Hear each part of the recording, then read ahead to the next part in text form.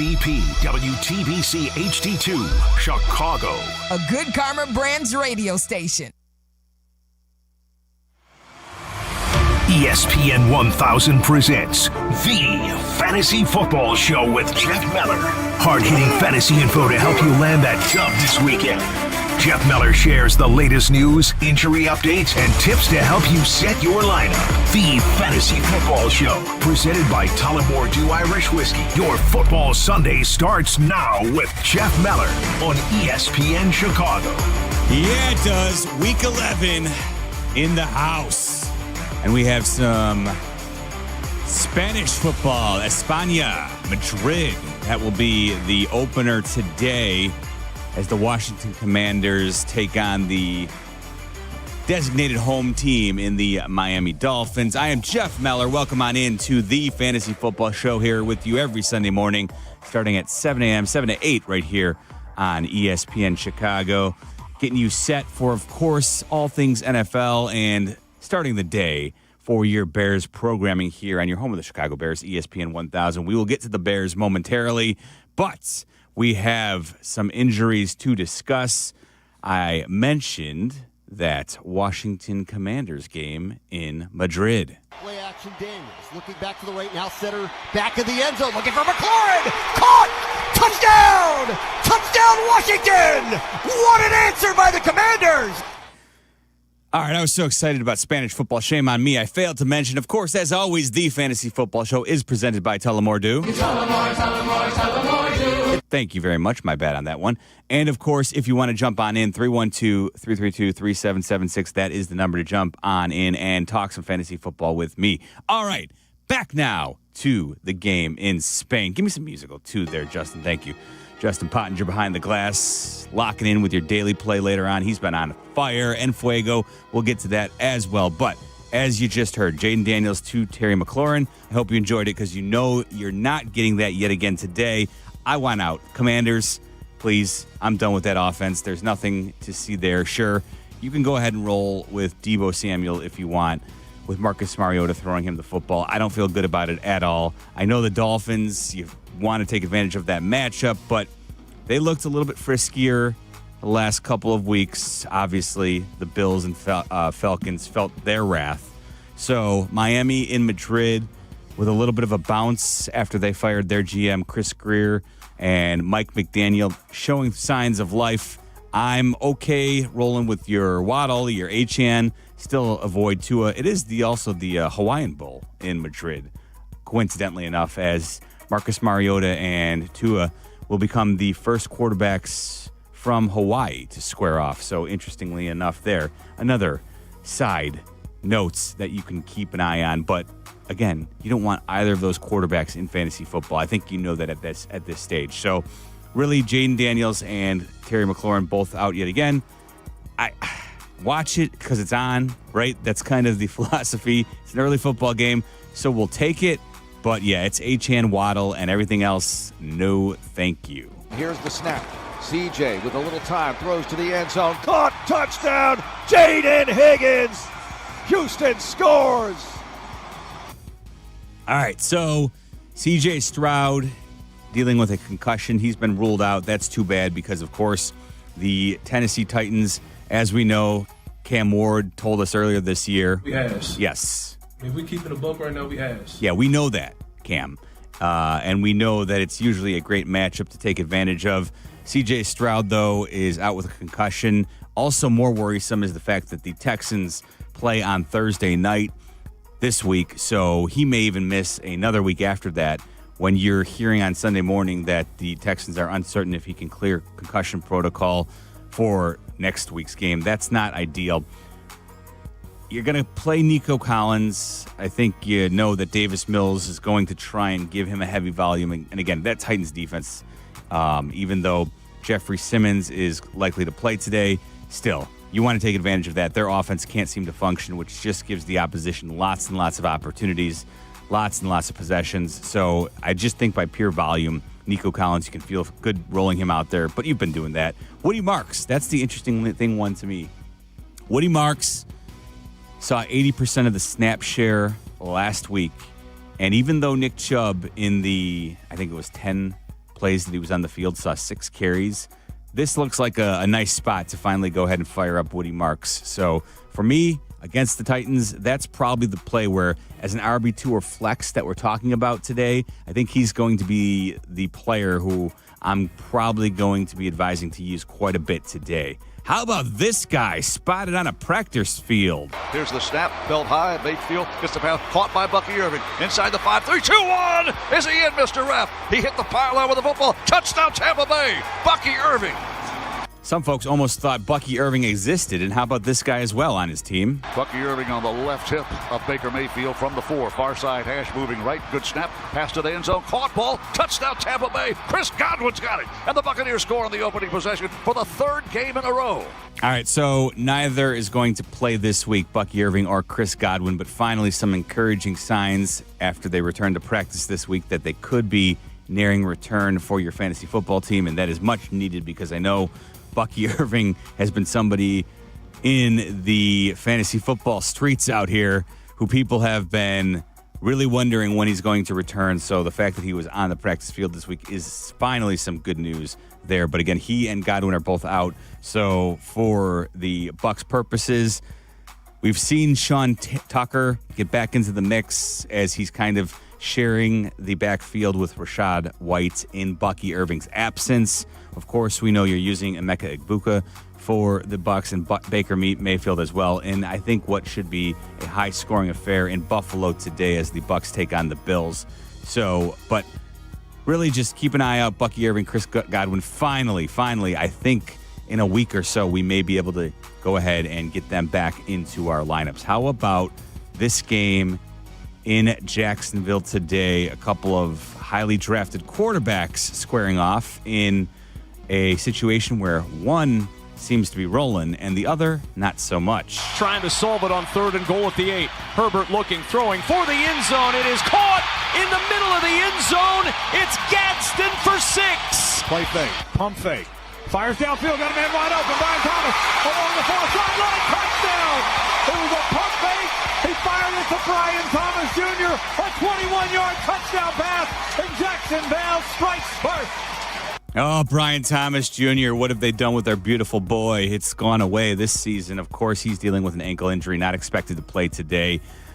And that's probably some relief for his owners because it's been tough to use him this year. It's been extremely disappointing. Arani Gadsden, he's dealing with an injury, but it looks like he's probably going to go today for the Chargers. So that's encouraging and good news for Justin Herbert, who is dealing with some injuries on his offensive line, also dealing with an ankle injury of his own that he suffered when he was landed on last week. But Justin Herbert seeming to find a way in against a Jacksonville secondary that has basically given up anything that the opposition has wanted. I think Justin Herbert is somebody you have to lean into and play in most cases today, although you won't be playing this guy. Dart brings Robinson in motion from right to left.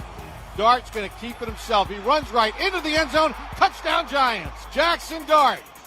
Jackson Dart in concussion protocol. He's been ruled out, which means we're going to get a very special friend under center for the New York Football Giants. That's right, Jameis Winston. We'll get to him here in a little bit, but Jameis Winston, famous Jameis, is finally going to get a start for the Giants, which is good news for fantasy purposes because we want no part of Russell Wilson. Obviously not good for Jackson Dart owners. Dart's out. And also Brian Daboll's out. You know that, obviously, here in Chicago, the Bears finally put an end to Giants fans' misery. Brian Daboll sacked on Monday, and that means that the Northwestern product, Mike Kafka, takes over as the interim head coach for the New York Giants, and I am happy that he decided to go with Jameis Winston because that might give them a functioning offense, although, as I talk it through, I don't know who on that Giants offense you're going to want to start now that Jackson Dart is not there, right? There's really nobody who is intriguing. Devin Singletary, no thanks. Tyrone Tracy, no thanks. I mean, you really going to play Darius Slayton? I'm not. So I guess even though there should be some, maybe we can talk ourselves into Darius Slayton in certain situations, and especially with Jameis Winston, I think he has a chance. So, although Pottinger mentions that he thinks Slayton is out. So, good. You know what? That's a good point. That's how far removed from being fantasy relevant that Darius Slayton is on my radar is that I'm not even tracking him. He does have the hamstring injury. Thank you, Justin, for the update there. So, yeah, there's nobody in the Giants lineup that you want to use. Jameis Winston is fun. That's about all we can say about that. He's more fun than going with a decrepit Russell Wilson at this stage of his career. So that is encouraging, but, man, maybe, just maybe, we can say the Giants will be a little bit livelier as they host the Packers, who I know here in Chicago we're all rooting against hardly. So let's go G-Men, and let's see that bounce from Mike Kafka in Dayball's absence now that he has been finally removed. Elsewhere around the league, how about Harold Fannin? On the 18 of the Patriots at I, Fannin at Judkins and a play fake, and Gabriel back to throw, lofting, Fannin has it, he has a touchdown! Harold Fannin untouched in to the end zone. So the good news is that it looks like Harold Fannin is going to be available today, although I don't love Dylan Gabriel right now. He looks bad. The Browns' offense looks bad. I think the question is, can you continue to use Quinshon Judkins? He's really the player in that offense that it feels like if the Browns are going to find ways to win games, they have to lean heavily on Judkins. And that Baltimore Ravens defense, while it has struggled at times this year, it's getting better. It was a little bit more intriguing last week against the Vikings in Minnesota. Despite the fact that they had a slower start to that game, they found a way to come back and win. And with a lot of their players healthier these days on defense, that Ravens defense is not as big of a spot that I want to pick on as it may look statistically. So, I think Judkins is the question here. He's kind of that pressure point. Do you want to use him in your lineups? Obviously, running back is a spot where it's there's not as many options available to our folks out there in fantasy land. So we'll talk through that. But the Browns hosting the Ravens today. And like I said, I just don't love much about that Browns offense, even though Harold Fannin as maybe a PPR tight end could be an option. How about the return of these two Niners? Second and goal from the 4 off the offsetting penalty. Snap to Purdy, rolling to the right, flowing that way, throwing near side. It's caught right near the goal line and out of bounds at the 1 yard line by Pearsall, who got shoved back by Brian Branch. Ricky Pearsall and Brock Purdy return for the 49ers as they go to Arizona in a 3:05 kick today in Glendale, Arizona. And it was interesting how much I saw Kyle Shanahan absolutely glaze Ricky Pearsall this past week. Talked about him playing like a number one wide receiver while early in the season, and they're really excited about him. So I found that interesting that he was very happy and excited to praise Pearsall. So I think if that's maybe one of those ones who's sneaky. Purdy, I might give that a week just to kind of see how mobile he is because he's dealing with that toe injury that has kept him out all these weeks and allowed Mac Jones to play. But Ricky Pearsall, I think he might be somebody who's a little bit sneaky who we may have forgotten a little bit about. So really was intrigued to hear Kyle Shanahan absolutely glow about him. So there's a wide receiver that you might want in your lineup this week. So here's Penix now, 2-by-2 look again. Robinson in the backfield. You cannot hold the ball. Carolina brings 4. Michael gonna zip it again. This time London. He held on, and that's an Atlanta touchdown. Whoa, what a play. All right, so good news here is that Drake London, who's been dealing with an illness, looks like he's going to be a go in a noon kick at the Mercedes-Benz Dome where the Falcons host the Panthers there. So go ahead. You know you're using Drake London at this point. And I believe it looks like you can use this guy as well. Second down and goal from the 2. Helmet high snap. Looking left. Throws that way. And it's caught for a touchdown. Davante Adams. Touchdown, L.A.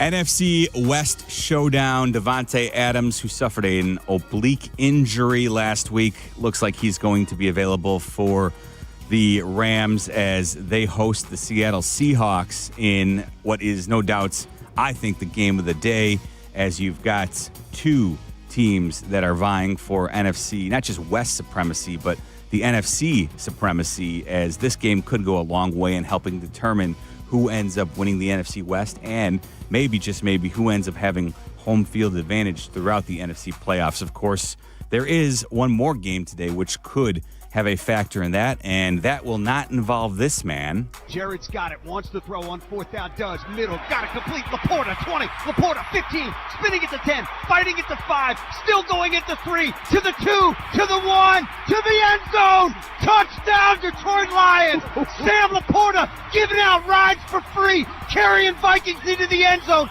40 yards on the connection with Jared Goff. There will be no 40-yard touchdowns for Sam Laporta in his future for at least the next 4 weeks, as the Lions placed him on injured reserve yesterday, which means, again, he has to miss at least 4 games. So he will be down, and I think that just means more reasons to go ahead and use Jamison Williams, who was a monster last week against the Commanders in the Lions' big win, and they square off against the Philadelphia Eagles in Philly tonight on Sunday Night Football. So that should be a good one. After we get a chance to watch the Rams and Seahawks, we'll move right into the Eagles and Lions. So again, kind of a showcase day for the NFC and the best football teams in their conference. And I didn't even mention the Bears and Vikings. That's how we set the stage for today. Hopefully the Bears can win their 8th game of the season, right? No, 7th. Silly me. They're 6-3. I'm getting ahead of myself here. I'm slotting wins for the Bears, but the Bears and Vikings in Minnesota today. Of course, we will cover that game extensively as soon as we wrap up here on the Fantasy Football Show at 8 o'clock, old time. 8 o'clock when Bleck and Abdalla take over and get things going. And then, of course, at 10, the Bears Network pregame show begins with Waddle, Silvy, and Dionne Meller. We'll move into your game coverage at noon. Jeff Joniak, Tom Thayer, J-Mac, Jason McKee on the sidelines for the game. Of course, Peggy and Yurko with your postgame. And then I will be back with the post-game along with Jason McKee and Pat the Designer. So there is your full day of NFL right here on your home of the Bears, ESPN 1000. Rolling on with you, taking your calls, 312-332-3776. We will jump on into your lineup dilemmas right here on the Fantasy Football Show presented by Tullamore Dew. This is the Fantasy Football Show. Back after this on ESPN 1000. At People's Bank, earning $400 cash has never been easier. Open a new checking account online, complete a few simple steps, and they'll deposit $400 right into your account. Move towards your goals faster with the checking account that fits your life. $400 cash incentive is available to new checking account customers who open an eligible account online, enroll in e-statements, and receive qualifying direct deposits totaling $1,000 or more within 90 days. Limited to 1 account per customer. Other terms and conditions apply. Visit ibankpeoples.com/new/checking/account/offer for details. Member FDIC. Hey guys, it's Silvy. You ready to take your sports action to the next level? You need Circa Sports Illinois, the world's largest sports book, now right at your fingertips. Circa does it the right way. High app limits, low holds, incredible customer service, and no bet fees. Ever. Other books might charge you to get you in the game, but not Circa. With Circa, every play is your play. Download your new bookie today at circasports.com. It's the only place I play. Got to be 21 years or older. Gambling problem? Call 1-800-GAMBLER. My ride smells just right, just right, just right, just right. Y'all gotta try that Febreze car. Just right, just right, just right, yeah. La la la la la. With up to 40 days of consistency on low Febreze car clips right on your vent. You know my car's my happy place. Keep that smile on my face when it smells just right, just right, just right. Yeah, breathe happy Febreze. La la la la. Kohl's has 20% off gifts that are so good, your family might think you read their minds. Check off your list now with cozy, thoughtful, and stylish gifts that will make them say, oh, how did you know? Yep, with these presents from Kohl's, you're going to leave them feeling impressed and convinced that you're a psychic. Shop Kohl's for an extra 20% off gifts that are the perfect fit. Select styles. Offer ends November 22nd. Some exclusions apply. See store or kohls.com for details. Hey, you want to talk about your stuff? You know, the things you as a sports fan have collected over the years. Talk about it with a pro. Sports Collecting with Tom Morgan, Saturday mornings at 7 on ESPN Chicago. Presented by Huggins & Scott Auctions, ERC Delivery, and REA. Roofers and Waterproofers Local 11 delivers expert roofing and waterproofing across Chicago. Their trained professionals lead in solar, green, and garden systems. For trusted contractors and top quality service, visit ChicagoRoofingContractors.org. That's ChicagoRoofingContractors.org. 20th Century Studios presents Springsteen.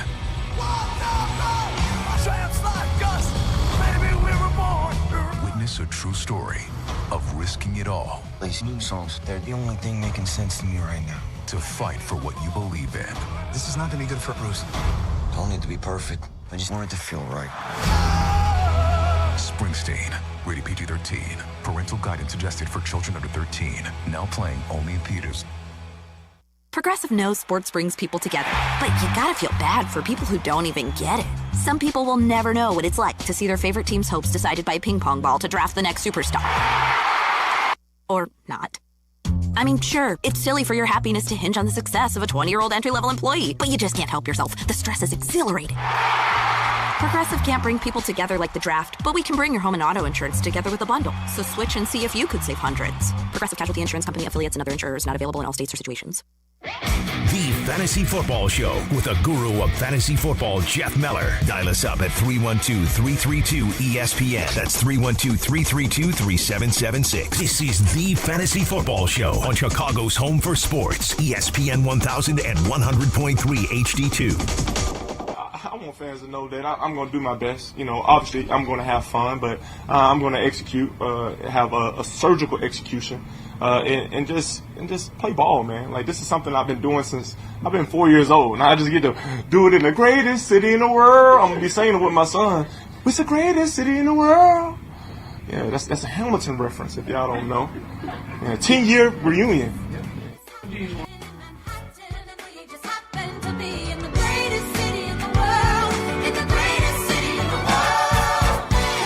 You gotta love Jameis Winston, your starting quarterback for the New York Giants, breaking into show tunes at the midweek pressers. He will be the starter for the New York Giants, which means that their offense, listen, you live by Jameis, you die by Jameis. You know he's going to throw a touchdown or two, and he's probably going to throw a couple picks along the way, but for fantasy purpose, it makes that much more enjoyable. And I guess that means fire up Wan'Dale Robinson, right? Yeah, that's the obvious play. Everything else, let's take it off the table for the Giants offense. But, hey, we'll give you a little bit of love there, Jameis. If you're going to shout out Hamilton, why not? I'm Jeff Meller here on the Fantasy Football Show presented by Tullamore Dew. Taking your calls this morning as we do each and every Sunday morning during the football season. 312-332-3776 as we'll talk fantasy football. Take your questions. Let's get things going with our buddy Mike in Mount Prospect. Good morning, Mikey. What's going on, bud?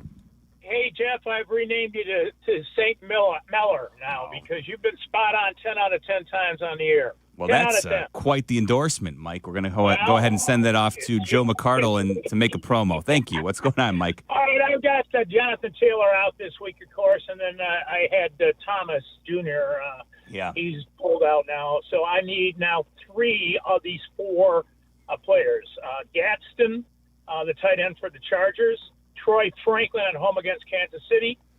Trey Tucker at home versus Dallas. And Kareem Hunt. I could also pick up Pearsall off the waivers. Yeah, I definitely like Pearsall there. He's a must-add there, Mike. All right. So I would put him in the mix. He'd be my first, number one with a bullet there. So then if you need 2 of your other 4 options there, Gadsden, Tucker, Hunt, and Franklin, right?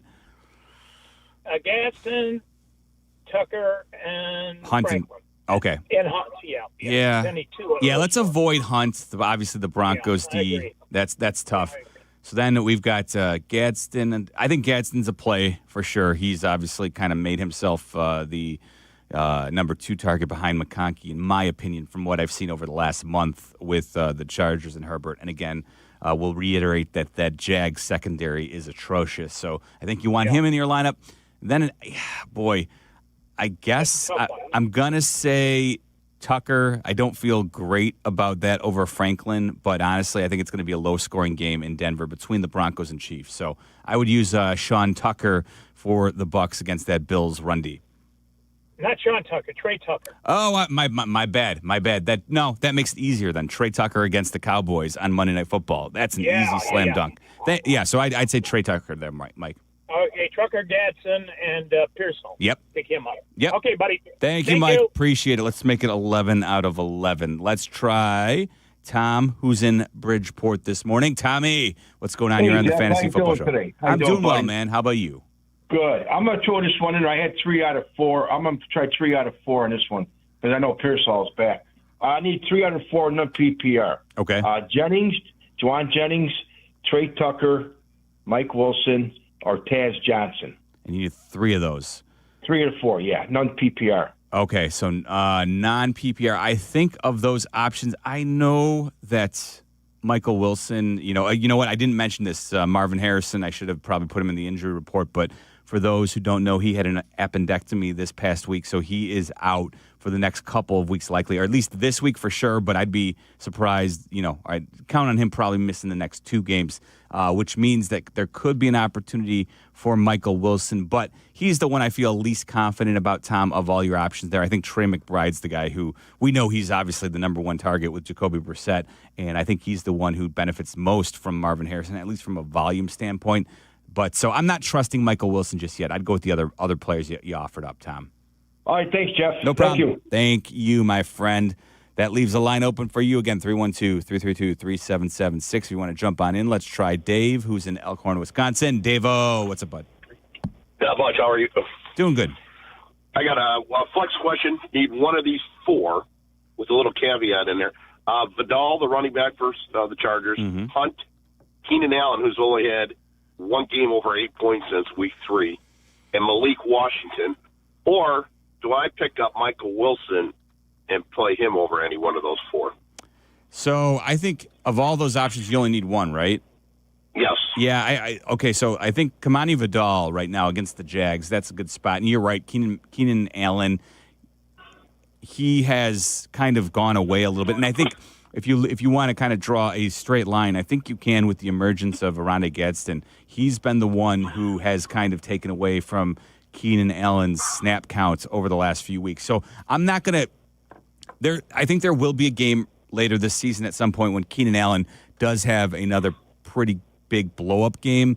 But I do think without Joe Alt, now that you've got him also gone for the year, I think the Chargers are going to struggle at times, and I just don't want to count on Keenan Allen. So, yeah, I think Vidal, though, with Omarion Hampton still on injured reserve right now, I think Vidal is somebody who has kind of clearly emerged as their top back, and he's somebody who, I just think the volume's there for him, and in a game where I expect the Chargers to probably win, I don't know if they'll, it may, who knows what Jacksonville squad is showing up these days, but I like having Vidal in your lineup there. Thanks, Jeff. Good luck today in your game. Thank you. You too, Dave. Appreciate it as always. Let's try our friend in Maryville. That is, of course, Scott. Scotty, what's up, buddy? Hey, what's the good word? I need one of these 3. It's actually for a flex, and it's full PPR. The other flex position I'm playing is Chimere DK. So if you like 2 out of these 3, that's fine, and I could put DK down. It's just I've had this guy on the bench for a while. I feel like using him. The league does return yards. Okay, I was going to say that definitely throws a different kind of factor in that. Yeah, and I haven't played him because he's, it's a Tennessee guy, but he actually gets good points when you throw in the return. I was just going to say, if there's one team you want their returner in your lineup, it would be the Tennessee Titans.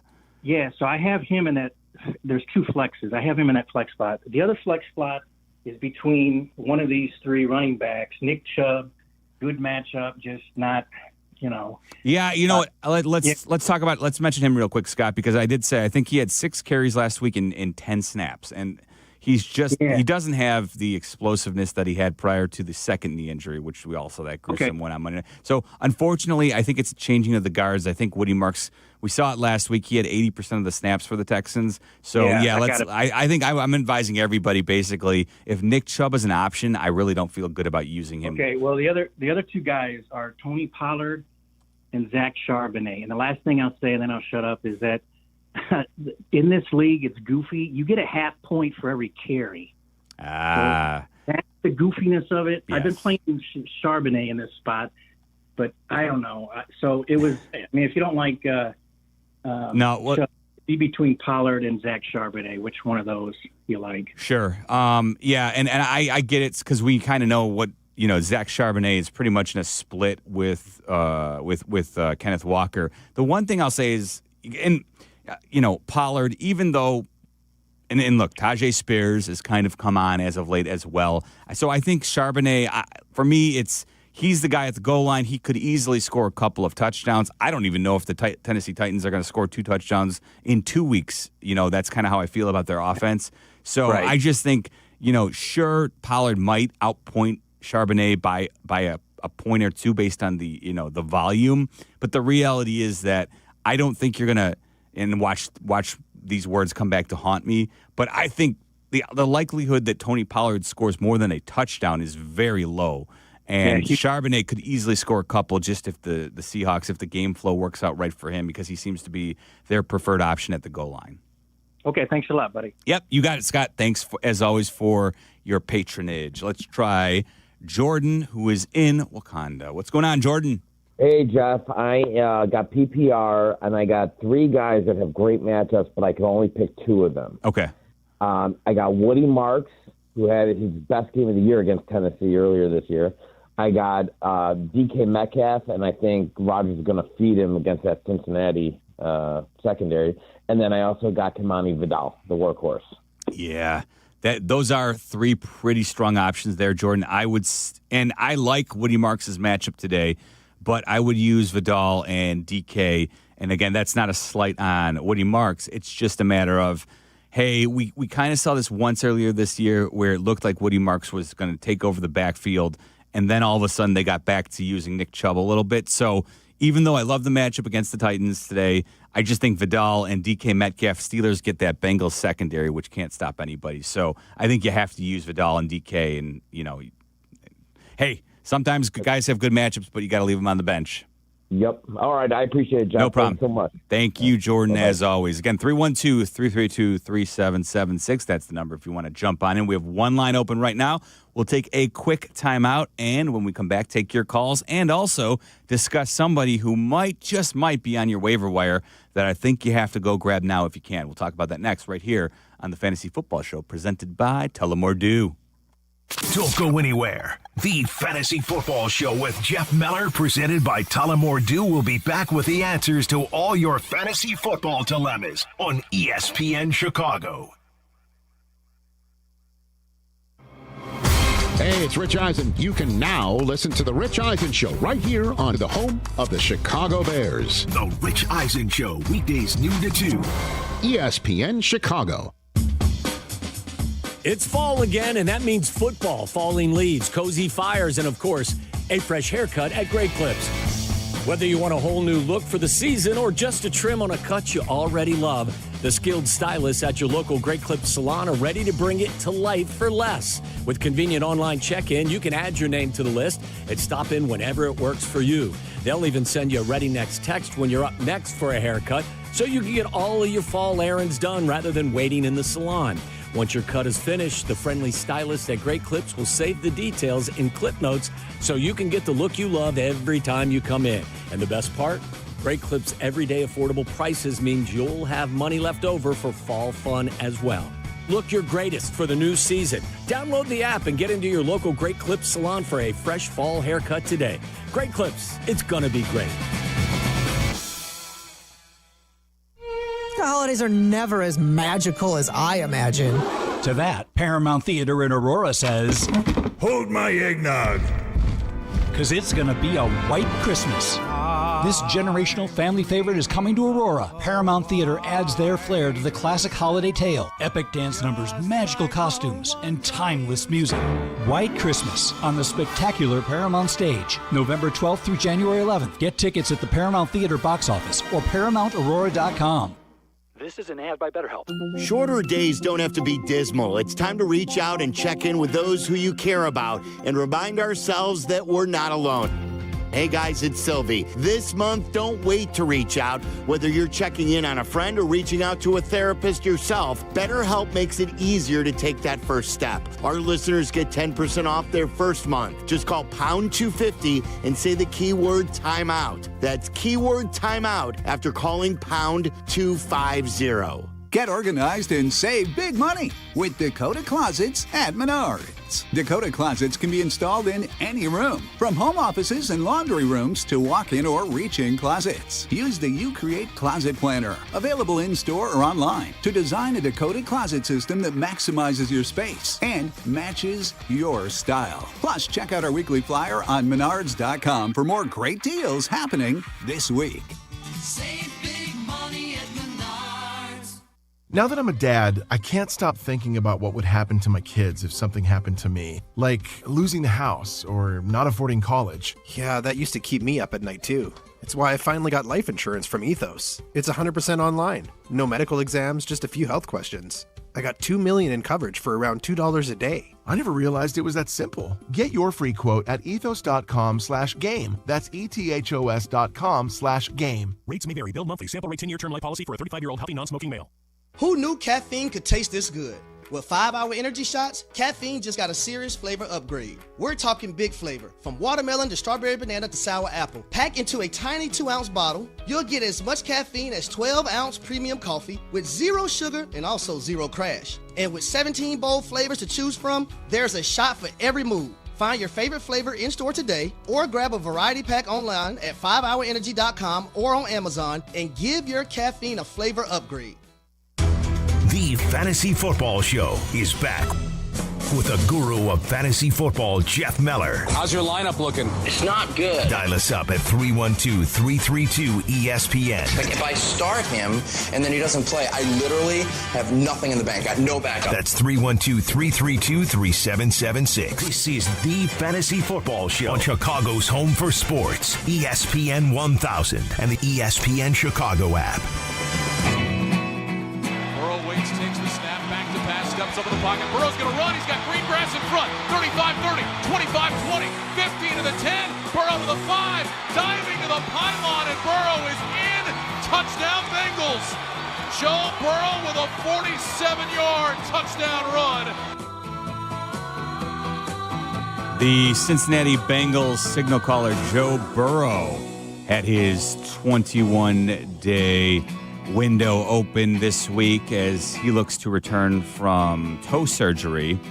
He was placed on injured reserve earlier this season, and of course, that ushered the way for Joe Flacco to be traded to the Bengals. And of course, you know that offense has allowed Joe Flacco to basically return from the fantasy football dead and be a viable option week in and week out.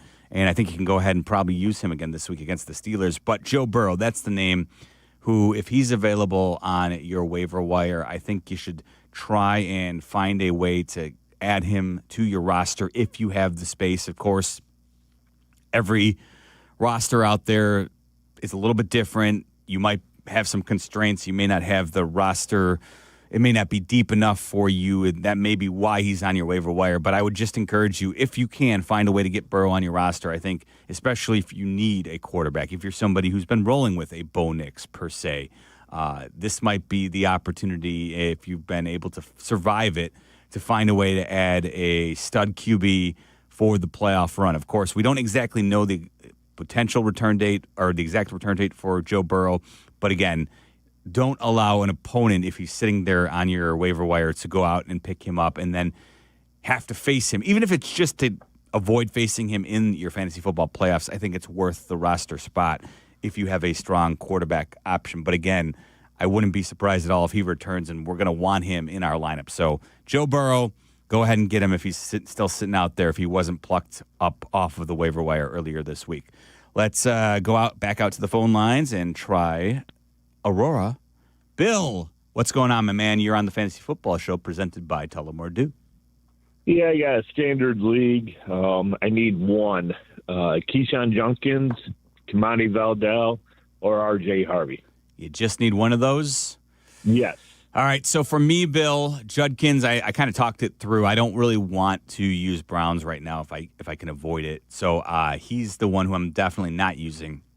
R.J. Harvey, interesting now that J.K. Dobbins looks like his season is over. He was placed on injured reserve, and it seems like the earliest he would return would be potentially a Super Bowl appearance by the Broncos, which I think, even though they have a strong record, I don't think most people are putting the Broncos in as their Super Bowl, their favorite for the AFC representative. So R.J. Harvey has a little bit of a runway here to have a big week, but for me, I'm still kind of what I said with the previous one of the previous callers about Vidal.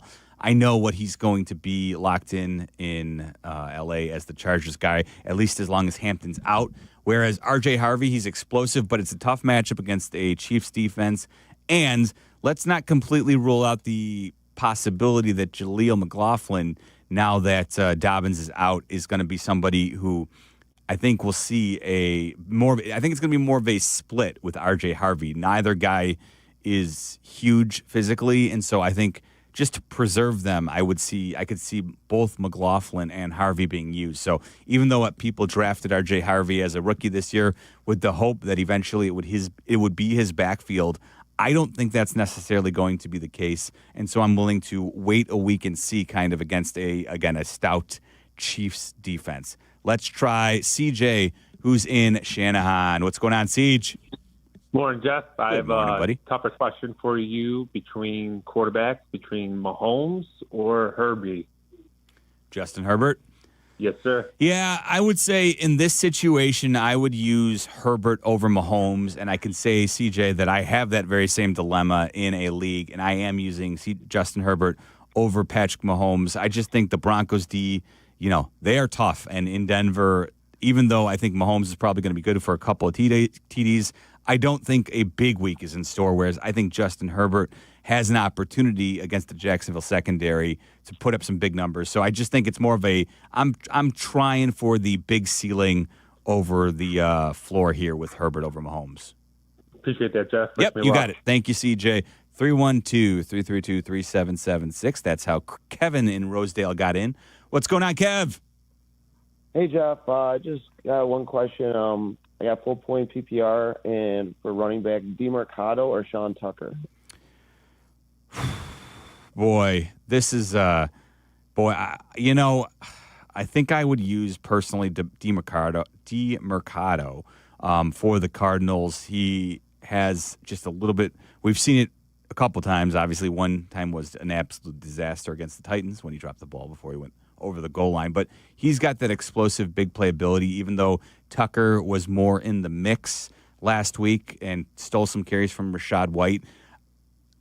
I'll be honest, I don't feel completely confident that DeMercado is going to lead the Cardinals in touches, but I just think that explosive ability that he has is something that I will lean into over Sean Tucker in a game where I could very easily see the Bills kind of taking the air out of the ball and running quite a bit and leaving the Bucs offense on the sideline. So I would use DeMercado, Kevin. Would you pick up Merritt, Spears, or Bam Knight on the waiver wire over those guys?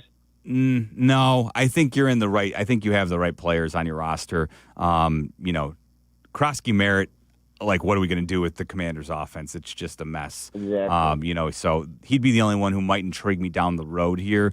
But yeah, I'm not using him today in Spain. So, all right, thanks, Jeff. Thank you, Kevin. Appreciate it. And again, just to mention it, the España game gets going in about 45 minutes from now. So if you have any Dolphins or Dolphins or Commanders in your lineup that you want out, get them out now before they lock in right around 8:30. Let's try Mike, who's in Atlanta. Mikey, what's going on, man? You're on the Fantasy Football Show.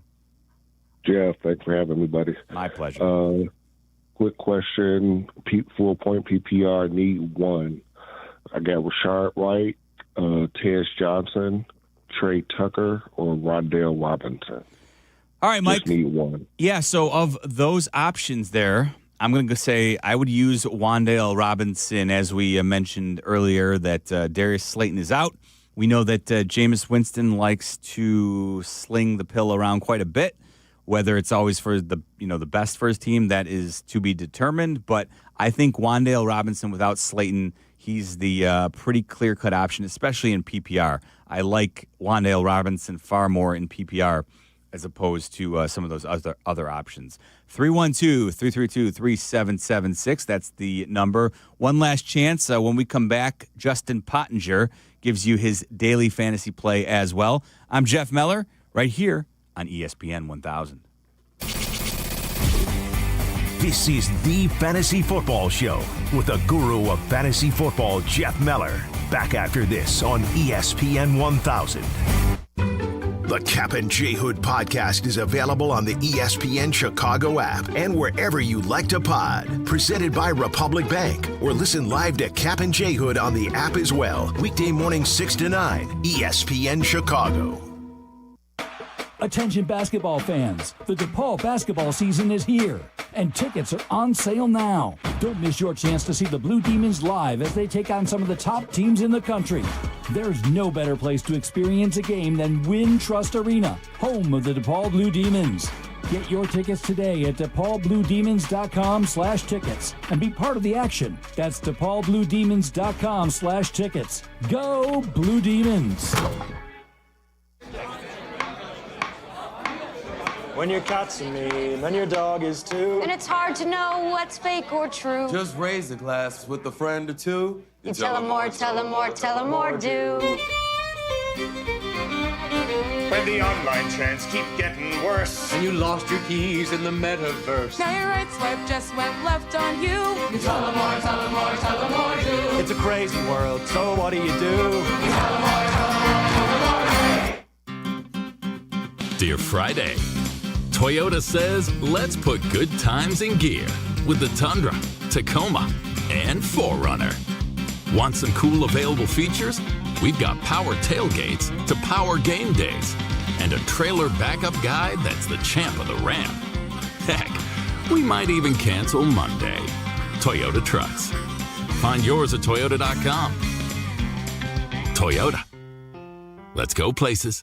We all hear the radio ads about the IRS. They tell you to be afraid, to be scared, and they try to frighten you into calling. I'm not here to do that. Tax Relief Advocates is different. TRA is here to tell you that if you owe money to the IRS, whether it's $5,000, $50,000, or $500,000, we have a solution. It doesn't matter if you're sitting in your car, at work, or with your kids. No matter where you are, call now. 800-575-6759. Don't lose hope. TRA can eliminate or reduce what you owe to the IRS. Generous programs are now available that can give you a fresh start. Our passion is taxes and helping individuals fix their IRS problems. We have over 1,000 five-star reviews on Google and an A+ with the Better Business Bureau. You don't need to be afraid of the IRS any longer. End your tax nightmare today by visiting us online at TRA.com or call 800-575-6759. That's 800-575-6759. Tax Relief Advocates. Real solutions for real people.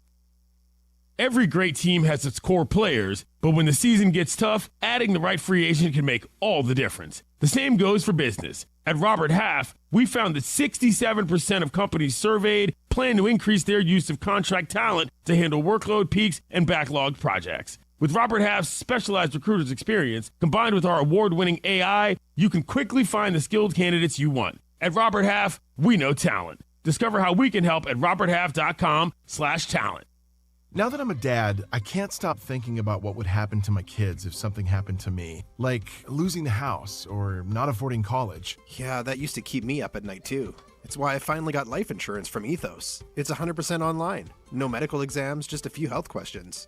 I got $2 million in coverage for around $2 a day. I never realized it was that simple. Get your free quote at ethos.com/game. That's ETHOS.com/game. Rates may vary. Bill monthly. Sample rate 10-year term life policy for a 35-year-old healthy non-smoking male. You're listening to the Fantasy Football Show with Jeff Meller. Presented by Tullamore Dew on ESPN 1000 and the ESPN Chicago app.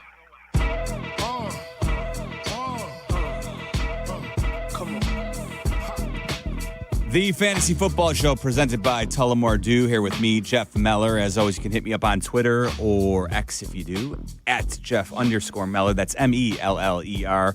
Blue Sky as well. And, of course, each and every week at this time, we bring in Justin Pottinger, the man behind the glass, with your daily fantasy play. And, of course, I mentioned earlier, he has been on fire. I don't know if is it 4 or 5 awesome plays. We've been doing great. Since about week 4, I think I only had about 1 dud week so far, so hopefully we can keep it rolling. Yeah, he has been absolutely crushing it with your daily plays.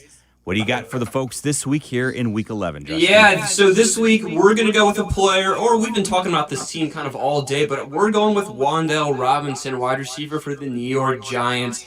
This week, yes, I'm going to be honest, I'll be up front. This is all because of Jameis Winston, that he is starting today. It's because of Winston, man. Every time we see him on the field, he throws the ball. Last year, he started 7 games for the Browns. He averaged 40 pass attempts, man. We had games where he had 50-plus pass attempts. There's no Darius Slayton today. It's only Wan'Dale Robinson and Theo Johnson. But come on, we're throwing the ball to Wan'Dale here. I'm expecting at least 10-plus targets. He's had 11-plus targets in back-to-back weeks. 4 times this year, it's been 10-plus targets.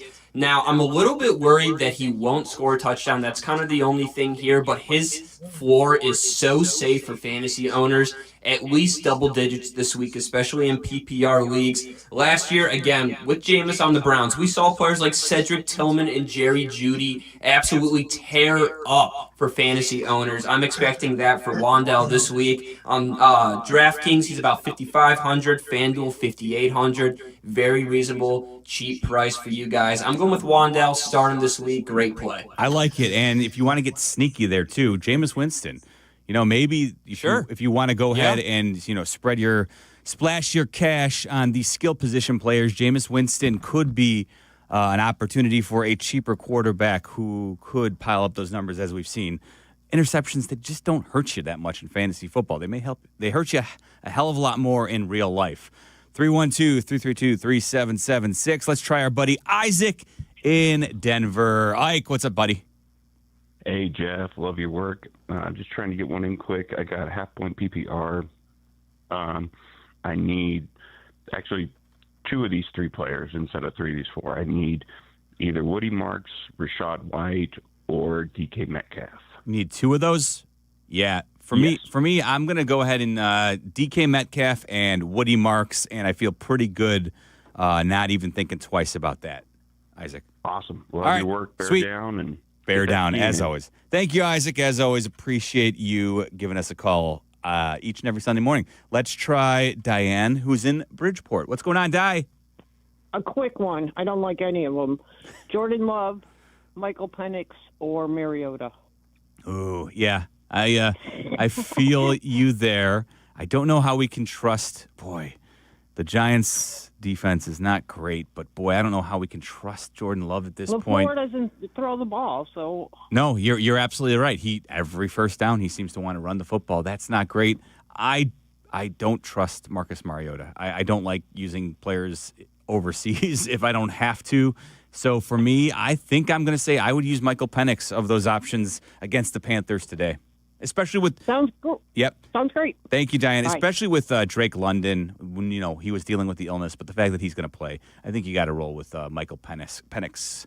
Whoa, that almost sounded like Michael Penis, and no one wants me to say that. So we will go back and move along. Let's try Anthony, who's in Evanston. What's going on, Tony? Good morning, Jeff. Caleb Williams or Mahomes. If I could tell you a little bit, my opponent has a lot of high floor and high ceiling guys with Gibbs and Cooks and Rice and Chase Brown, and he happens to be my son. And we're both sitting 6 and 4, so this is a long way. Oh, big going for us. I'm trying to maximize my Love points as much as possible. All right. So, Anthony, kudos to you for raising a fantasy football expert. So you clearly taught him well. I would say, based on what you just told me there, especially because it sounds like he's got a loaded team, I would use Caleb because Mahomes, even if he has a solid day, I think Rashee Rice is going to be part of the reason. And so I think you almost, to find the differential in that, you go with Caleb Williams. And honestly, I would probably pick Caleb over Mahomes anyway because of the running ability. And, I think I would use Caleb against the Vikings as opposed to Mahomes against the Broncos anyway. Awesome. Thank you, Jeff. All right. Thank you, Anthony. Appreciate it. Let's try Jason, who's in Tampa. What's up, Jay? Hey, how are you? Good, man. How you doing?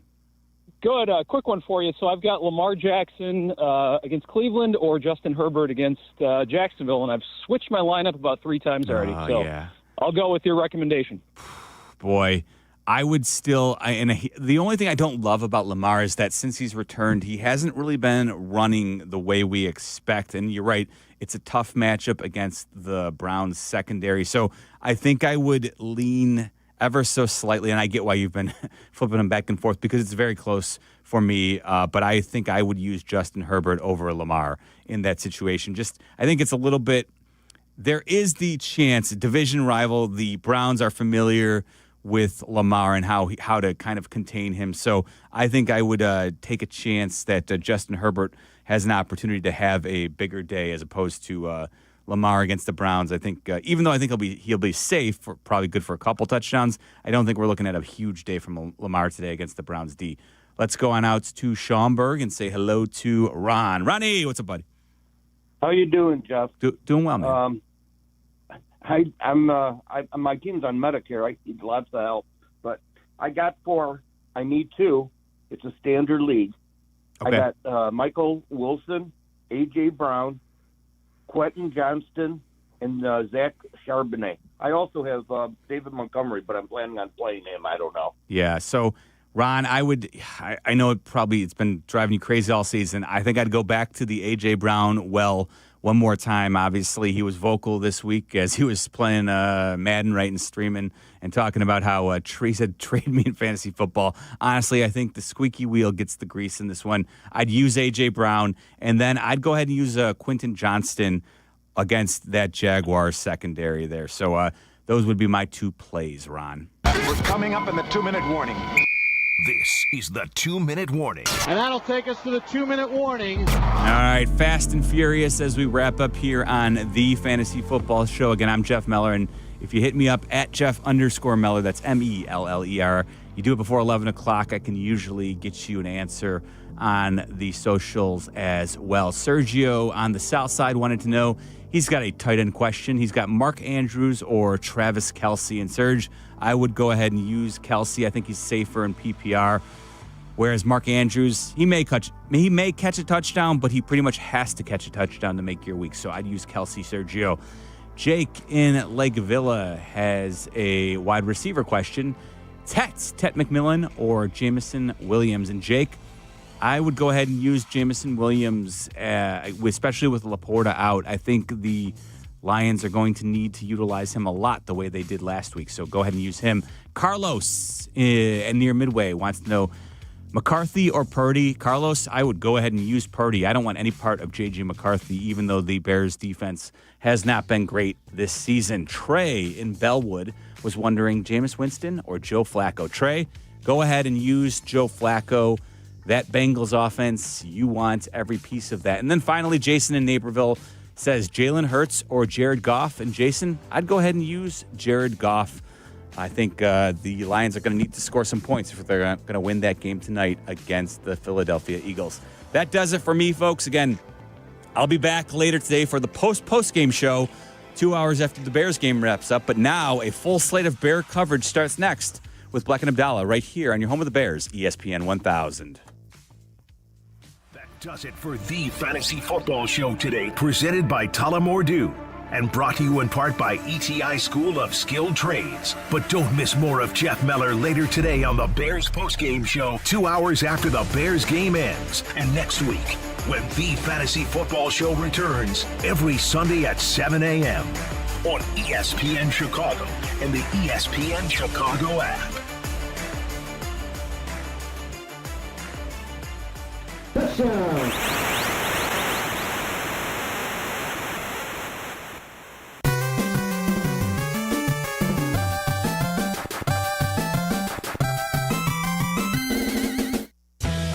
Hey guys, it's Carm. If you're like me, you know a great haircut is more than just looking good. It's about the whole experience. That's why I head to White Buffalo Barbershop, a Zazu Salon's partner. At White Buffalo, they redefine grooming excellence with top-tier barbers and a vibe that's second to none. Need to unwind? Grab a beer with your cut and catch all the big games right from your chair. White Buffalo Barbershop, born original. Now in LaGrange and Hinsdale. Book your appointment today. Visit whitebuffalobarbershop.com for more info. College football Saturdays, there's nothing like it. Tailgate's fired up, rivalries running deep, and the crowd going wild. Oh yeah, and when it's time to kick back before kickoff, make it Flight by Yingling. And Flight by Yingling is a proud partner of Fighting Illini Athletics. So whether you're in Champaign or cheering on from Chicago, raise one to the orange and blue. Football's better with Flight. America's next generation of light beer. Flight by Yingling. Raise the bar. Take flight. DG Yingling & Son, Pottsville, PA. Enjoy responsibly. Actual price will depend on product and subscription plan. Featured products are compounded drug products, which the FDA does not approve or verify for safety, effectiveness, or quality. Prescription products require an online consultation with a healthcare provider who will determine if appropriate. See website for details, restrictions, and important safety information. Want a boost in and out of the bedroom? Hims has you covered. Introducing a new 2-in-1 approach to level up your game. Tadalafil for better bedroom performance and zinc for testosterone support. Put it all together and you've got what you need to turn things all the way up. Getting started is simple. Just go to hims.com/joy to start your free online visit. Through Hims, you can access ED treatments including pills, chews, and more. 100% online.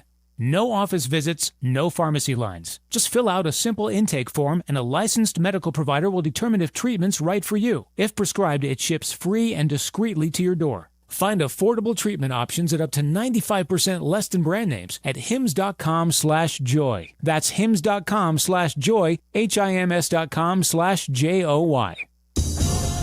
This is the home of the Bears.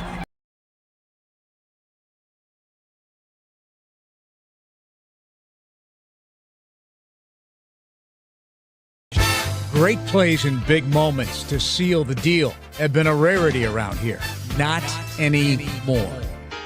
Not when the Iceman cometh. You're as cold as ice. Yes, Caleb Williams. Amid the post-game jubilation, teammates crowned the new captain comeback, the Iceman. What's cooler than being cool? Ice in his veins. Willed his team to victory. Yeah, that's next level. And now it's time to take this thing to another level. To right a wrong. I'm on the next level. Week 1, at home. The Bears didn't get beat by the Vikings. They lost to the Vikings. A shoulda, woulda, coulda kind of game to kick off the Ben Johnson era. Now, it's time for the rematch. Hey, they said they were going to the Twin Cities. Oh, yeah? Yeah. Prodigiously important. By golly, it's the NFC North, where the Bears are 0-2. Gotta start somewhere, right? I say it's time to mute the toot and quiet that flagitious Yaller horn. Then we break the bank. U.S. Bank Stadium. Let's silence the cacophony of shrieking noise and purple bravado. Silence! Silence! Hush. Go Bears. Oh, yeah? Yeah.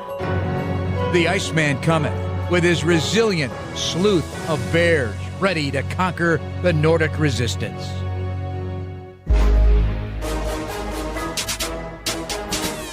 This is Jeff Joniak, Bears and Vikings, live from Minneapolis. Kickoff today at noon on the Chicago Bears Radio Network. Here comes the boom.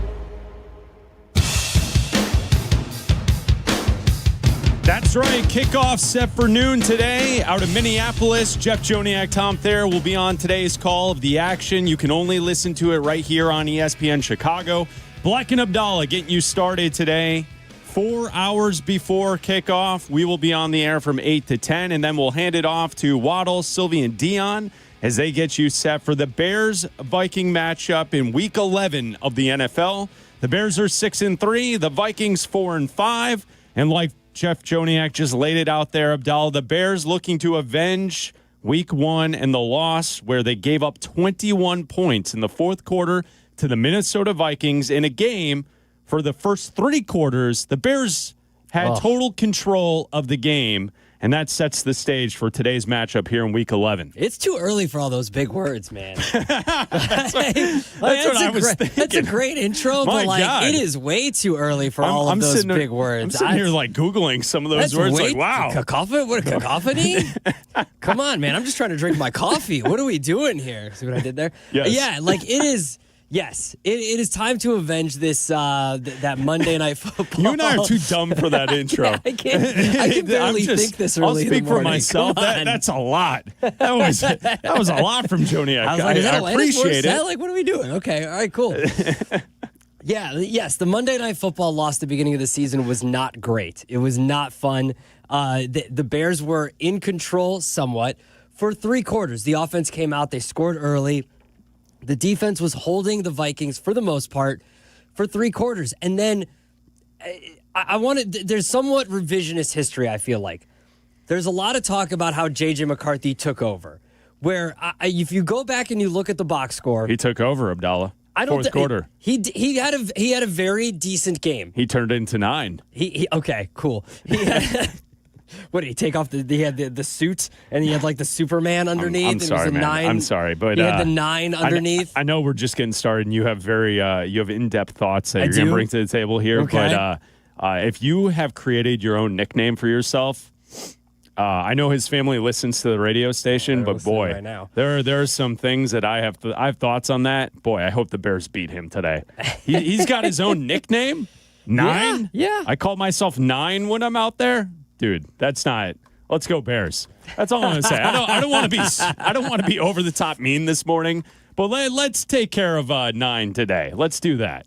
Okay, so to get their touchdowns right in the fourth quarter, the Bears missed a field goal, and it was 17-6 Bears. Yeah. On the next drive, the Vikings scored a touchdown. They had a 7-yard run, an 18-yard run, 17-yard pass from J.J. McCarthy, and then a 13-yard touchdown pass. Okay, fine. Then the Bears punted. The Vikings forced a punt, a 9-yard run, a 14-yard penalty, and then a 27-yard touchdown pass. Good from J.J. McCarthy. Then they force another punt. Good on the Vikings defense. Then another 19-yard run, a 9-yard pass, okay, a 4-yard run, an 11-yard pass, 10-yard pass, and then a 14-yard touchdown run. My point is a lot of chunk runs. The Bears gave up the run. They started letting go of the rope with the run game.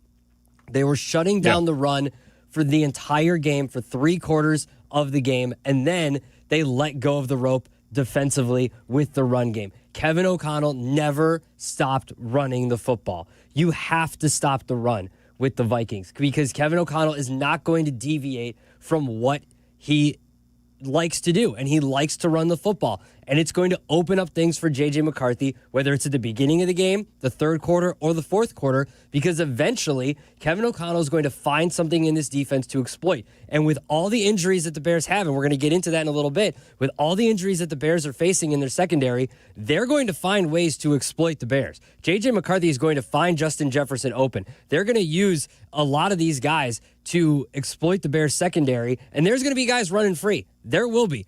This is going to be a high-scoring game. It probably will mimic what we saw, probably for not the first 3 quarters. It's going to be higher scoring throughout the game. I don't think you're going to get 28 points in the fourth quarter like you did in the first meeting. It's probably going to be more throughout the entirety of the game. But I wouldn't be surprised if you get something close to 30 points for each team when it's all said and done. Yeah, I could see the points being put up on the board today. I think that you lay it out correctly. This Bears defense, and I think it's a theme that we've had to this point. We've had 11 weeks of the season. We're entering week 11, right? So we've gone through this for 9 games this season with the Bears. And to me, it's the same story with this defense. The defense gives up a lot of yardage. I think right now they currently rank 30th in the league in defensive yards per play. For most of this season, they've been 32nd.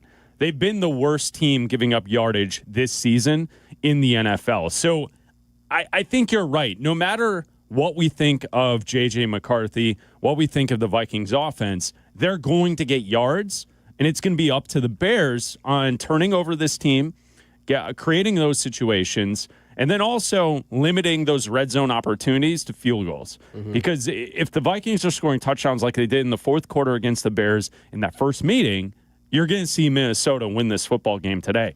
And I think, honestly, a lot of this, we can look at every different angle of this game. I love the matchup of Brian Flores going against Ben Johnson for the second time in the season. These two have gone against each other in the NFC North for years now. I love that chess match, offense and defense, the attacking nature from Flores, Ben Johnson's ability to scheme up the run game and then mix in the explosive pass game. I have faith in the Bears' offense today. I have faith that the Bears have the better quarterback in this matchup today. I fear over the defense and their ability to get off the field, because what we've seen, even to lesser opponents to this point this season, is they just give up first downs at will. There's no resistance sometimes when this defense is out there, and it starts up front, right? And I think that's where today the major point of figuring out how the Bears can win this game today starts with the front four creating pressure on J.J. McCarthy early in the game. In the first matchup, in the first quarter, the front four, they were getting the J.J., and they were getting after him, and there were a couple plays. One, they got a sack. Second, he tripped up in the pocket, and he gained yardage, but he was falling forward, so he tumbled for a 4 or 5 yard gain. But it was a chaos play for the Vikings offense. He wasn't running comfortably for those yards. He was tripped up by the front four, and I think someone got his leg, and he fell forward. That's what we're going to need from the front four today. Montez Sweat, can he affect this game? We will see Dominique Robinson back in action today. Mm-hmm. He's a full participant in practice on Thursday and Friday. He's a full go for today. So is Dominique Robinson activated today, and will he be able to impact this game? Austin Booker, can he impact this game? I mean, this Bears front four needs to show up today, because on the back end, I don't know what we're going to have. And that leads us to breaking down the injury report from Friday. Here's what we know going into today's action. TJ Edwards did not practice all week. He is out. Jade Walker, concussion, did not practice Wednesday, Thursday. He was limited Friday. He is listed as out for today's game. Here's what you need to keep your eyes on as the inactives come around today in the pregame show with Waddle, Silvy, and Dionne. Usually Courtney joins them right around the time that the inactives are released. Jaquan Brisker, with a back injury, did not practice Wednesday, Thursday. He was limited on Friday. He is listed as questionable for today. He told the media in the locker room that he was going to play this weekend. Mm-hmm. We'll see if he's active today. Jaquan Brisker seems to be the name you got to keep your eyes on pregame on whether or not he's going to play for the Bears defense. We also have a interesting kind of situation with Jalen Johnson. He is in the designated 21-day practice window to return from his injury with his groin injury, listed as limited on Friday. The Bears listed him as questionable on Friday. Yesterday, they released a statement saying that Jalen Johnson has been downgraded to out for the game and will remain on the injured reserve /injured /designated to return list. Yeah. So, not sure if the Bears got a little ahead of themselves on Friday, listing him as limited, and maybe he didn't actually participate in as much practice as he did. It sniffs an awful lot like the Lamar Jackson situation that we saw a couple weeks ago with the pre into the Ravens game, where they listed Lamar as a certain designation on Friday, but then had to backtrack on Saturday saying, no, he actually didn't take snaps with the first team, and therefore he is not going to try and play today. I don't know. All you need to know is Jalen Johnson's not playing today. He's listed as downgraded to out on Saturday. We'll see what happens for next week against Pittsburgh, whether or not he's in practice Wednesday, Thursday, Friday leading into the game next week. But Jalen Johnson will not be there. So really, the only name you have to worry about pregame is Jaquan Brisker, who's listed as questionable on Friday, and we'll see if he plays today. Yeah, and you hope that Jalen Johnson can come back next week or at the minimum in 2 weeks against the Packers. That would be ideal. If he can come back in 2 weeks against the Packers, or or in 3 weeks, against the Packers, that would be ideal. Because if the 21-day window would put it right there in 3 weeks against the Packers. So that's when. But you have to win today, because if you win today, your percentage of making the playoffs goes up significantly. If you win today, you basically all but bury the Vikings in making the playoffs. Your percentage of making the playoffs goes up to like 60% or 65%.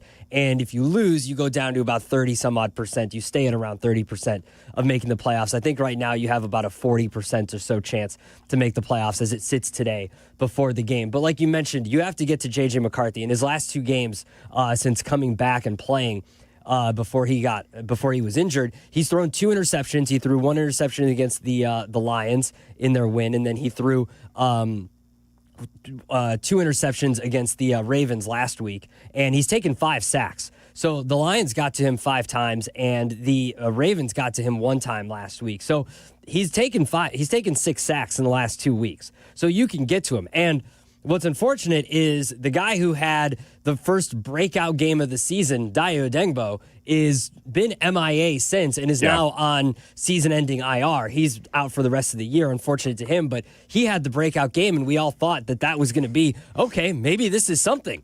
Maybe Poles made a great signing, and this is going to be an awesome player for the Bears, and maybe they addressed the edge position opposite Montez Sweat. Yeah, not so fast, my friend. Not so fast, exactly. But I think Montez Sweat has played better and better as the weeks have gone along. Yeah. He's been getting to the quarterback. He's been, affecting the quarterback more so as the weeks have gone along. So hopefully we see something here. I think Austin Booker has been playing better and better as he's been getting healthier and healthier and now playing more. So I think they can get to him. They got to him week 1. Get to him now. Yeah. I think what's going to be more interesting is to see what this coaching staff in Ben Johnson and Dennis Allen do facing a team for the second time in their first year as a staff, right? Ben Johnson, his first year as a head coach, facing a team for the second time. Dennis Allen, obviously, he's done this before. He's been a head coach. He's been a coordinator before, so he knows what to do. But I'm interested to see what Ben Johnson does for the first time as a head coach facing a team for the second time. Yeah, I think that's certainly something I'm looking forward to today. I also think that, we enter every week of an NFL season understanding a basic thought that anything can happen. Like the NFL is that one sport where truly, unless you are a team halfway through the season who has either fired your coach or your team is absolutely the worst in football, teams can show up with an effort, right? So, and the reason I say that is I mentioned to you about 45 minutes ago, hey, Abdalla, you got to talk me out of taking the Giants +7 today against the Packers with Jameis Winston starting. They're a sexy pick today. Right? Like at home against the Packers with Jameis at quarterback. I'm telling you, save me from myself, because to me, that is, I am locked in on Giants +7 with Jameis and his arm going against the Packers, with the Packers being on the road. And I understand last week they didn't look good, so you don't want to overthink the fact that maybe they're not as good as they are, because that's what the line is trying to tell you, is that they are actually better since they're on the road as a 7-point favorite. Yeah.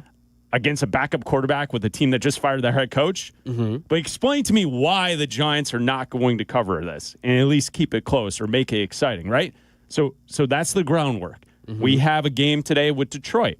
Detroit on the road today against Philly. That's a big game tonight, right? Big game. The Eagles are the favorite in that matchup. I've heard interesting arguments on both sides to who will win tonight. I kind of am leaning towards the home team. Here's the picture I'm painting to you. Don't let our Eagles fan friend paint that rosy picture for the Eagles. I'm just saying I could that see we golfed with yesterday. No, I could see a lot of angles here. I could see a pathway for either team winning tonight. Yeah. All I'm telling you is if the Bears win today, I don't think this goes into the bucket of, they're beating bad teams. There's been a lot of talk about the Bears being bum slayers. Yes. They're just beating all these bad teams. They're not any good.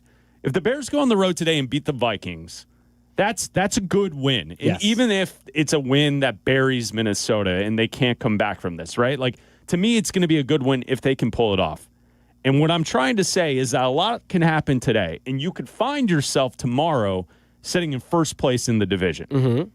That's all I'm saying. Like, we don't know how this is going to go.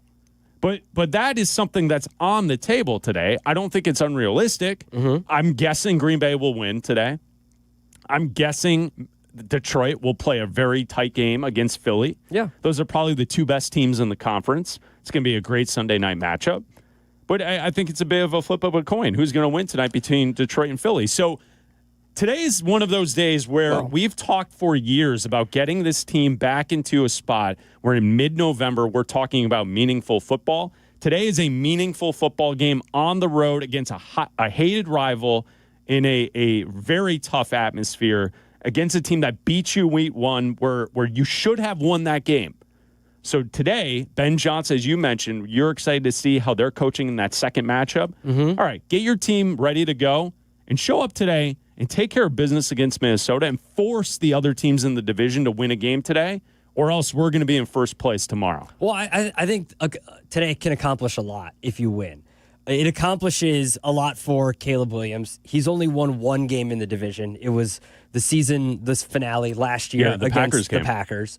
Ben Johnson has yet to win a game in the division as a head coach. Obviously, the Minnesota game and then just getting boat raced by the Lions in week 2. So he has yet to win a game as a head coach in the division.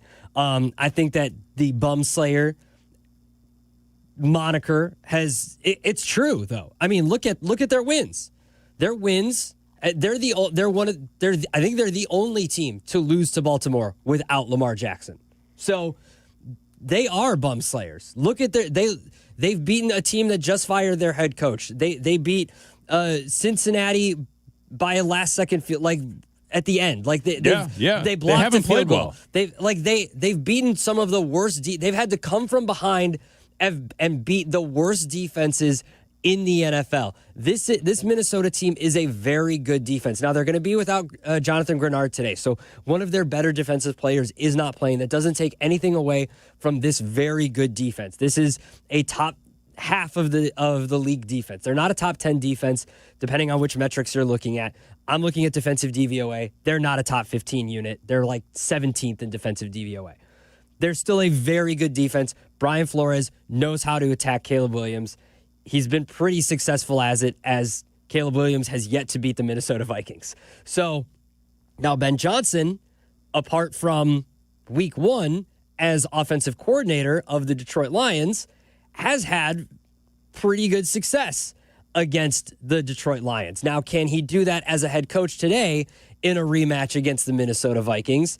He had one successful drive against them week 1 and then nothing after that. They need to find ways to put up points. They've been able to score in the first quarter of every single game so far this season.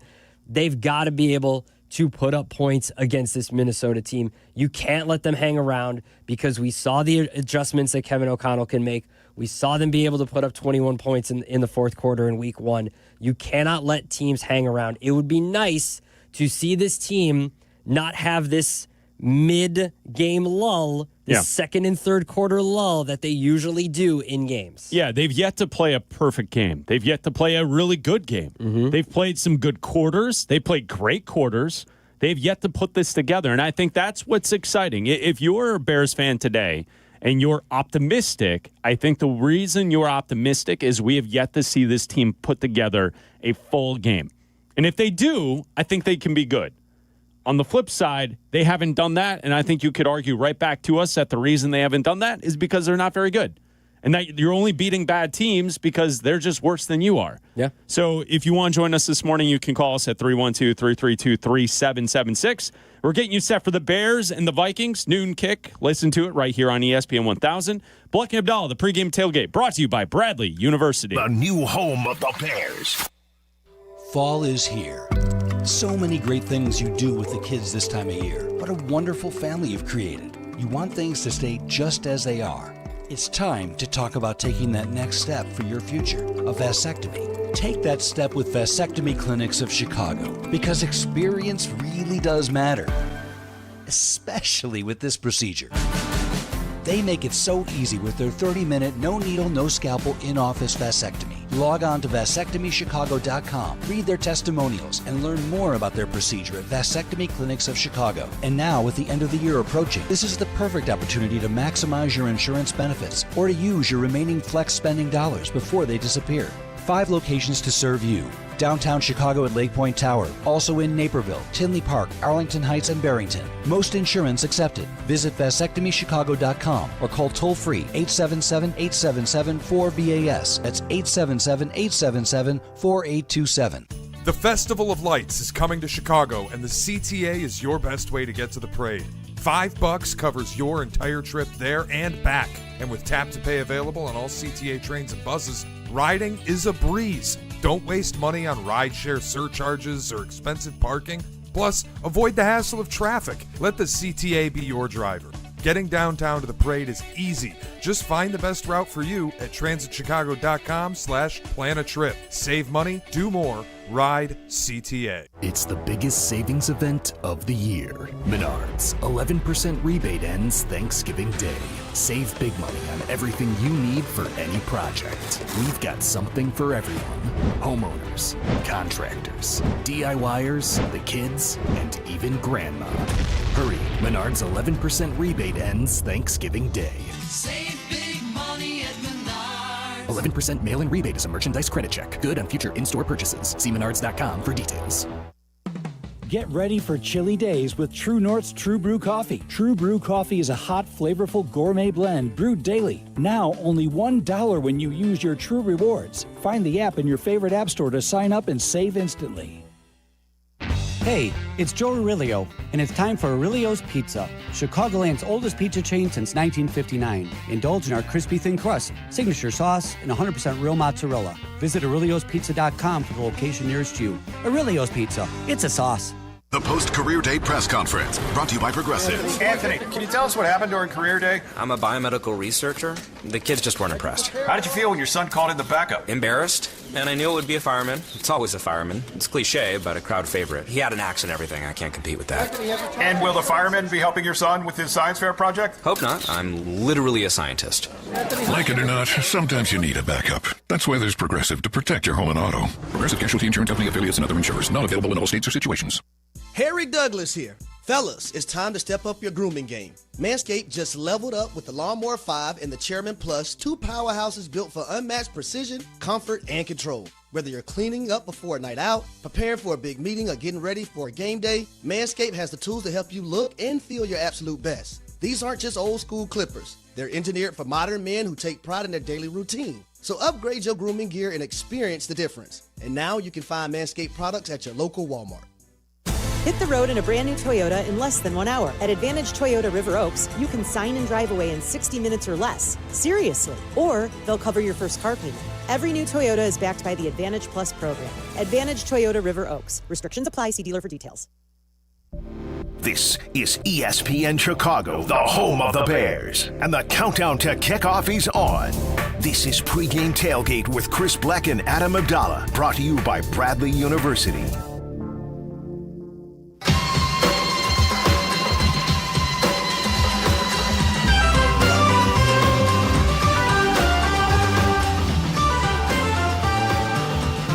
Bears-Vikings coming up at noon right here on ESPN Chicago, live from US Bank Stadium in Minneapolis, Minnesota. The Bears are 6-3. The Vikings are 4-5. Abdalla, you have a note there on the Bears stadium situation, right? Because the Bears are playing today at US Bank Stadium. You and I have both attended the Final Four at US Bank Stadium.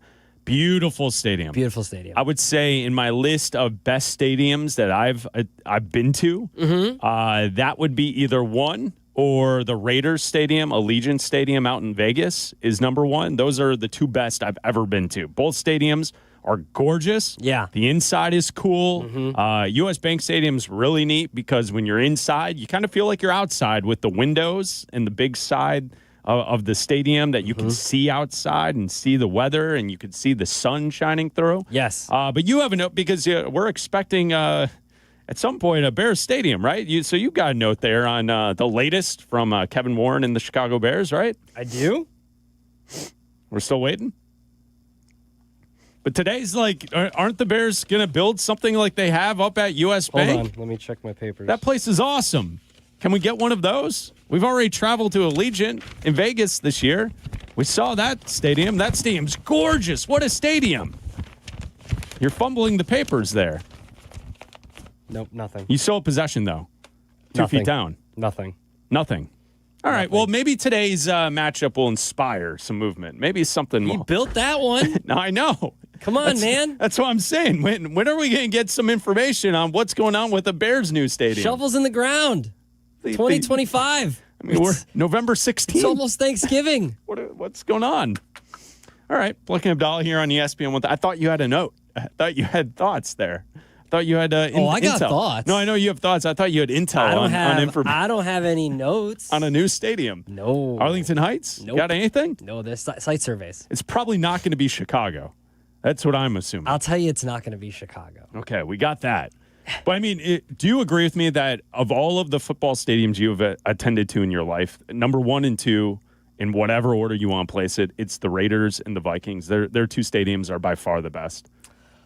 Yeah, yes. I would say those 2 are up there. I haven't seen a football game in Minnesota. But you and I, we went to the Final Four. Went to the Final Four. I've been to It was sweet. I've seen football games. I've seen football games at Lucas Oil. That's a nice stadium. Lucas Oil's good. Lucas Oil's nice. Lucas Oil isn't Allegiant or U.S. Bank. No, though. but my point it's with very Lucas, nice though. My point with Lucas Oil is that everything as far as the amenities are nice because parking is easy. Getting in and out is easy. Yeah. Bathrooms, food, everything is right there. You never miss any game action because you're in and out. Entrances are all over the place. There's parking all over the place. There are bathrooms and food and beer all over the place. So that's what I mean by I like the stadium. You know what I mean? Yeah. Same with same with when we were Allegiant and in Minnesota. It's the same thing.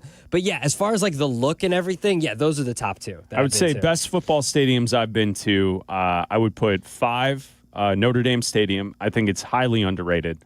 I think when people talk college football, mega palaces of college football, that Notre Dame Stadium gets left out sometimes. That place is awesome. Yeah. And the mix of old and new and what they've refurbished inside and keeping the history is so cool. Number 1 for me is Bryant Denny. Well, yeah. I mean, I was going to say Bryant Denny is certainly on the list. I would put that probably number 3. Number 4, I would say Tennessee's stadium. Yeah, that's probably number 2 for me. Tennessee's is cool. Allegiant is great. And U.S. Bank is right there. Those are the 5 best stadiums I've ever been to. Yeah. I mean, it's incredible how nice U.S. Bank Field is. Yeah, it is. It's really nice. And being at Allegiant, too, what they've done there is insanely nice, and just the way it looks, even on the outside.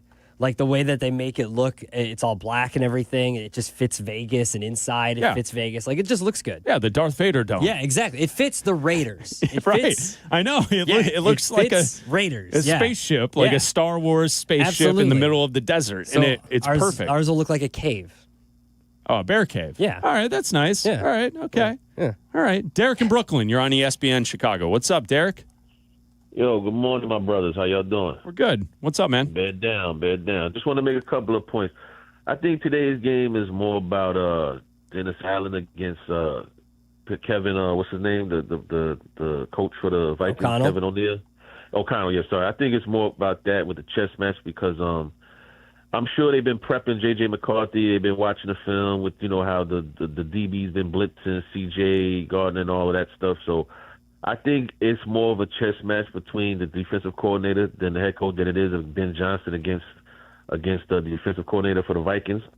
Not to say that the offense definitely needs to have a great game. I think they will.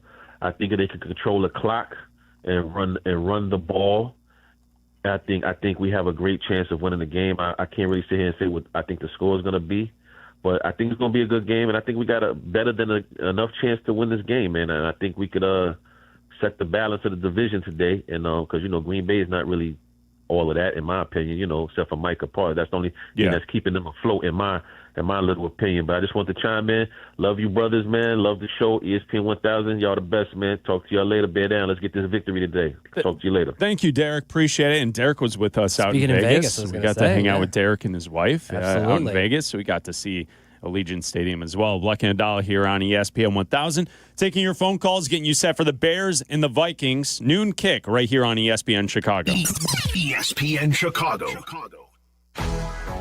This holiday season, don't let aches and injuries keep you on the bench. Illinois Bone and Joint Institute helps you move better so you can live better. From state-of-the-art imaging to convenient rehab locations. And with 14 Ortho Access immediate care facilities, you can get same-day orthopedic treatment close to home. Score the care you deserve. Visit ibji.com for locations and services. And keep moving this season. Dude, did you hear Fry the Coop has Vienna beef on their chicken sandwiches now? Wait, hot dogs on chicken? That's interesting. No, not their famous hot dogs. They're pickles. Vienna Beef has been making pickles for over 100 years. Now their zesty pickles are stacked on Fry the Coop's epic fried chicken sandwiches. Oh, sweet, spicy, crinkle cut? This is unreal. Fry the Coop and Vienna Beef Pickles, the perfect combo, the perfect sandwich, the perfect bite every single time. Hey guys, it's Silvy. This is it. Now is the time. It's Window Nation's end of the year sale. Listen to this. 50% off all window styles and 0% financing for 5 years. There isn't a better deal. My friends at Window Nation make the whole process easy, including 1-day installation and a lifetime warranty. The windows will actually save you money on your energy bills, just like mine. And yeah, they're rated A+ by the Better Business Bureau, but they're rated A+ by me. It's the end of the year sale for a limited time at windownation.com.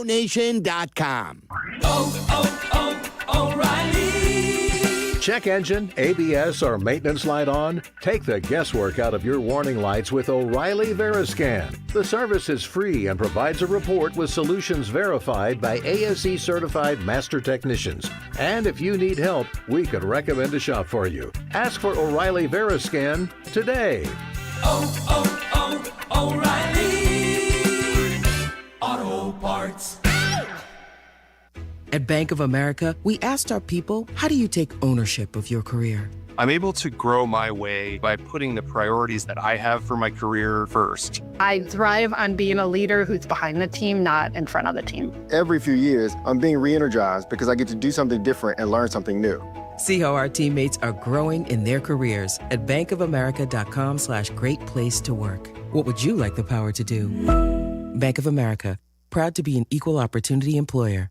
Individuals and businesses with tax problems, listen carefully. If you owe over $10,000 in back taxes or have unfiled tax returns, U.S. Tax Shield can help you take back control. The IRS can seize your bank accounts, garnish your paycheck, close your business, and file criminal charges. Our team of tax attorneys can stop collections and get you protected. U.S. Tax Shield offers a price protection guaranteed quote to get you protected today. U.S. Tax Shield is A+ rated with the BBB, so call 800-494-6139. U.S. Tax Shield, 800-494-6139.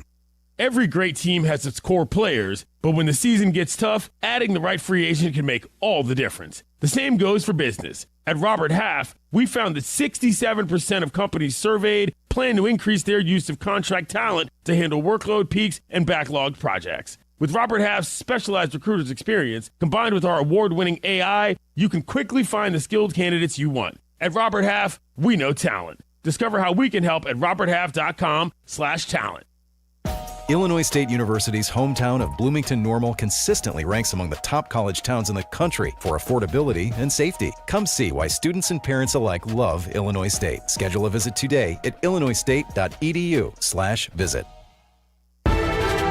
Bradley University is a proud partner of Pregame Tailgate with Bleck and Abdalla. Now here are your hosts Adam Abdalla and Chris Bleck on ESPN Chicago. Joe and Schaumburg, you're on ESPN 1000. What's up, Joe? Hey, boys. Good morning. Hey, just wanted to say I think key to the game for me today, got to establish the run so we can build the play-action pass. I think if we could get that going, it's going to help us be more dynamic. And then I want to make a quick comment. You guys were talking stadiums. Yeah. It absolutely, as a diehard Bears fan, it gutted me how much I loved Lambeau Field. I was there last offseason. Yeah. And did the whole stadium tour. It's beautiful. Went all the way up to the top of the scoreboard to get the bird's eye view, and sure. Awesome museum attached to it. You sit at Vince Lombardi's desk, and the bar restaurant attached to it was really nice too. It was embarrassing as a Bears fan comparing it to Soldier Field. Any gum under the desk of a Vince Lombardi? There was not, although it's a good idea. Next time I'm up there, I might have to do it. Okay. Thank you, Joe. Appreciate it. There's Joe and Fair on, Schaumburg. guys. Yeah, and I've always heard. I've never been to Lambeau Field. I would like to go at some point. I've been through Green Bay, Wisconsin. Yeah. Multiple times. I've never gone to a Packers game. I've been in the shadows. That's it. I have no doubt that stadium is incredible. Yeah, I'm sure like all the it's a mecca of football. Yeah, absolutely. No absolutely. I would love to go. I know that people love to sit. I don't need to go sit out there in December and January. I would love a good September day. We'll go. Watching football. You can go anytime. Not anytime. Book your trip. Not anytime. Stay in Appleton. They only play, a handful of days out there. Well, next year. Let's get you set up in Appleton. Appleton? Or you could stay at Cap's house off the lake. The lake house? Yeah. Go have a lake weekend with Cap. Okay. Take him to a Packer game. All right. You guys can bear down up there. Aren't they going to another game? Who? Cap. I don't know. I think they're going to another game. Call him. Right now? Sure, why not? One thing that we were talking about, we were just talking about this off the air because the Commanders and the Dolphins have just kicked off in Spain.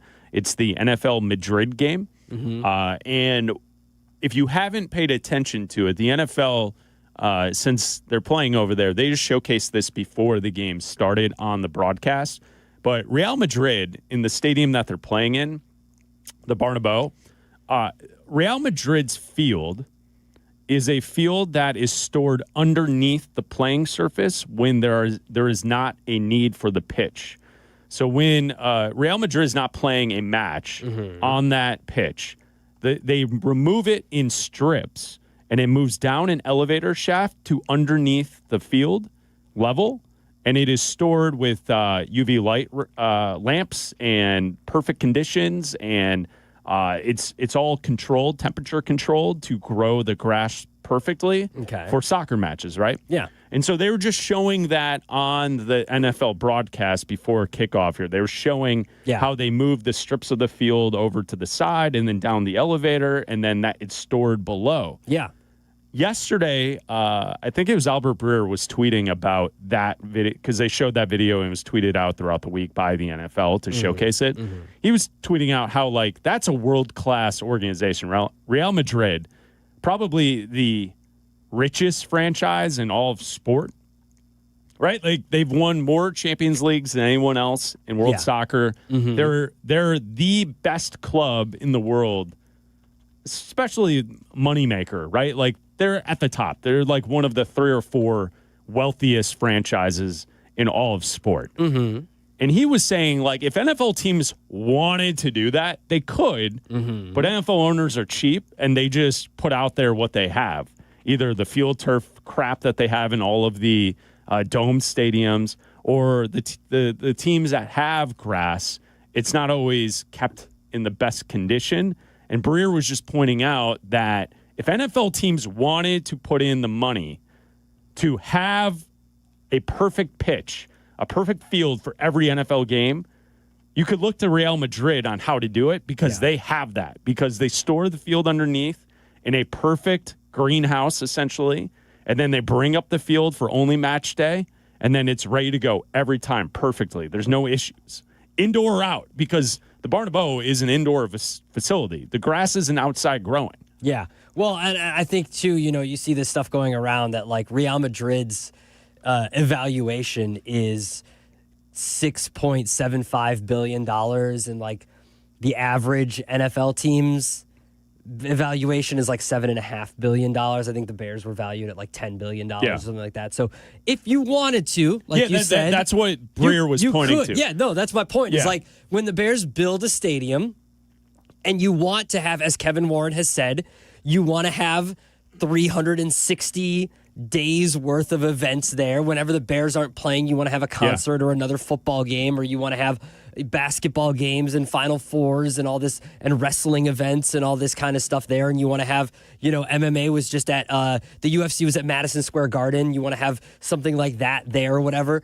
You could move the field. You could set up the same thing. Yeah. You could move the field underground and you could build something, but why do that when you could just roll something out there? Yeah, field turf. And field turf or some sort of mesh that they have now, and just do that. Yeah, and the concept here is, right, like the soccer world, the football playing world, they want a perfect pitch for every match. Yeah. Right? Like, so they care. Mm-hmm.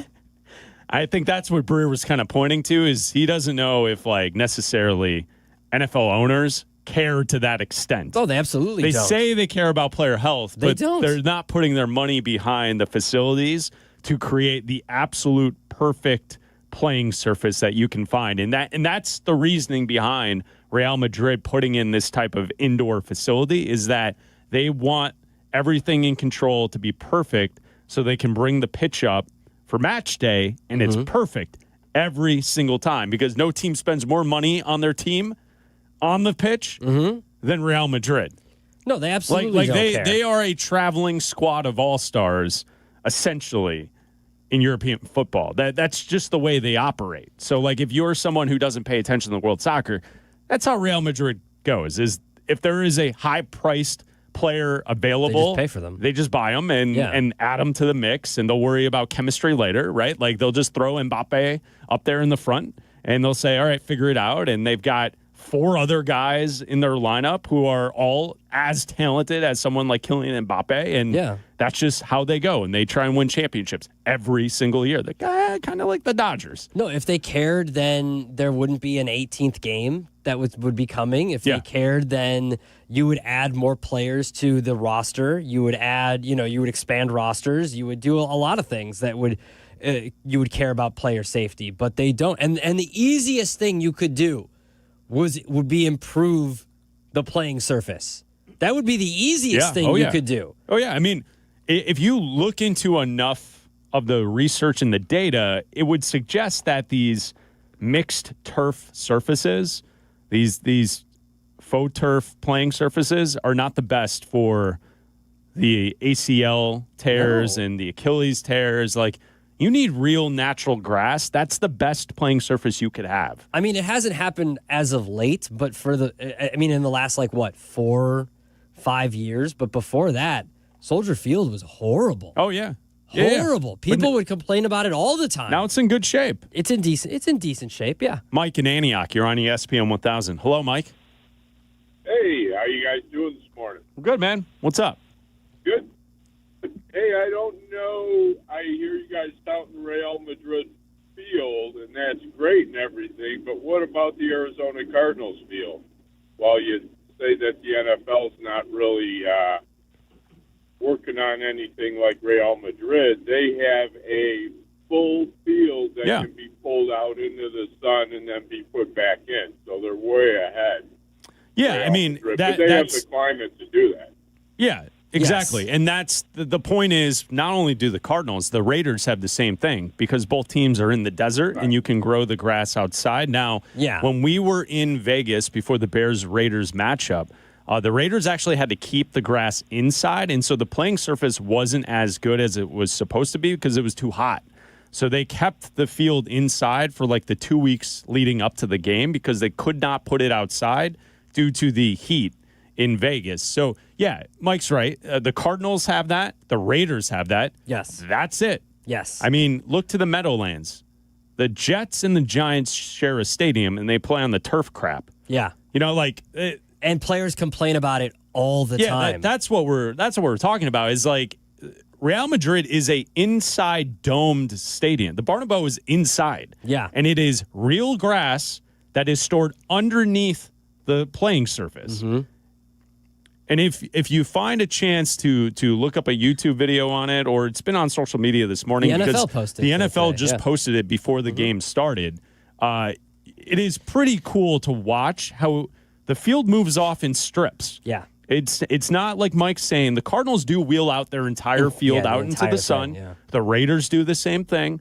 Both teams are in the desert. I don't think you'd be able to do that here in the Chicagoland area. Maybe. I mean, unless you get a couple feet of snow. But yesterday we played golf. Mm-hmm. We're out at Countryside playing golf yesterday. We had a great time. The course was in perfect condition. Great shape. It snowed early in the week. There were a couple inches of snow throughout the week. It melted, and the grass was lush and green. And we could play a football game in the middle of the fairway there. I'm sure they wouldn't like it. No, of course not. But what I'm saying is, like, even in a climate like this, you can still grow the grass. It's you would have to manage that throughout a winter, a long Chicago winter. I don't know if that would necessarily work, but in reality, you only have to get the grass in peak condition to what? The second week of January? Yeah.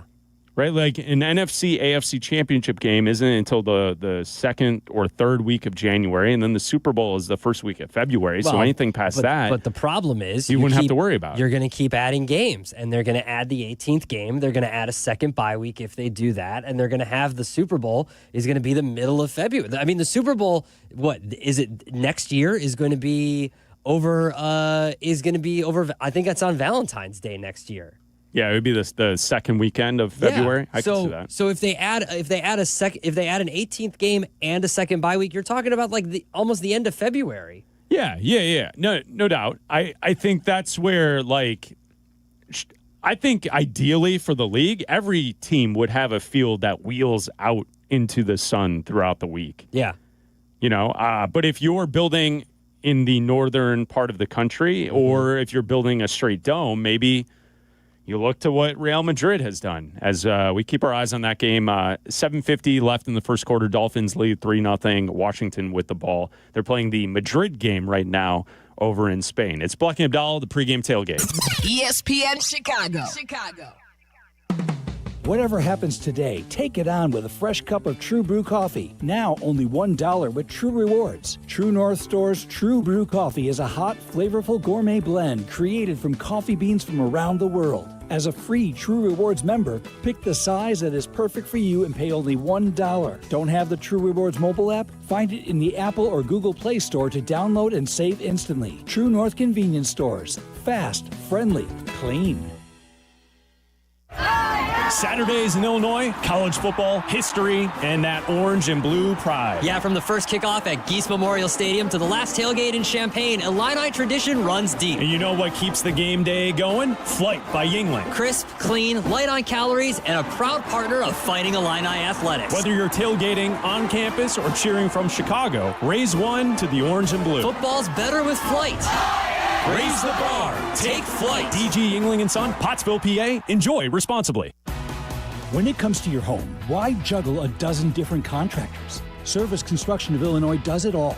Kitchens, bathrooms, basements, decks, outdoor spaces, you name it, they build it. For 50 years, they've been the one-stop shop for families across Chicagoland, combining craftsmanship, reliability, and a true passion for making homes shine. Work with Service Construction of Illinois once, and you'll know. You can rely on them for any needs for the lifetime of your home. Visit serviceconstruction.net and start your project today. Has the excitement of betting turned into worry? Feeling overwhelmed every time you roll the dice? Problem gambling doesn't just affect your wallet. It can impact your health, relationships, and peace of mind. But there's hope. Gateway Foundation is here to help you take back control of your life with personalized treatment options. You don't have to face this alone. Call Gateway Foundation today at 844-444-5780. That's 844-444-5780. Choose Bradley University.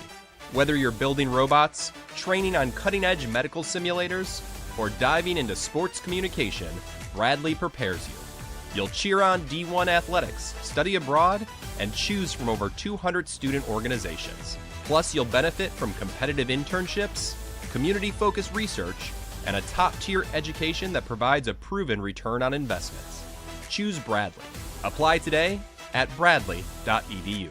Caffeine doesn't have to be bitter or boring anymore. 5-Hour Energy shots are bringing the flavor and the energy. One of my personal favorites, Strawberry Banana, is giving smoothie vibes in a compact caffeinated shot. Whether you like your energy sour, fruity, or tropical, with 17 flavors, there's something for you. And yeah, it's got as much caffeine as a 12-ounce coffee, but zero sugar and no crash. Big flavor, tiny bottle, tasty caffeine done right. You can grab yours in store or hit up 5hourenergy.com or order on Amazon today. The latest NBA Topps collection is now available at Lid Stores, your new home for all things Topps trading cards. The collection features one-of-a-kind autographs from LeBron James, Victor Wembanyama, and the first professional autograph cards from rookies Cooper Flagg, Dylan Harper, and Ace Bailey. Text NBA to 29017 to sign up for text messaging and for your chance to win an NBA Topps Hobby Box. You'll also receive a coupon for 20% off your next in-store headwear or apparel purchase. Exclusions apply. See a Lid's teammate for details. Message and data rates may apply. Hey, it's Joe Aurelio, and it's time for Aurelio's Pizza, Chicagoland's oldest pizza chain since 1959. Indulge in our crispy thin crust, signature sauce, and 100% real mozzarella. Visit Aurelio'sPizza.com for the location nearest you. Aurelio's Pizza, it's a sauce. Here comes the Bleck and Abdalla. Pregame Tailgate, ESPN Chicago. Brought to you by Bradley University. Here comes the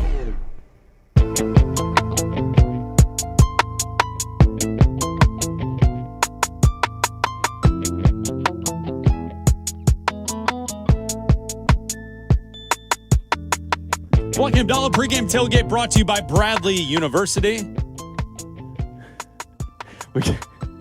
We got Bears Vikings on deck for today. I wasn't wrong. Okay, well, all right. Do you want to explain what you're laughing at? Nope. No, I don't. We're just watching some TV here in the I studio. Got the quad box going. No, I don't. Got different options. There's a TV station right now previewing Bears Vikings that you would not expect to be previewing Bears Vikings. In America, we've got fascinating. The Bears and the Vikings. Very fascinating. All right. Didn't expect that one on the screen today. Man, they're really into J.J. McCarthy there. Brian in Minneapolis, you're on ESPN 1000. What's up, Brian? Oh, yeah. Hey, fellas. Thanks for taking my call. Love your work. Thanks, man. Excuse me. Hey, I just wanted to say that this is a really important game in my eyes for the Bears to win because, all summer long up here on the radio, the fans and what have you, everybody's just super excited about J.J. McCarthy. Yeah. Talking how he's like the next Tom Brady, and it's really annoying to hear as a Bears fan. And also, at the same time, it kind of, I heard some in their excitement, some of the excitement I forced myself to have for like Trubisky and Justin Fields towards the end of his time in Chicago. But he's really, McCarthy's really shaking right now. His confidence is shaking. You can see it in his play. You can hear it in the fans. You can hear it on the radio. And it would be just a really bad look for the Bears to lose this game. Like, we got the better offense. We got the better quarterback. Just put him away. Yeah, I'm with you, Brian. And going into this matchup, I do think, Kevin O'Connell is a really good head coach, but I like what the Bears have here with Ben Johnson. So I think head coaching comparison, I think in the first game they obviously got the edge. I think Ben Johnson's going to be prepared today, have this team prepared. We have the better quarterback going into this matchup. Caleb just needs to outplay J.J. McCarthy today. And I think what Brian's pointing to is true. It does feel like J.J. McCarthy right now is a bit rattled. He's going to give up the football. The Bears front four have to get to him. They have to hit him today. Yeah, and he's been gettable. 6 sacks in his last 2 games, 5 against in their win against the Lions, and then 1 against last week against the Ravens. And he's also thrown 3 interceptions in his last 2 games. So he's absolutely gettable. I think that you have to pressure him. That's up to Montez Sweat. That's up to the defensive line. Show out like you did in game 1. You got to him for the first 3 quarters and then somehow let go of the rope. They kept running the football, and you failed to stop the run at a certain point. And then he managed 143 yards, 2 touchdowns. You got 3 sacks on him in the first 3 quarters, and you rattled him, and you got to him.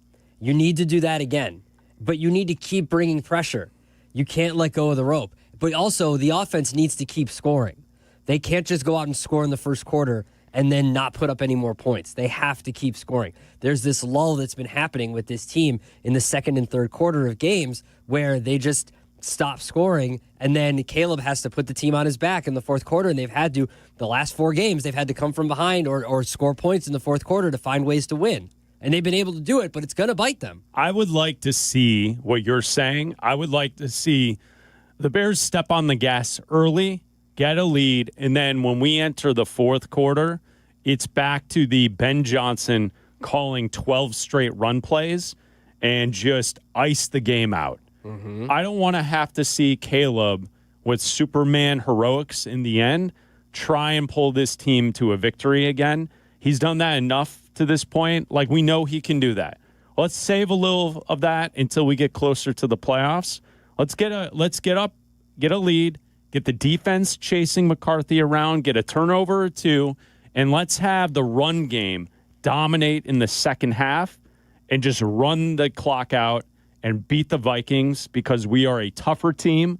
We are going to dictate the policy of this matchup.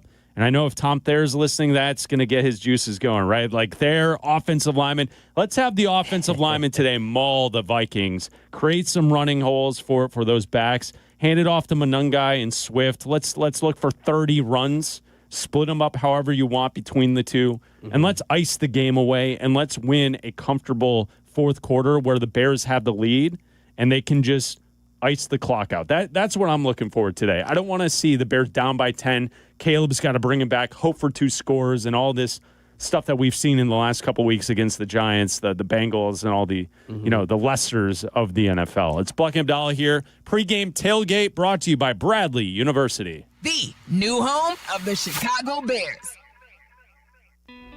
At Elmhurst University, we give you the tools to soar. Whether you're undecided on your future, exploring a new path, or looking to level up your career, here you'll find support, skills, and opportunities as limitless as you are.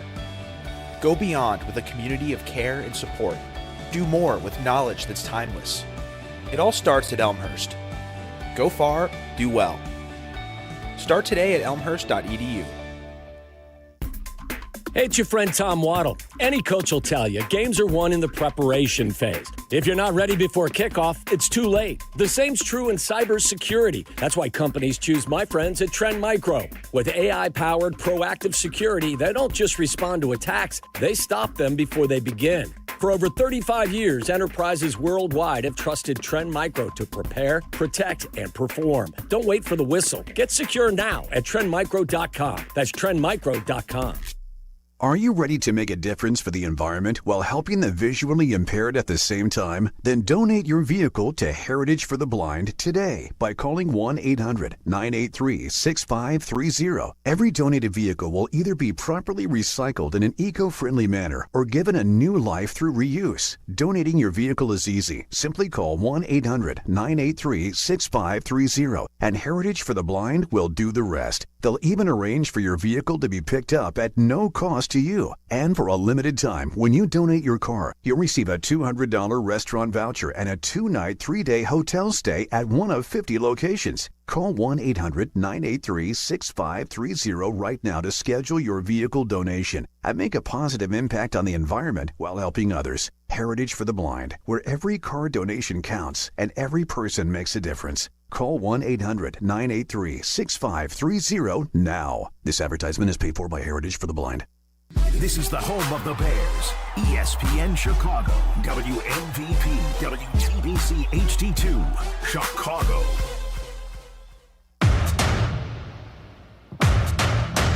Counting down to kickoff on the home of the Bears. This is Pregame Tailgate with Bleck and Abdalla, presented by our friends at Bradley University. Now here are your hosts Adam Abdalla and Chris Bleck.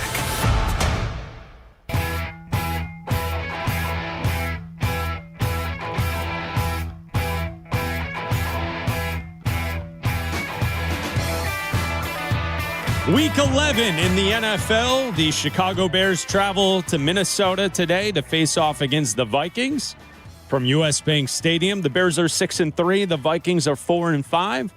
Coming up in 1 hour, we will hand it off to the network pregame show. Waddle, Silvy, and Dionne will get you set for Bears and Vikings. You can listen to the action right here on ESPN Chicago. Joniak and Thayer will have the call of today's game. Jason McKee will work the sidelines, and then postgame, 4 hours of postgame coverage right here on ESPN Chicago. Yurko and Peggy, the first two, and then after that, you'll get Meller, Pat, and McKee rocking it for 4 hours postgame. Bears, Vikings, all the coverage right here on ESPN 1000 and the ESPN Chicago app. Abdalla, big matchup. The Bears enter this contest with an opportunity to maybe establish themselves within the NFC North. Both the Packers and the Lions today have games where there are difficult games on the road. So the Bears have an opportunity today. If they want to take advantage of the division and perhaps be in a tie for first place tomorrow or have sole possession of first place, they need a win today against Minnesota. And it would go a long way in getting them closer, inching closer to possibly making the playoffs this season with a win today against Minnesota. Well, yeah, I think today, too, if you do win, you put the Vikings at 4-6. You basically bury them as far as their hopes of making the playoffs. And you boost your odds of making the playoffs exponentially because keeping them out of the playoffs, you keep another wild card team out of the playoffs. And then you make that game later in the season against the 49ers all that more important.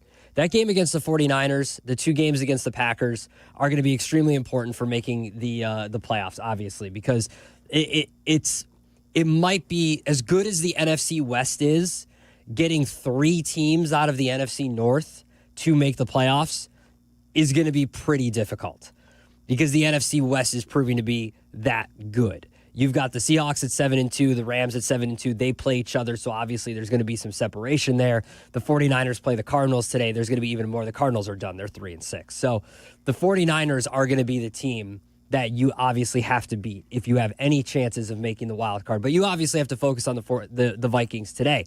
If you beat them today, your chances go up to about 65%. If you lose today, your chances go down to about 35%. Right now, you're sitting at about 40-some-odd% to make the playoffs. So a win today improves your chances by about 20%.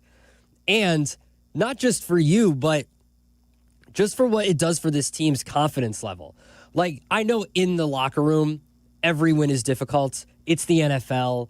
They don't look at any team as, oh, we're bum slayers. Oh, the win against the Commanders isn't as good as the win against the Cowboys, isn't as good as the win against the Bengals or the Raiders. Yeah. It's the NFL. All these guys are getting paid. This is the best of the best of whatever, right? But for us, we can look at these teams and say, hey, like, the Giants just fired their coach. This is one of the worst teams in the NFL. The Bengals have the worst defense in the NFL. Like, the Commanders aren't good. You lost to the Ravens without Lamar Jackson. Like, the Cowboys' defense at the time was also one of the worst in the NFL. Like, you aren't beating good. You're also coming from behind and having to beat some of the worst teams in the NFL. They haven't played a great game. No. They haven't. A win today would mean beating one of the better defenses in the NFL. It would mean getting your first conference win, your first division win for this team this year. It would mean getting your second division win for Caleb Williams. He's only beaten the Packers in the season finale last year. It would be your first division win for Ben Johnson as a head coach. It would mean a lot. It would go a long way for the people that say that this team hasn't really beaten anybody. Now, this isn't the college football playoff where a bunch of dudes put their hat on a hanger and go into a room and debate. It goes off a record, and whoever makes the playoffs makes the playoffs. It doesn't matter. If the Bears make the playoffs, they make the playoffs. So whoever you beat, it doesn't matter. But it would go a long way for the detractors of Caleb Williams, for the detractors of the Bears, and for the people that say this team hasn't really beaten anybody. To go out and have a good showing against the Minnesota Vikings in and avenging the first win or the first loss of the season in the first game would mean a lot for this team. Yeah, it would. I mean, their best game of the season was back in week 3, September 21st. They beat the Cowboys 31-14 at home. That's their best win of the season. It was comfortable. They ran the football well. Caleb threw the football well. He almost threw for 300 yards. It's 298. You know, like, that was their best win of the season. Everything else since that point has been difficult, but of the last 6 of 7 games, they've won. So even though they've been difficult outings, the team has won those games, and they've gotten themselves to this point where in Week 11, on the road at Minnesota, you have an opportunity. Mm-hmm. I don't know how this is going to go, but essentially, you just got to kind of get 4 to get to 10, right? 10 gives you a chance to make the playoffs. A chance. It's not going to be a guarantee, and based on who you beat to get those 4, you know, that San Francisco game and that Philly game both conference games, I'm guessing Philly is not going to be in contention for the wild card because they're probably the best team in the conference. So that San Francisco game is going to loom large at the end of the season. And it's obviously going to go down to how you handle the division. You have 4 divisional games left. You got to win these games if you want to make the playoffs. And that's where I'm looking at it, and I can see both sides. I can see the pessimistic side in saying that they've only beat bad teams, the Saints, the Bengals, the Giants, losing to Baltimore without Lamar Jackson. I can see that. And I can understand why someone doesn't believe in this team. I also could look at the optimistic side of it and suggest that this offense is one of the best offenses in football. Therefore, they should be able to score on almost anybody. One of the best offenses in football with a young quarterback who, to this point, I don't think anyone would say is playing great football, but he's developing. There's more to come. At some point, I think he will be playing great football. Will that be in this season or will it be next? I don't have an answer on that. It's possible over the next 2 months that Caleb starts turning it on. And if he does, they're going to win some of these games. Because I think what we've seen to this point is it's been very uneven.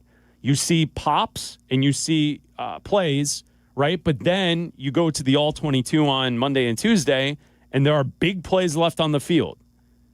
Like, what if Caleb starts hitting a couple of those big plays, right? Like, now you're starting to see that maybe things start to turn. Last week, some of the conversation, right? Like, Caleb Williams played great. He brought them back from behind, right? They score, and they win in the end in the fourth quarter.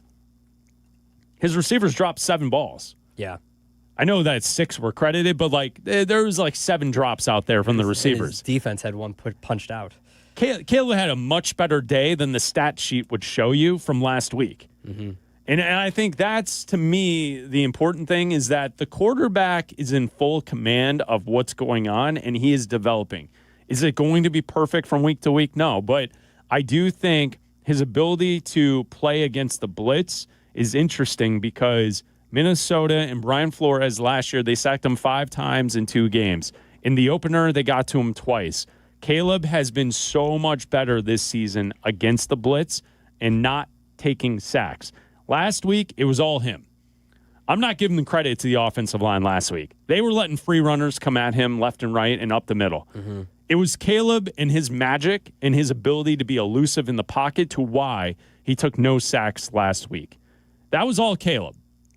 At times, he's been criticized a little too much. Too much moving around the pocket, bouncing, and not finding the guys for the checkoffs. He did find checkoffs last week. Munungai dropped it. Right? Like Caleb is starting to improve. Now it's time for the wide receivers and the backs. Step up your game. Match the level of the quarterback who's stepping up. Because if you do that, you're going to win a football game today on the road against Minnesota. They're not that good. And you can get after their quarterback. And so that is, to me, the major focus is get after J.J. McCarthy, make him look like the quarterback who's rattled, and let's see if this offense can live up to what the stats that they've amassed to this point. Through 10 weeks of the NFL season, they are by far the most explosive offense in football. It's not even close. Yeah. Explosive pass plays, explosive runs. This is the best offense in football. They just are not converting into touchdowns. If they start doing that, this team's going to be pretty good here down the stretch. Well, you need to run the football today, and I think that you can't get away from it. I thought that Ben Johnson got away from it last week. I don't think he even started with it. The recipe was there. I thought that they let the Giants hang around for way too long. They obviously were losing for that game last week because I thought that the recipe was there. We talked about it for 2 hours last week leading up to the game. For 2 hours, we said run the football. This is the worst team against the rush. The worst team. You can't give the ball to Jackson Dart because he could hurt you in so many ways. When he gets out of the pocket, he's a free runner and he hurts you with his legs. He hurt you with his arm last week. And if he doesn't go out with a concussion, I think it's a completely different outcome. And we're talking about the Bears having to avoid a 2-game losing streak and starting a losing streak here and going into Minnesota and losing another game here because Jackson Dart was beating you all over the place last week with his legs and with his arm.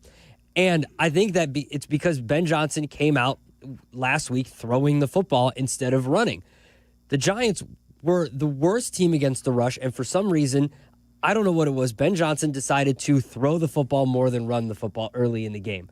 This week, I don't care what the stats are with the Vikings. You need to run the football. You need to establish the run and keep the ball away from J.J. McCarthy, because I know he can turn over the football, and I know in the last game you got to him and you were able to pressure him and you were able to sack him and force turnovers. But your secondary is banged up, and your defensive line is banged up as well. And they have the best wide receiver in the NFL, one of the best wide receivers in the NFL, and you cannot risk J.J. McCarthy beating you and getting the ball to Justin Jefferson and him beating you, because they are just as good as explosive plays as the Bears are. Well, and but they're not, though. If you look at the stat, yes, they can hurt you deep, but they don't have the amount of explosive plays the Bears offense has this season. Okay, but they're close.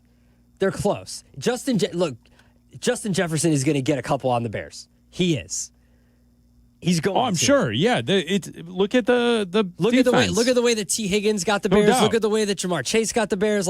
He's going to. So the way you keep the ball away from them is you run the football, you burn clock, and you just have to keep running the football. Whether it's I keep going back to a game where the Bears, and I know it wasn't Ben Johnson, it was Justin Fields, it was Matt Eberflus, but they screened the hell out of the Vikings, and it worked. And they won the game, and it was a low-scoring game, and they used DJ Moore, and they screened the hell out of them, and they won, and people were complaining about it. I don't care how they win this game today. I don't care if Caleb Williams throws for 105 yards, and they end up winning the game 13-10. I don't care. Win the game. The goals are different this year. This is a 6-win team. We know that Caleb is getting better. The goals are now the playoffs. Win the game. I don't care what it looks like. Win the game 6-3 for all I care. I don't care if it's the most boring game on the slate. Win the game. Red Zone could never go to this game for all I care. Win the game. I don't care what it looks like. It could be the ugliest game. Win. It doesn't matter to me. I don't know if Scott Hansen's okay with that. Scott Hansen can kick rocks today. Whoa. Win the game. Whoa. Is that an official message from Adam Abdalla to Scott Hansen? Yes. He can, as far as I'm concerned, he can kick rocks today. That is no offense to him. It sounds like a fan. I think he'll take offense to it. It is not. I just want to win the game. I'm sure he'd be fine with it. Just win the game. Win the game. I don't care. Just win. Leo and Elgin, you're on ESPN 1000 talking Bears. What's up, Leo? Hey, boys. I feel so good and generally positive that we are a competitive squad. We're above average, I believe. I think that's a fair assessment. And it feels good. Does that look better? Thank you. All right. It feels good to be in this place. What'd you order, Leo? What'd we get this morning? I got to get coffee for my wife, man. What's her order? Dude, I don't know. Some fruity iced coffee with salted caramel foam. And then, the guy gave it to me wrong the first time. And I hate being that guy. But if I show up with it not looking good, your head. Forget it. It's your head. I'm not going to get to watch the Bears game. Yeah, I won't be able to watch the Bears game, right? No. Right? Leo, that's the deal. As someone who's married, we've been there before. We understand. I got to do that on the way home. And you know what? And I'll tell you this. I'll do it 100 times over. I don't give a crap. Oh, of course. Whatever to make her happy makes me happy. Happy wife, happy life, right, brother? Yeah, yes, of course. Yes. But yeah, being generally positive is it feels so good right now. And I think that our fan base gets caught up in a lot of these a lot of what is subjective positivity over who the Bears are beating, right? You can spin it any way you want that they're beating bad teams. They beat a Commanders team that was in the NFC Championship last year. They spanked the Cowboys team that the Packers couldn't beat. They beat a Giants team that beat the Eagles. They beat a Bengals team that I think did they beat somebody good? They beat the Patriots maybe? I'm just saying you can spin the way you think about this team however you want. Yeah. But at the end of the day, they are getting wins, and that's what matters the most. And you can't worry about J.J. McCarthy being a superhero on ESPN. You can't worry about what Jordan Love is doing. I think we have such a great moment here where we're seeing growth, We're seeing, generally we feel good about this squad getting better. We have a great coach. We got a guy that shows up in the fourth. Dude, I've been watching this since I was 3 years old, right? 4 years old. My first core memory is sitting in front of the TV, Super Bowl 20, with my little fridge T-shirt, eating Connie's Pizza on the south side of Chicago where I grew up. I've been watching since then. Do you think in my lifetime I've ever sat there while the Bears were in the fourth quarter down by a score and the quarterback had the ball in their hands and I felt generally positive that they were going to win that game? Yeah. I feel that now. It is crazy that we are in this moment and we can't get off of this horse that is always gloom and doom. And it's got to get better. And it's going to get better. And I think that we're on the right road to seeing good things. It might not be this season, but we're getting there. Yeah, I'm with you, Leo. Thank you for the phone call. We'll talk to you soon, all right? Thanks, boys. There he is. There's Leo. What's your order on the way home? What are you in charge of? Bagels. Just any bagels? No, I gotta stop and get the bagels. What's the specific order? I have to just pick them up. The order is. I'm not in charge of the order. I just have to pick them up. Oh, you're the. I'm the Uber. I'm the DoorDash. Yeah, I'm the DoorDash delivery guy. Yeah, I'm not in charge of the order. Was there a tip left for you? That's too complicated for me. Okay, all right. My order is too complicated. My order is just a large Coke. I was told beforehand. Breakfast is unnecessary. Oh, okay. But make sure you get the large Coke from the good one. Okay, the good one. From the good McDonald's. The good McDonald's? Okay. Oh, yeah. She claims that she can taste the difference in the different McDonald's locations. Okay. So I have to stop I was asked to go to the good location to get the good crispy Coke. Ooh, crispy. Yeah, because it's a extra crispy one at that good McDonald's. Yeah. And but no breakfast is needed. Okay, is what I was told. All right, today. But that's the order. And Leo, I feel you, man. When you get in, here's the thing that I always think about in that spot, right? In a lot of situations, if it's close to what I order, I don't want for them to mess it up more. Yeah. So I just go with it. Yeah. And I get it. Like, if I order it one way, it should come the way I order it. But sometimes things don't go as planned. Yeah.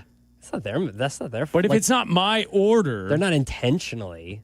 Because, Leo's right. If he shows up with the wrong thing, then his head is on the chopping block. Yeah. Because she's going to say to him, why didn't you check it when you left? Why didn't you go back? Why didn't you do that? Mm-hmm. And he doesn't want to answer those questions. No. No, man. No. Or have to go back. No partner ever wants to answer those questions. No, sir. So in the moment, you have to correct it. And you never want to be the guy that's like... That's why, what do you think when I stop at the bagel place? What I'm going to have to do? You're going to have to check it. I'm going to have to open the bag. But then you have to do you do this? I do the... Yeah, I don't... It's not my... It's my wife's. Can you just... it's not right. I always say, it's... Because it's not mine. I don't care. I mean, listen, if he said, the frou-frou foam and whatever stuff on top. If they screwed up, then they screwed up. If I just go, hey, this isn't right.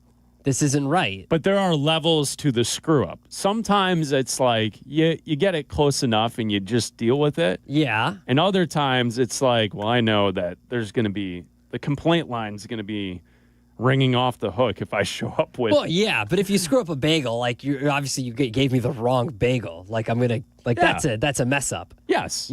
Right. If you mess up a coffee, it's hard to tell if it's the wrong kind of milk or something. It's hard to tell. Exactly. What am I gonna do? Taste this? Yes. And how am I supposed to taste it? I don't know. I can't taste the difference between oat milk and almond milk or skim milk and 2% milk. And thank you. I can't do a milk taste test challenge. Right. I'd fail that miserably. My eyes can't tell the difference between light ice and medium ice. I don't know. I mean, you can gauge a yeah, level. but I mean, it's all in there. Just you can gauge. It's not something I would gauge request. a level. You can gauge a level of ice. I'm just saying, Leo. We've all been there, and you're right.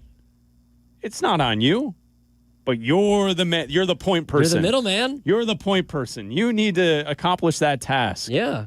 Because as Leo says, or else he's not going to be able to watch the Bears game. Can't have that. It's Bleck and Abdalla pregame tailgate brought to you by Bradley University. Chicago Bears pregame. It's fall again, and that means football, falling leaves, cozy fires, and of course, a fresh haircut at Great Clips. Whether you want a whole new look for the season or just a trim on a cut you already love, the skilled stylists at your local Great Clips salon are ready to bring it to life for less. With convenient online check-in, you can add your name to the list and stop in whenever it works for you. They'll even send you a ready next text when you're up next for a haircut, so you can get all of your fall errands done rather than waiting in the salon. Once your cut is finished, the friendly stylists at Great Clips will save the details in clip notes so you can get the look you love every time you come in. And the best part? Great Clips' everyday affordable prices means you'll have money left over for fall fun as well. Look your greatest for the new season. Download the app and get into your local Great Clips salon for a fresh fall haircut today. Great Clips, it's gonna be great. When the lunch hour hits, fuel up like you mean it with Lunch at the Lodge at your local Twin Peaks. Dig into hearty, crave-worthy classics that hit the spot fast, like their juicy cheeseburger and fries, grilled fresh to order and stacked high. Go lighter but loaded with flavor with a fresh chicken Caesar salad or the fan-favorite turkey avocado smash. Really hungry? The crispy golden chicken tenders and fries are ready when you are. Quick from the kitchen, satisfying on the plate. It's Lunch at the Lodge. Twin Peaks, eats, drinks, scenic views. Attention basketball fans, the DePaul basketball season is here, and tickets are on sale now. Don't miss your chance to see the Blue Demons live as they take on some of the top teams in the country. There's no better place to experience a game than Wintrust Arena, home of the DePaul Blue Demons. Get your tickets today at DePaulBlueDemons.com/tickets and be part of the action. That's DePaulBlueDemons.com/tickets. Go Blue Demons! Save big money when you insulate your home with Knauf fiberglass insulation from Menards. From cut-to-length rolls to pre-cut bats and blown-in insulation, Menards has everything you need to add comfort and energy savings to your home. Plus, you can save even more with federal tax credits on qualifying energy-efficient upgrades ending soon. Check out our weekly flyer on Menards.com for all the great deals happening now. Save big money at Menards. Hey, I'm Mike Slater. My dad passed away at the age of 63. It's out of nowhere. Had a stroke. Super hard, obviously, for the whole family, but my dad had life insurance. This is why I have life insurance for my family, for my wife and 4 kids. And the best place to get life insurance is ethos.com because you can do it in 10 minutes. And there's no medical exam and no blood test, just a few health questions. Get life insurance in 10 minutes so your family is protected. Ethos, ETHOS, ethos.com/play.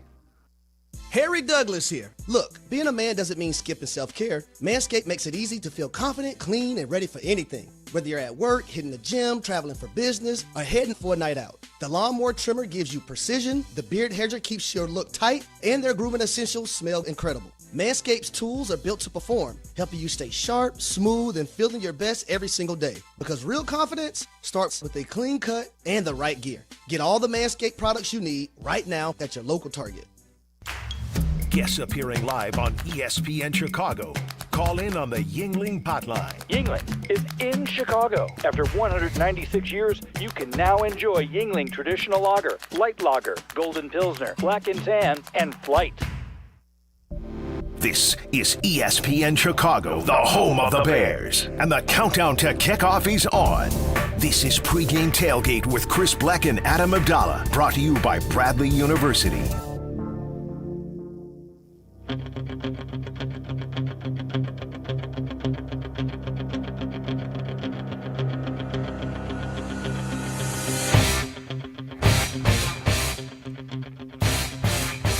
Ben Johnson on Friday spoke to the media before practice. Jalen Johnson will not play today. He was downgraded to out on Saturday after being listed as questionable and limited in practice on Friday. The Bears have updated that yesterday. He will not play. Jaquan Brisker, walking into the stadium, says he feels good, so we'll see if he's actually active in a couple hours for this matchup. He was listed as questionable, and the Bears will be without TJ Edwards today. He was listed as out on Friday as well.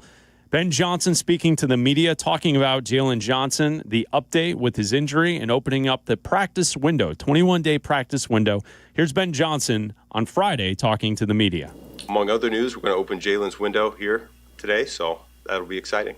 I'll open it up from there.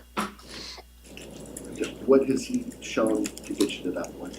That he's healthy. So yeah, we'll see how long it'll take to get him back in shape. But I think he's a good spot right now, and I think being out on the grass is going to be a good thing for him. So Jalen Johnson, it's conditioning now. Can they get him back in the next couple of weeks? The 21-day practice window takes us all the way up to December the 6th, and that would be the Saturday before Bears-Packers. So I'm guessing maybe next week we might see Jalen Johnson out there on the field. Here's Ben Johnson on Friday talking about what would it mean to have Jalen back before December or at the start of December. Yeah, I think we could potentially have some reinforcements coming between when we get TJ back, when we get Jalen back, when we get Kyler back. I think those are three guys going into the season you had a lot of high hopes for and what they could do.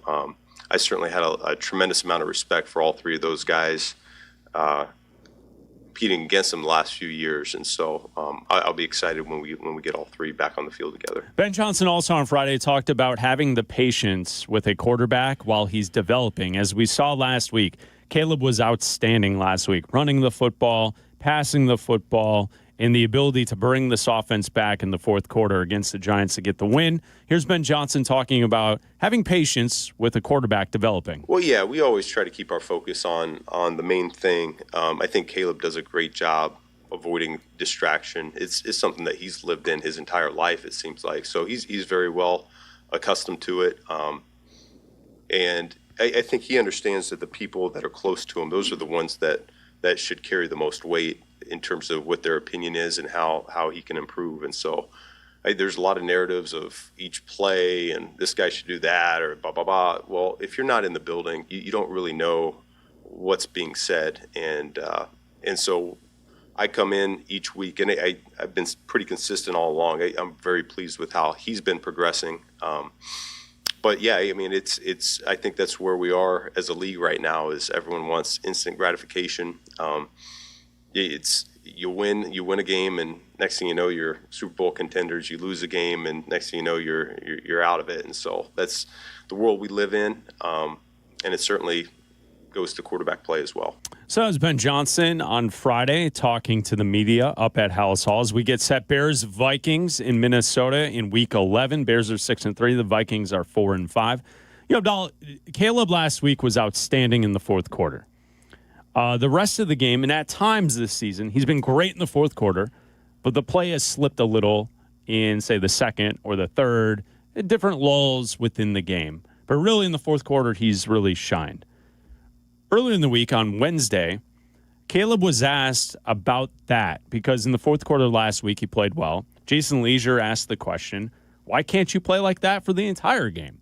This was Caleb Williams on Wednesday. Caleb, your numbers, your production in the last 5 minutes of games is among the best in the league. The other 55 minutes is not where you want it to be.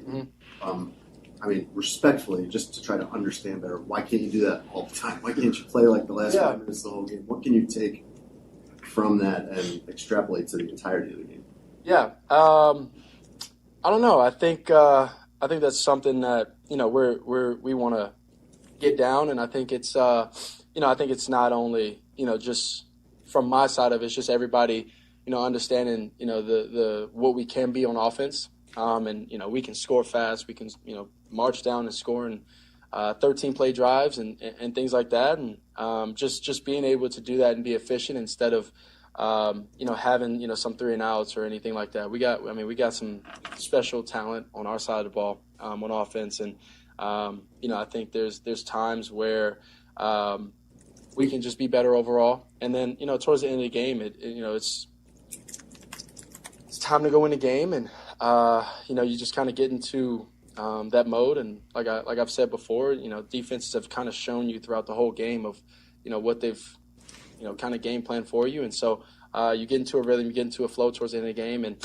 the mindset changes. I would say just in the sense of we have no other option at that point other than try and score and fight.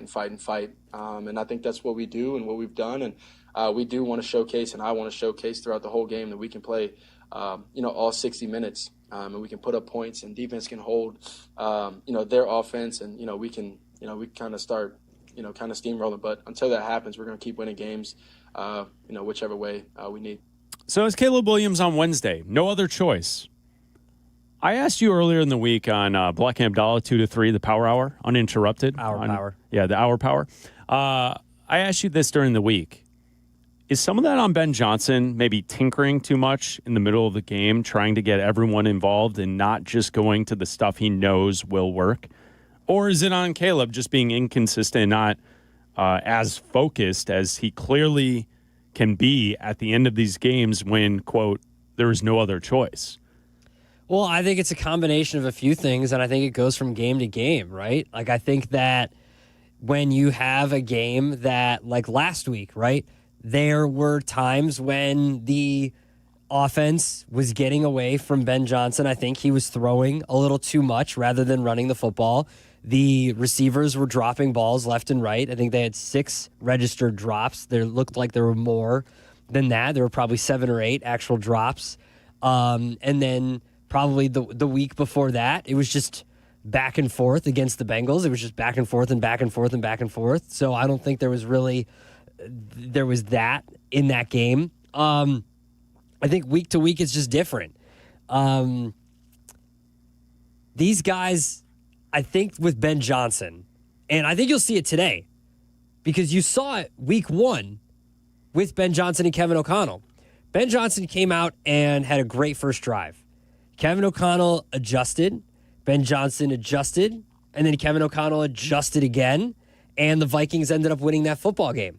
I think that's what's happening in these games. Ben Johnson comes out, and the Bears have been one of the only teams to score in the first quarter of every single game.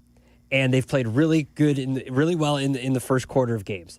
Then teams adjust and defenses adjust. And then Ben Johnson has to adjust to that. And during that time, when he's adjusting to that, that's when you see these lulls. And then in the fourth quarter, that's when Caleb Williams and the Bears offense tends to take over. And I think that's also has to do with them playing poor defenses because eventually Ben Johnson finds these areas of these defenses to exploit because these defenses are bad. You've played bad defenses, the Giants defense, the Raiders defense, the Bengals defense, the Cowboys defense. These are all bad defenses, the Saints. And when you find an area to exploit, Ben Johnson might take 3 quarters, 2.5 quarters to find that. And then he just starts like, look, that one drive, that was what, 10 minutes or something like that? Yeah. When he just kept running the football and running the football. Okay, so you do that he exploited the weakness. And he's not going to stop doing that. In another game, when he just chunk play after chunk play after chunk play, okay, you found the weakness. You're going to continue to exploit that. That's what you do. It's a game of adjustments. And sometimes with Ben Johnson's offense, it might take 2.5 quarters. Once they make their adjustments, you have to make yours. And once the defense settles in, their defense settles in, you have to adjust to that. So I don't know if it's necessarily a lull or if he's getting too cute or if it's whatever. They're just going through the natural progression of the game and trying to figure out these defenses. It's Bleck and Abdalla, the pregame tailgate brought to you by Bradley University. The new home of the Bears. Apt is your #1 destination for the home. They carry a wide range of furnaces, garage doors, and whole house generators ready to be delivered and installed by their certified and licensed technicians. Their professional sales staff is ready to help find you the perfect solutions for your home. Order from apt.com and upgrade your home appliances to prepare for the upcoming holiday season. For free local delivery, professional installation, and complete satisfaction, shop where I shop at Apt. Pleasing people since 1936. At People's Bank, earning $400 cash has never been easier.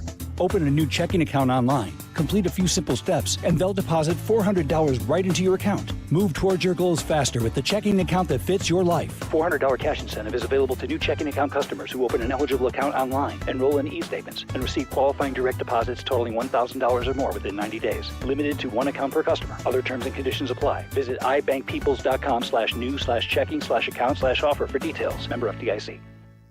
The game is on the line. You need your best play. What's it gonna be?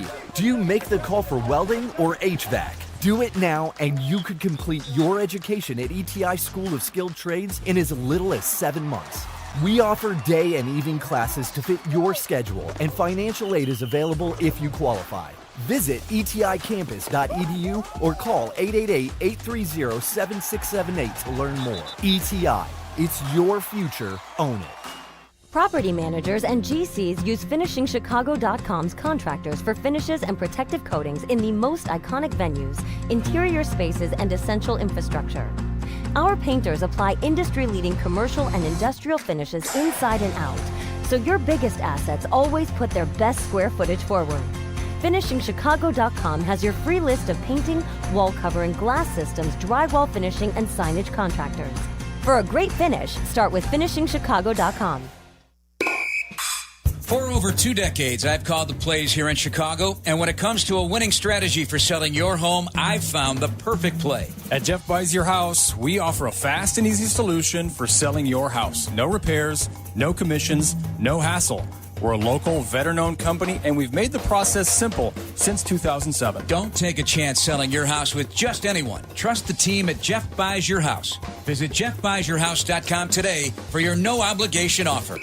Individuals and businesses with tax problems, listen carefully. If you owe over $10,000 in back taxes or have unfiled tax returns, U.S. Tax Shield can help you take back control. The IRS can seize your bank accounts, garnish your paycheck, close your business, and file criminal charges. Our team of tax attorneys can stop collections and get you protected. U.S. Tax Shield offers a price protection guaranteed quote to get you protected today. U.S. Tax Shield is A+ rated with the BBB, so call 800-494-6139. U.S. Tax Shield, 800-494-6139. Your fantasy roster is set, the smack talk is heating up, and this season ESPN Bet is giving you more ways to ride with your squad. Introducing the ESPN Bet Fan Center, where you can instantly link and bet on your fantasy teams right in the ESPN Bet app. An enhanced sports betting experience only from ESPN Bet, the sportsbook for sports fans. Make the connection today with ESPN Bet Fan Center and the ESPN Fantasy app. ESPN Bet Sportsbook, download the app today. Must be 21 plus. Gambling problem, call 1-800-GAMBLER. Terms and conditions apply. See app for details.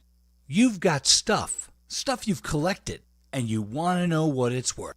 ESPN Chicago suggests you tune in Saturday mornings at 7. It's Sports Collecting with Tom Morgan, brought to you by Huggins & Scott Auctions, ERC Delivery, and REA. Bradley University is a proud partner of Pregame Tailgate with Bleck and Abdalla. Now here are your hosts Adam Abdalla and Chris Bleck on ESPN Chicago. We're 20 minutes away from the pregame network show with Waddle, Silvy, and Dionne, getting you set for the Bears and the Vikings, Week 11 in the NFL. Bleck and Abdalla taking your calls at 312-332-3776. Lewis and Lyle, you're on ESPN 1000 talking Bears. What's up, Lewis? Hey, good morning. So before I say anything, that story from Leo just makes me very, very grateful of my wife, Manon, and the fact that her orders are always simple, either a chai latte or a matcha. Thank God for her. But shout out. Regarding the Bears, I mean, I think we can all agree Zacchaeus has I don't want to say he's ran his course, but he did what he was supposed to do, which is hold down the fort while Luther Burden gets his legs under him.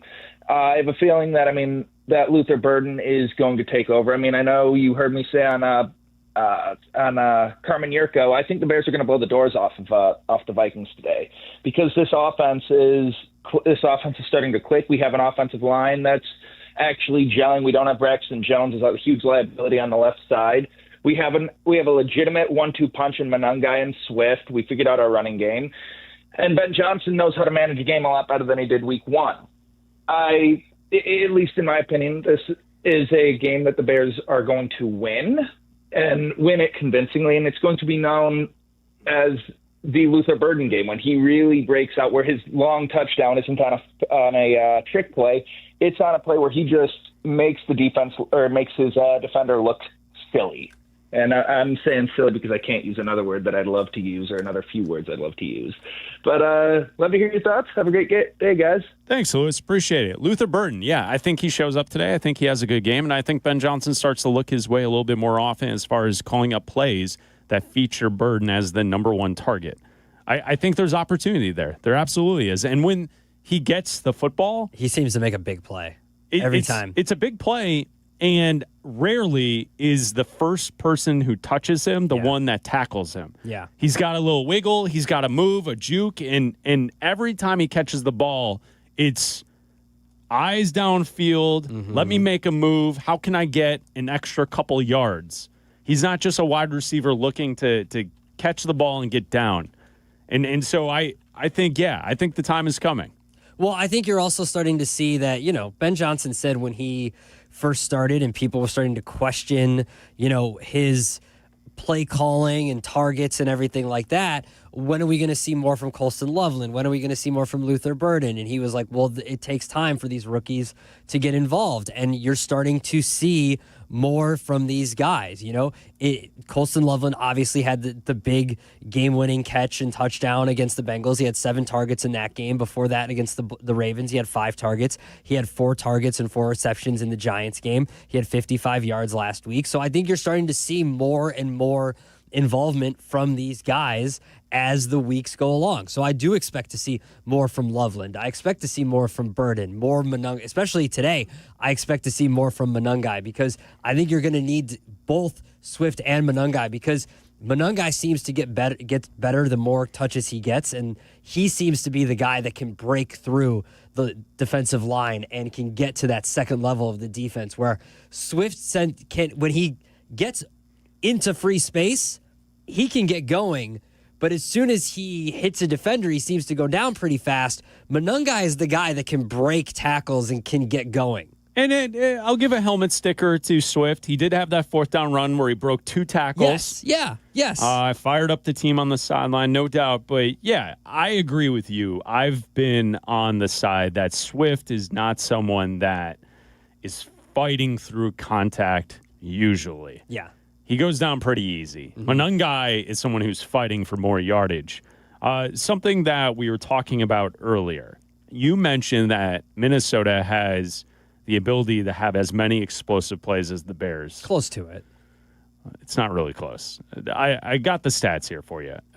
Through week 10, heading into week 11, this Bears offense, number 1 in the NFL in big plays. What are big plays? Receptions of 20-plus yards or runs of 10-plus yards. The Bears lead the NFL of all teams. That's even factoring in. So the Bears have only played 9 games. That's factoring in the teams who have played 10 games. So an extra game. The Bears lead the league in big plays. They have 78 big plays, explosive plays. The next most explosive team, Buffalo, at 68. So the Bears have 10 more explosive plays than the second best team in the NFL. Minnesota is about middle of the chart. They're at 56 explosive plays on the year. If you look at we were talking about receptions. Yeah. Minnesota has 26 explosive receptions this year. The Bears have 34. Like if you ever wanted proof that Ben Johnson was the right guy for this job and for this offense, these are the stats you look at. The explosive plays and what they've done through 9 games. Yeah. This team is getting big plays often, and it's by a wide margin. There are 2 teams that have more passing explosive plays. It's Seattle and the Rams. Those are the only 2 teams. The Rams lead the league with 37, the Seahawks with 36, the Bears have 34. There is no one close to the Bears' 44 explosive run plays. The next closest would be 39, and that's Baltimore. And then drops off. The Colts are at 37. A lot of people pointing to Jonathan Taylor as the MVP. The Bears have 7 more explosive run plays than the Colts do this season. That's how good their run game is to this point. And another thing that I wanted to point out stat-wise, I saw this from Mina Kimes and Benjamin Solak during the week on their podcast. They were talking about the Bears and the Vikings previewing the game. Minnesota, their deep pass defense, the EPA per play is 32nd. So it's explosive plays on defense for the pass game for the Vikings. They're the worst in the league. The Bears, on offense, as far as passing, I just told you, they're third in explosive plays passing. And Caleb is fourth in the league in attempts of passing the football beyond 20 yards.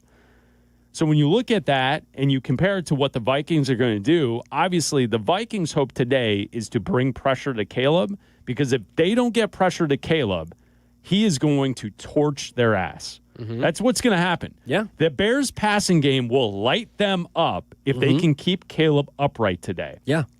The one other stat that I would add to the mix, and why I think it's going to be a back-and-forth high-scoring game, there are two teams in the NFL allowing 60% plus on passes down the field beyond 20 yards. Here it is. The Minnesota Vikings and the Chicago Bears. There it is. So, to this point this season, the Vikings they are not nearly as explosive of an offense as the Bears to this point. No, but in passing, they're closer. But the Bears' defense has not been good in those situations either. No. And I expect points. I expect back and forth. And like I said, if the Bears' offense can run the football early, play action pass, and keep Caleb upright, they are going to score points today. Absolutely. And I think that, too, if you look at the passing stats, they're a little closer. And I would expect that if the Bears can't get to J.J. McCarthy, because as banged up as the Bears' secondary is, he's going to be able to find Justin Jefferson down there. And Justin Jefferson will hurt the Bears. Time and time again. Oh, I'm sure. I mean, he's the best wide receiver in football. And we just saw against Cincinnati, their wide receivers were killing us. Yeah, now J.J. McCarthy isn't Joe Flacco. No. So you got to get to him. Absolutely. It's Bleck and Abdalla, pregame tailgate. ESPN Chicago. Hi, this is Dave Musial, owner of Four Seasons Heating, Air Conditioning, Plumbing, and Electric. With our biggest sale ever.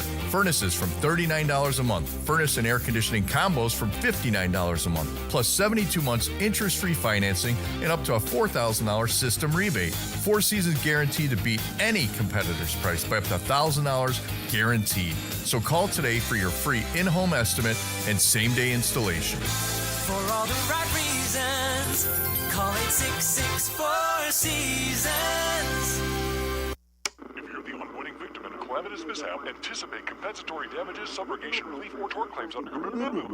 Guys, what are they even saying? Coast Ivoni ads don't sound like that. Lawyers like that are exactly why people call us. No legal mumbo-jumbo, just real talk. We're from Chicago. We talk like you, we fight for you, and we have real conversations so we can help you. They get where you come from, they get what you need, and they get you. Coast Ivoni, your local personal injury lawyers, because they are Chicago. 708-4million. This holiday season, lock in something that lasts. Astound Wi-Fi, starting at just $19.95 a month, forever. Not a temporary rate, no hidden fees, just your price forever. Check off one more thing off your to-do list this season and stop stressing about your internet. Fast, reliable Wi-Fi for every device, every holiday, every year. All for $19.95 a month. But don't wait. Visit astound.com today to sign up. Restrictions apply. See astound.com for details.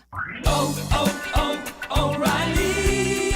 Check engine, ABS, or maintenance light on? Take the guesswork out of your warning lights with O'Reilly Veriscan. The service is free and provides a report with solutions verified by ASE certified master technicians. And if you need help, we could recommend a shop for you. Ask for O'Reilly Veriscan today. O'Reilly Auto Parts. At Bank of America, we asked our people, how do you take ownership of your career? I'm able to grow my way by putting the priorities that I have for my career first. I thrive on being a leader who's behind the team, not in front of the team. Every few years, I'm being re-energized because I get to do something different and learn something new. See how our teammates are growing in their careers at bankofamerica.com/greatplacetowork. What would you like the power to do? Bank of America, proud to be an equal opportunity employer.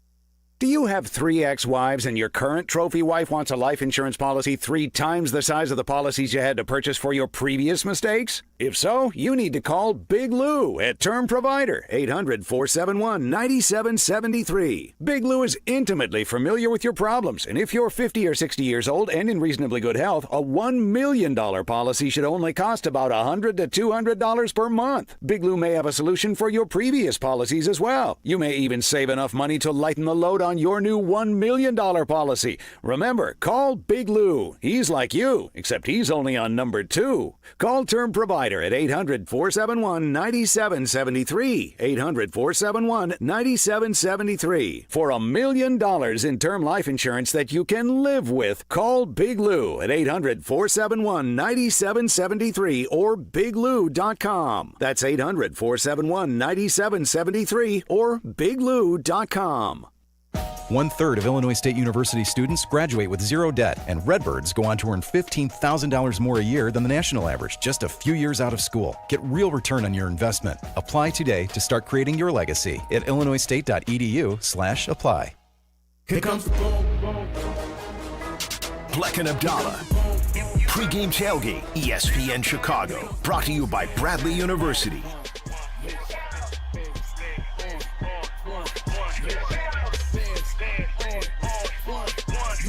It's Bleck and Abdalla, Pregame Tailgate. We have the network pregame show coming up in 7 minutes right here on ESPN 1000. Waddle, Silvy, Dionne get you set for the Bears and the Vikings. Jeff Joniak, Tom Thayer on today's call of the game. Jason McKee will work the sidelines. Noon kickoff in Minneapolis, Bears, Vikings. The Bears are 6-3. The Vikings are 4-5. As the Bears look to get a first divisional win on the season after dropping the Week 1 game to the Vikings, 27-24, and Abdalla giving up 21 points in the fourth quarter and losing that game to J.J. McCarthy and the Vikings. Let's see if the Bears can avenge that loss. Thank you to Hannah Lamata for producing today's show, and Erica Strowski. And Abdalla, as we get set, Bears-Vikings today. Let's see what they do. Yeah, I think it's going to be a higher scoring game, like you mentioned earlier. I think, if you look at the total in this game is 47.5. I predict something right around what we saw last time in Week 1 on Monday Night Football, right around 27-24. I have this game 31-27. I have a lot of questions about this Bears team. I am one of these guys that thinks that they haven't beaten a real defense yet. I question this team's offense in the ability to win a game comfortably. Ben Johnson said it himself. They haven't played a complete game yet. They are very banged up in their secondary. They have yet to play a full, complete game of football. Caleb Williams has yet to perform in a complete game of football, aside from the Cowboys game, where they just, absolutely crushed the Cowboys. They did. That's been the only complete game. All of their other wins have been a last-second field goal, blocking a field goal, coming from behind and beating the Bengals. They lost. The Ravens killed them without Lamar Jackson. So I don't think they go up and win today. I think they go up to Minnesota, and I think Kevin O'Connell gets the best of them.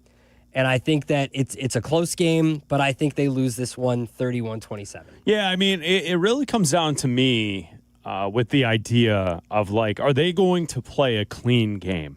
We've seen a lot of this season. Like you mentioned, we haven't seen them play a great game outside of that Dallas game, but a lot of the season has been spent playing sloppy, undisciplined football, whether it be offensive line, illegal procedure penalties, or wide receivers in motion leaving a little too early before the play starts. And, those spots today will kill the Bears offense. If you are 1st and 15, 2nd and 15, and you're against it, you're not going to have success because, what we've really seen to this point this season is offensively, when they get that first down, it kind of starts to roll.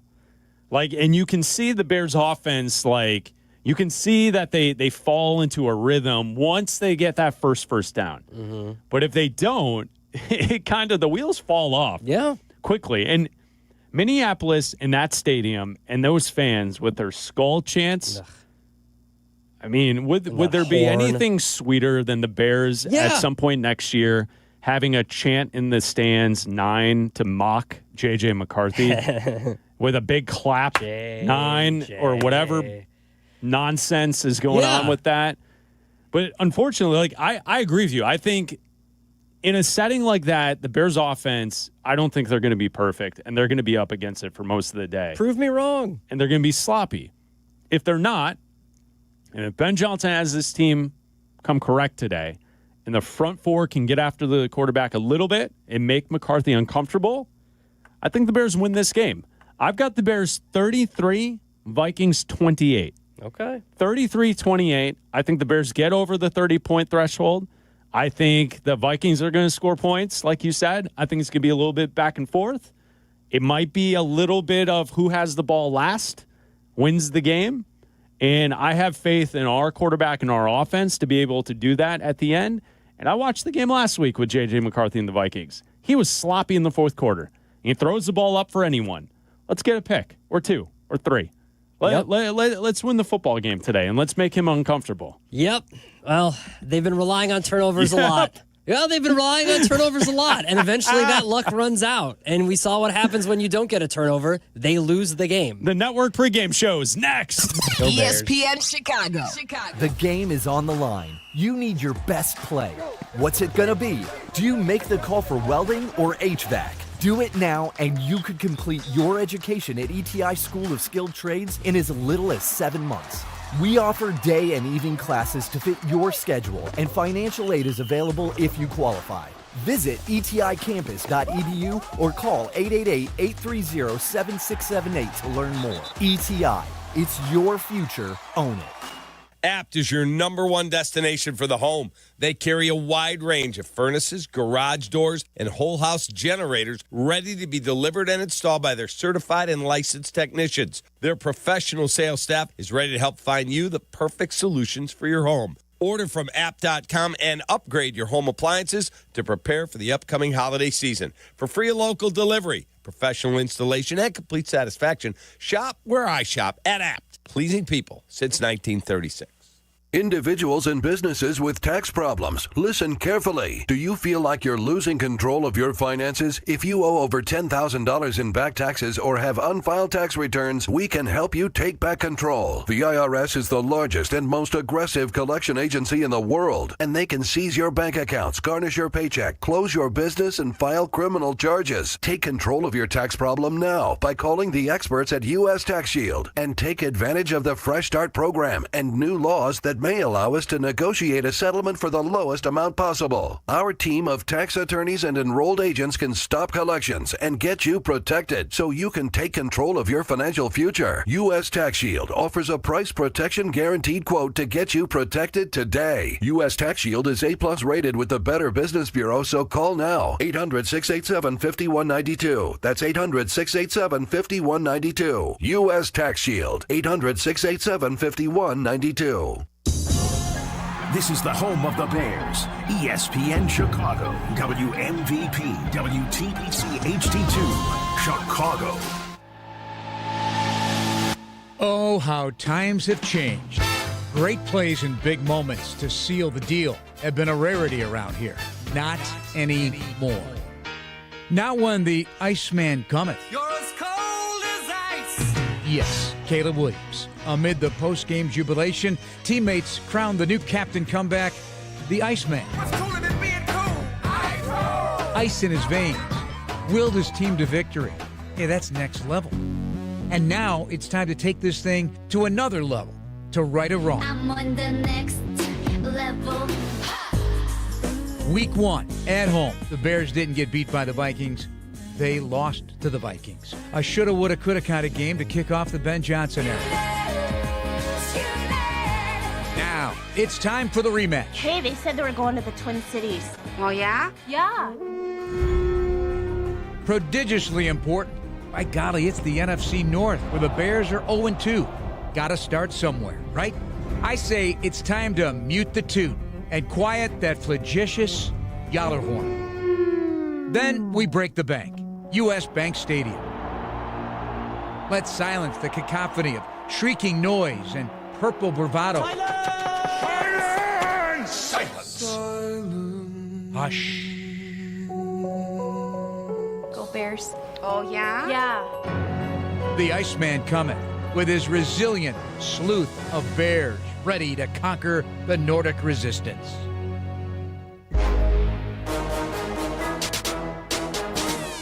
This is Jeff Joniak. Welcome to Bears and Vikings, live from Minneapolis on the Chicago Bears Radio Network. The Chicago Bears Radio Network is brought to you in part by Hard Rock Casino, Northern Indiana, Miller Lite, the Advantage Dealer Group, and Dr. Pepper. This is Bears football on the home of the Bears, ESPN Chicago.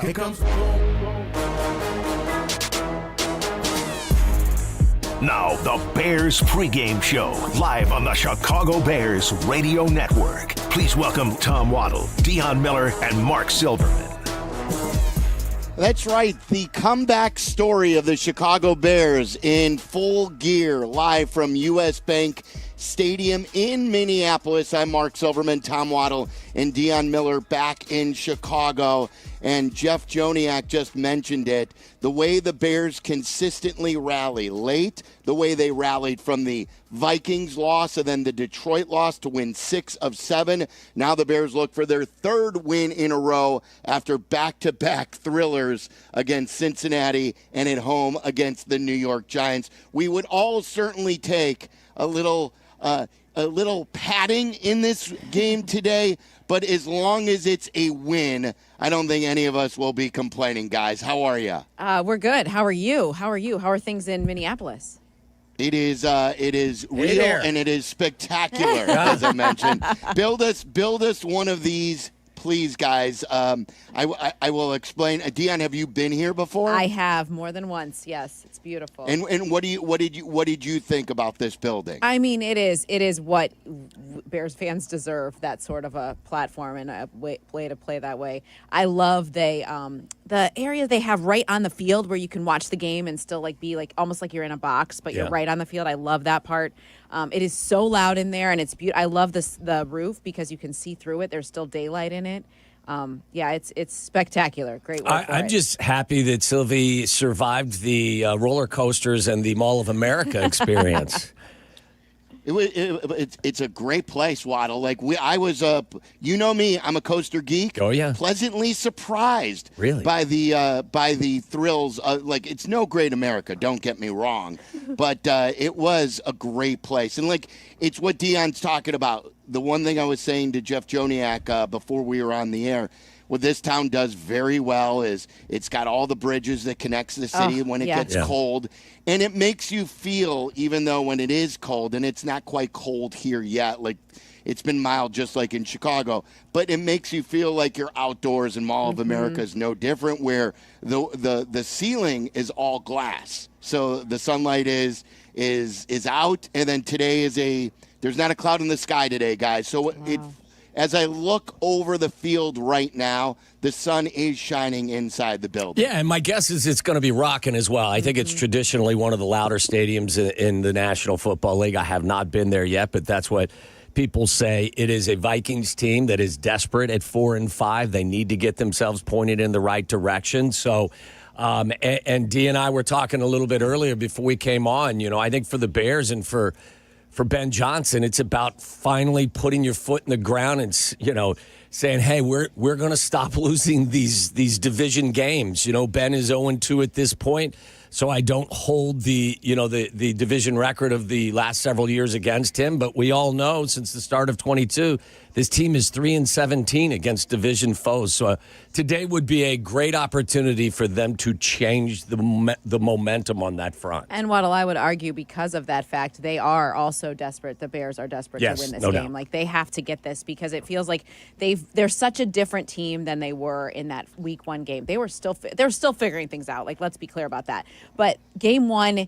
Under Ben Johnson, we weren't sure what Caleb was going to be. Everybody's still trying to figure out what they're doing.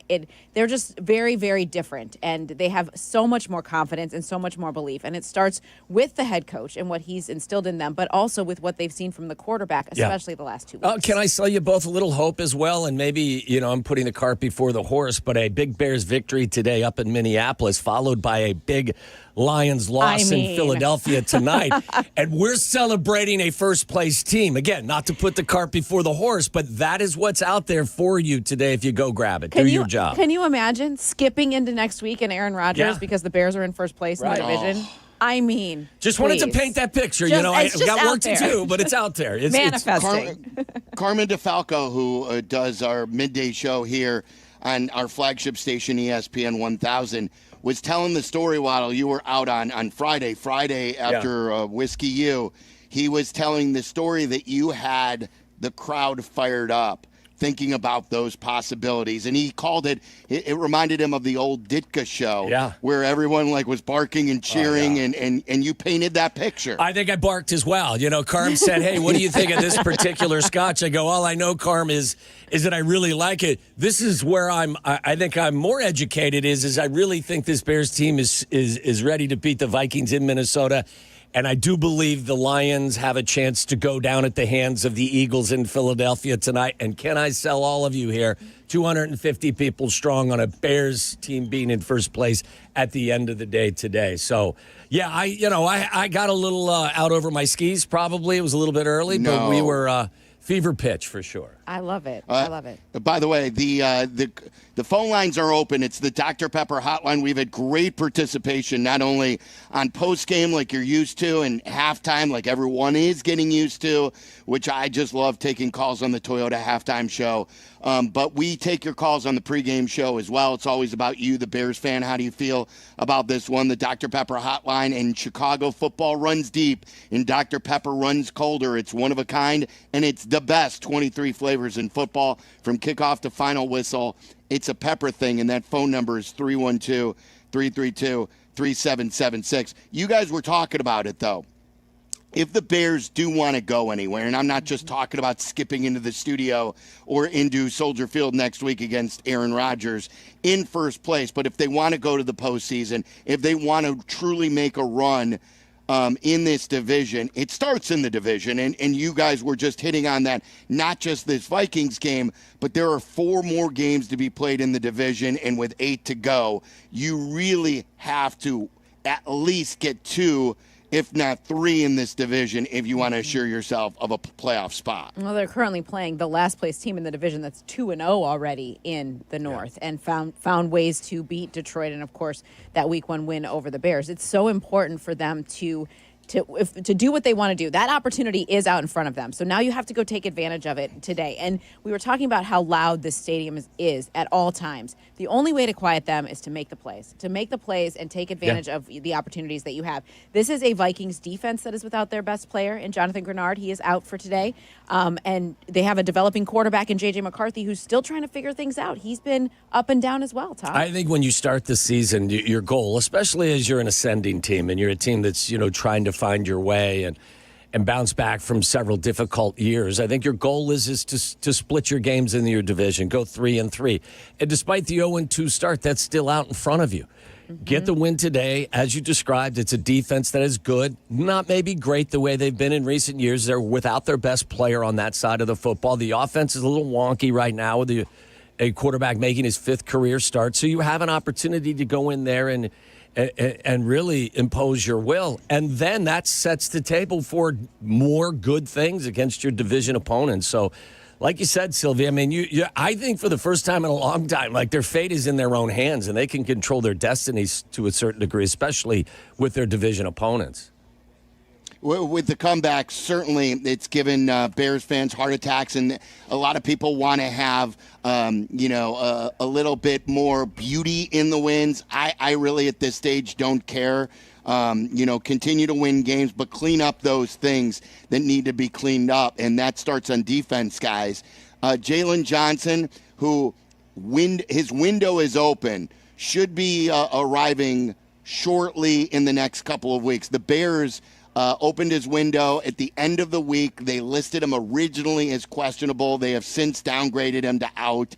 I don't think that was a big secret even when they were listing him as questionable. He had barely been on the practice field. He is not at a training camp. He's lasted a half of football against Detroit, and it's been so long. And Brisker, we'll get official word coming up shortly. They put him on their pregame video feed of guys walking in.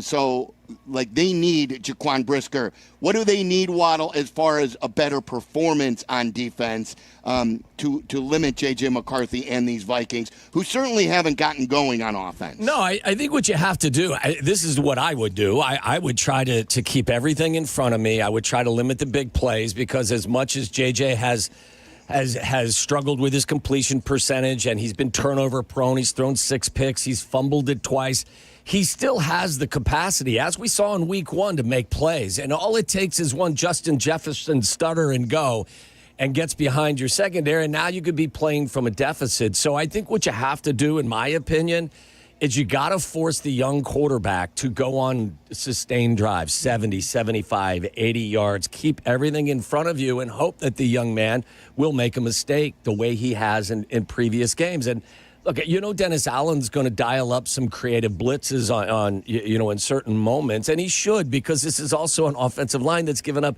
34 sacks. There's only 1 or 2 teams in the league that have given him more. So I think this is where having an accomplished veteran defensive coordinator really helps. But Silvy, I think overall, I think you got to force them. And I thought that was the game plan against the Cowboys as well.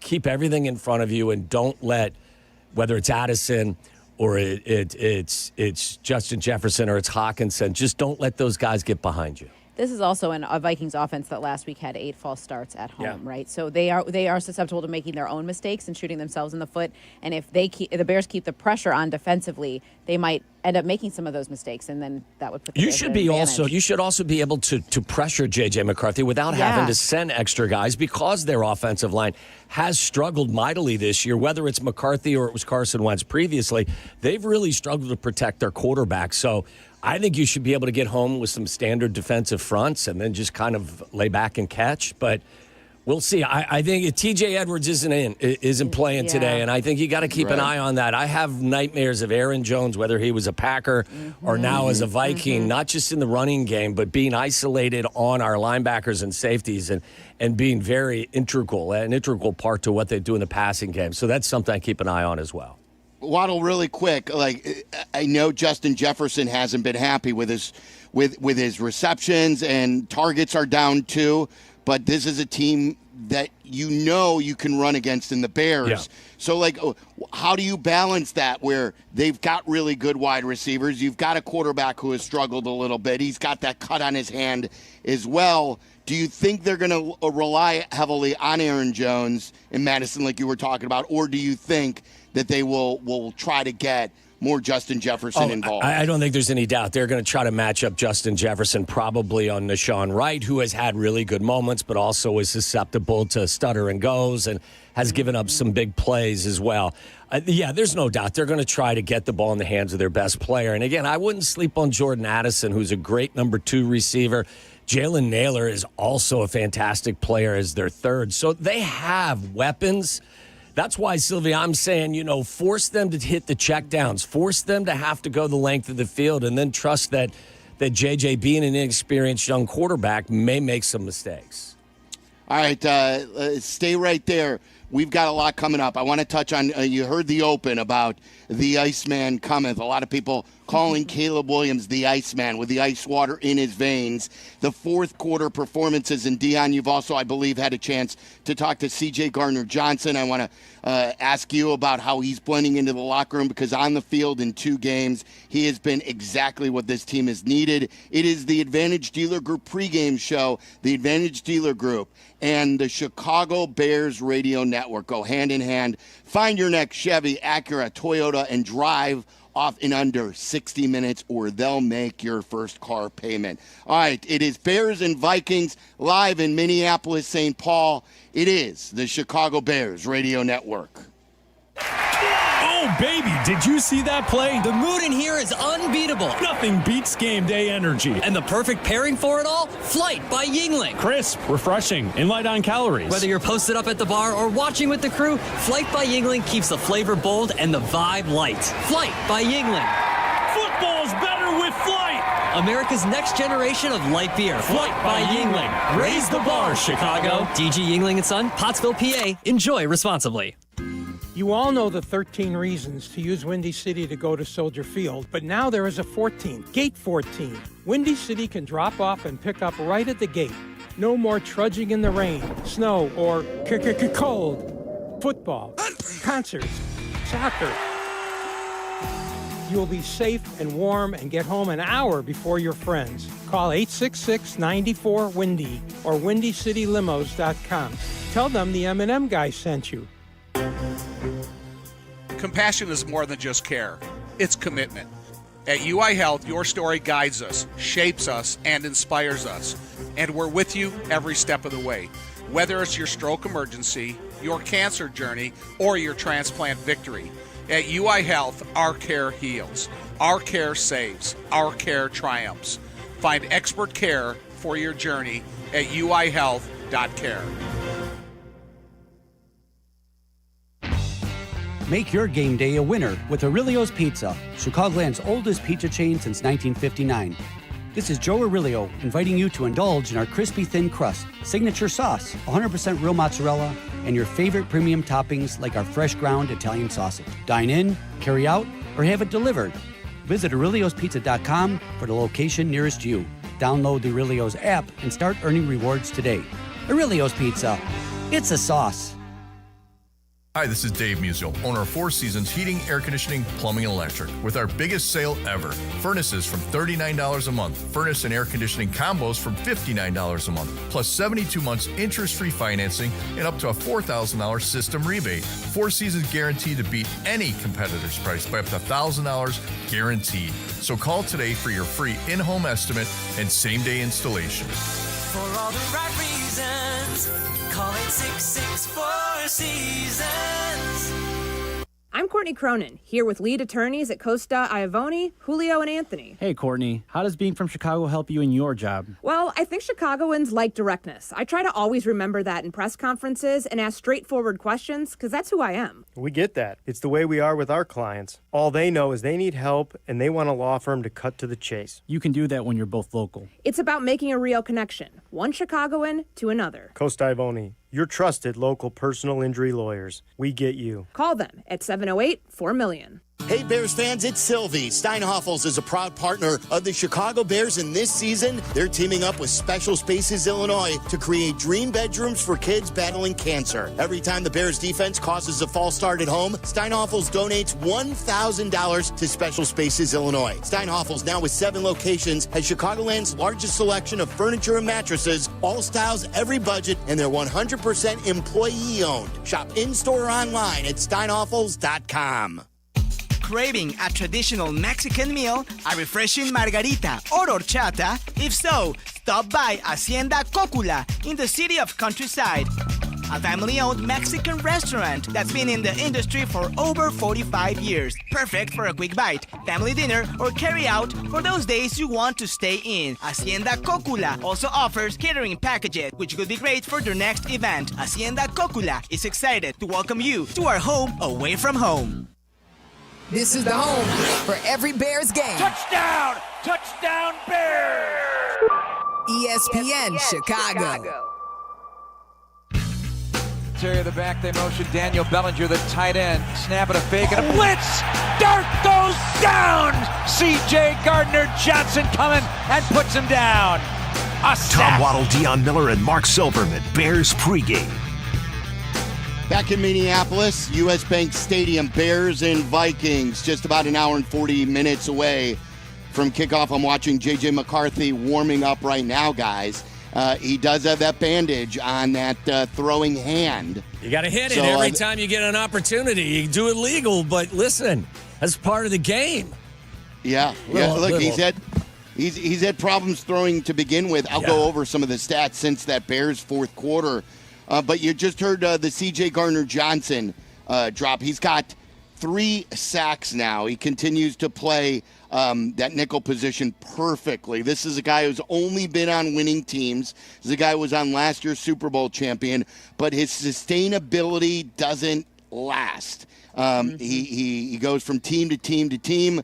Dennis Allen knows him. Ben Johnson knows him. So far, he's fit in. Dionne, have you had a chance to meet him? And what has it been like seeing him sort of put himself into the center of the importance of the defensive players. I think it's been impressive what he's been able to do quickly on the field. There is some familiarity, obviously, with Dennis Allen. And we did ask DA right out of the gate, like, how did you know a guy like this, with this fiery reputation on the field, would fit into this Bears locker room? And he said, I know the player. I know what kind of player he is, and I knew that he would have that opportunity to find his footing here. Now, for the teammates in the locker room, they've really embraced him, and that has meant a lot to CJ. You've heard him say that. He said a lot of times when he was sitting out for almost 2 months, I straight asked him, like, did you wonder if you'd get another opportunity? And he said, I felt like I would based on the things that I was hearing, but he said a lot of times people make assumptions because they don't know me. And guys in this locker room know me. The guys on the coaching staff know me. They're taking their time to get to know me now. And he's finding a place for the moment. I don't know how long that lasts, but that's okay. He's filling a need for what they have in this moment in time. It lasts as long as it lasts. It lasts as long as it lasts, exactly. You ride that horse for as long as you can, and then if for whatever reason you need to get off and go in a different direction, that's what you do. But I think we all felt pretty confident that the familiarity that existed between him and Dennis Allen and even Ben Johnson was going to be an asset for them. So, yeah, I think this young man has stepped in and really given them a punch in the, no pun intended, in the secondary. Yeah, don't say that, Wada. We've been on the other side of that. He usually doesn't do the punching. No. He does the talking and someone else does the ear punching. Hustling, I think, is what Joniak calls it, right? I love that term. It is one of his greatest terms. Yeah. Let's go to Caleb Williams. And here are some stats in the fourth quarter. Caleb Williams has 4 touchdowns and just an interception in the fourth quarter. His quarterback rating is 100. It's his best quarter of the season. Add to that it's his best rushing quarter of the season, too. He scored last week. He's averaging over 5 yards per carry, 17 carries, 92 yards. Guys, what do you see? What is it about that fourth quarter? And we saw it last year where they couldn't pull out wins, but he got them in position to win. And for whatever reason, Washington, Detroit, we know the reasons, but they couldn't finish the job. So what do you see, Waddle, in Caleb and his ability to execute with the game on the line? Well, I think the last 2 weeks specifically, you've seen a quarterback you're winning because of and not a quarterback you're winning with, which is something we've asked for, and he has delivered this. Go back to the Cincinnati game where he threw for 280 yards and 3 touchdowns, caught a touchdown pass, and added 53 yards rushing as well. Last week, as we saw, he threw for 220 and a touchdown and had 63 rushing yards and a touchdown as well. He's got the playmaking ability. He's got what, a lot of people refer to as a clutch gene.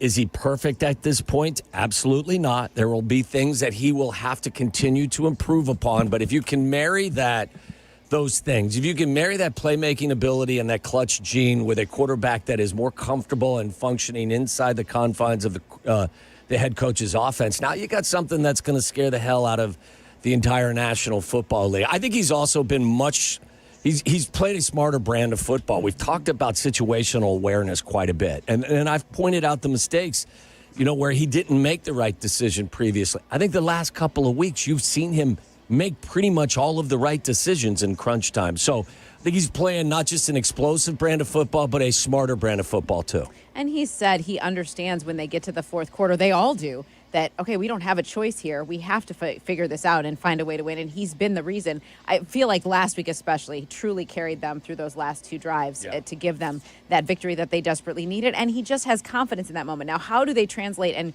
recreate that feeling when it's the middle of the second quarter and you're letting a lead slip away or you're falling behind? And that's what the goal is to get them to play that way for a full 60 minutes. But building confidence in your quarterback, when his teammates are saying how he escapes pressure, is they don't even know how he does that. I think they're believing more in him. He believes in what he's doing. And then as an offense, they believe in what they're capable of. And that's helping them win. Yeah, I said this week, too, he put the cape on and saved the planet. Yeah. And I was obviously exaggerating. He saved the collective rear ends of his team. But I think now the delicate balance, and it's something that Ben Johnson has talked about, is continuing to ask him to play within the structure of the offense and becoming more efficient without neutering that capability or that ability, rather, that is so unique, and he can do so many exciting things. If you can mesh those two things together, like I said, that's when you've hit the jackpot. So still some stuff to clean up, but I think when you watch a quarterback making good decisions, that's what really gets you excited. He's growing and learning and evolving as a quarterback. He's so young, 23 years old, and went through a lot last year. I think for middle of the season, as Ben Johnson said, to echo that, he's right where they expected him to be. I would say also real quick, Silvy, if I'm Ben Johnson, I would say, look, the Superman role has fit you well the last couple of weeks, but don't forget, it can also get you in trouble. We'll put the film of the Saints on where you tried to do too much and it didn't work out. So find that delicate balance between the two for sure. It's a great point. I want to talk to Courtney as she's going to join us here shortly, and you, Dionne, being in the locker room, whether it's post game, during the week, and about it maybe being more of his team, and if he feels that, like last year, he was just a part of the team or trying to fit in, but now he's got his coach. Guys are starting to embrace him a little bit more. We'll get to that coming up in a little bit. Want to thank Let Us Entertain You in this week, Wildfire, which is a special place in my heart. Bears fans, Wildfire Restaurants is celebrating 30 years. Wildfire is a 1940s style supper club featuring steaks, chops, seafood, along with fresh salads, sandwiches, and homemade desserts. We made it a tradition in our family. After home Bears wins, we take the family out to the Lincolnshire location. There are 5 Chicagoland locations. I recommend the filet wrapped in bacon, nice, and with a horseradish crust. It is outstanding. Joe Decker and his team are amazing. For reservations or to order online, visit wildfirerestaurant.com. We've spent the last several Thanksgivings at Wildfire as well. All right, so we'll check in with Courtney Cronin. Coming up next, this is the Advantage Dealer Group pregame show. Bears and Vikings approaching 90 minutes away from kick on the Chicago Bears Radio Network.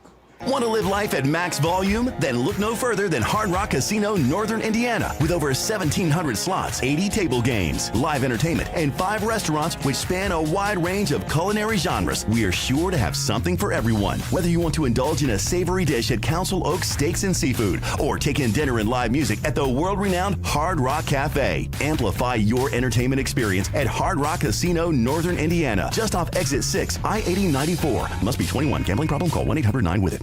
Hi, it's Peggy Kaczynski. You've heard me talk about how the village of Bolingbrook continues to rank as one of the most livable communities in Illinois. Here's Mayor Mary Alexander Basta to tell you herself. Thanks, Peggy. With excellent schools, beautiful parks, and a wide range of shopping and dining options, I invite you to come and experience the warmth and friendliness of Bolingbrook for yourself. If you're looking to elevate your future and the future of your family, visit BeBolingbrook.com to learn more. Join us and be Bolingbrook. Advantage Dealer Group makes car buying simple and fast with their 60-minute guarantee. They know the process starts online, so every one of their dealerships is designed with your experience in mind. Browse the wide selection of new and used vehicles at Advantage Chevy, Toyota, and Acura. Use their payment calculators, explore financing options, and stop by. They value you and your time, getting you in and out with your new car in 60 minutes or less. Advantage Dealer Group, where car buying fits your schedule. Wallner Law helped me get the compensation that I deserve. Wallner Law helped me get back on my feet. Thanks to Wallner Law, I'm at a better place today. Wallner Law cares for you. We're compassionate. We're empathetic to your situation. And I promise you, I will get you more money than any other law firm in the city of Chicago. That is my promise to you. Hire us, win with us, be successful with us. Call us at Wallner Law, 312-8-million. At People's Bank, earning $400 cash has never been easier. Open a new checking account online, complete a few simple steps, and they'll deposit $400 right into your account. Move towards your goals faster with the checking account that fits your life. $400 cash incentive is available to new checking account customers who open an eligible account online, enroll in e-statements, and receive qualifying direct deposits totaling $1,000 or more within 90 days. Limited to 1 account per customer. Other terms and conditions apply. Visit ibankpeoples.com/new/checking/account/offer for details. Member FDIC. Hearing vital organs would be temporarily removed to reach my cancer had me speechless. I'm Jessica, and my team at Northwestern Memorial Hospital coordinated a complex surgery to save my life. Nationally ranked for cancer by U.S. News and World Report, Jessica's team temporarily removed her liver and kidney to reach the tumor, replace the damaged vein, and eliminate the cancer in her heart. My team stopped at nothing, and now nothing can stop me. Northwestern Medicine. Better.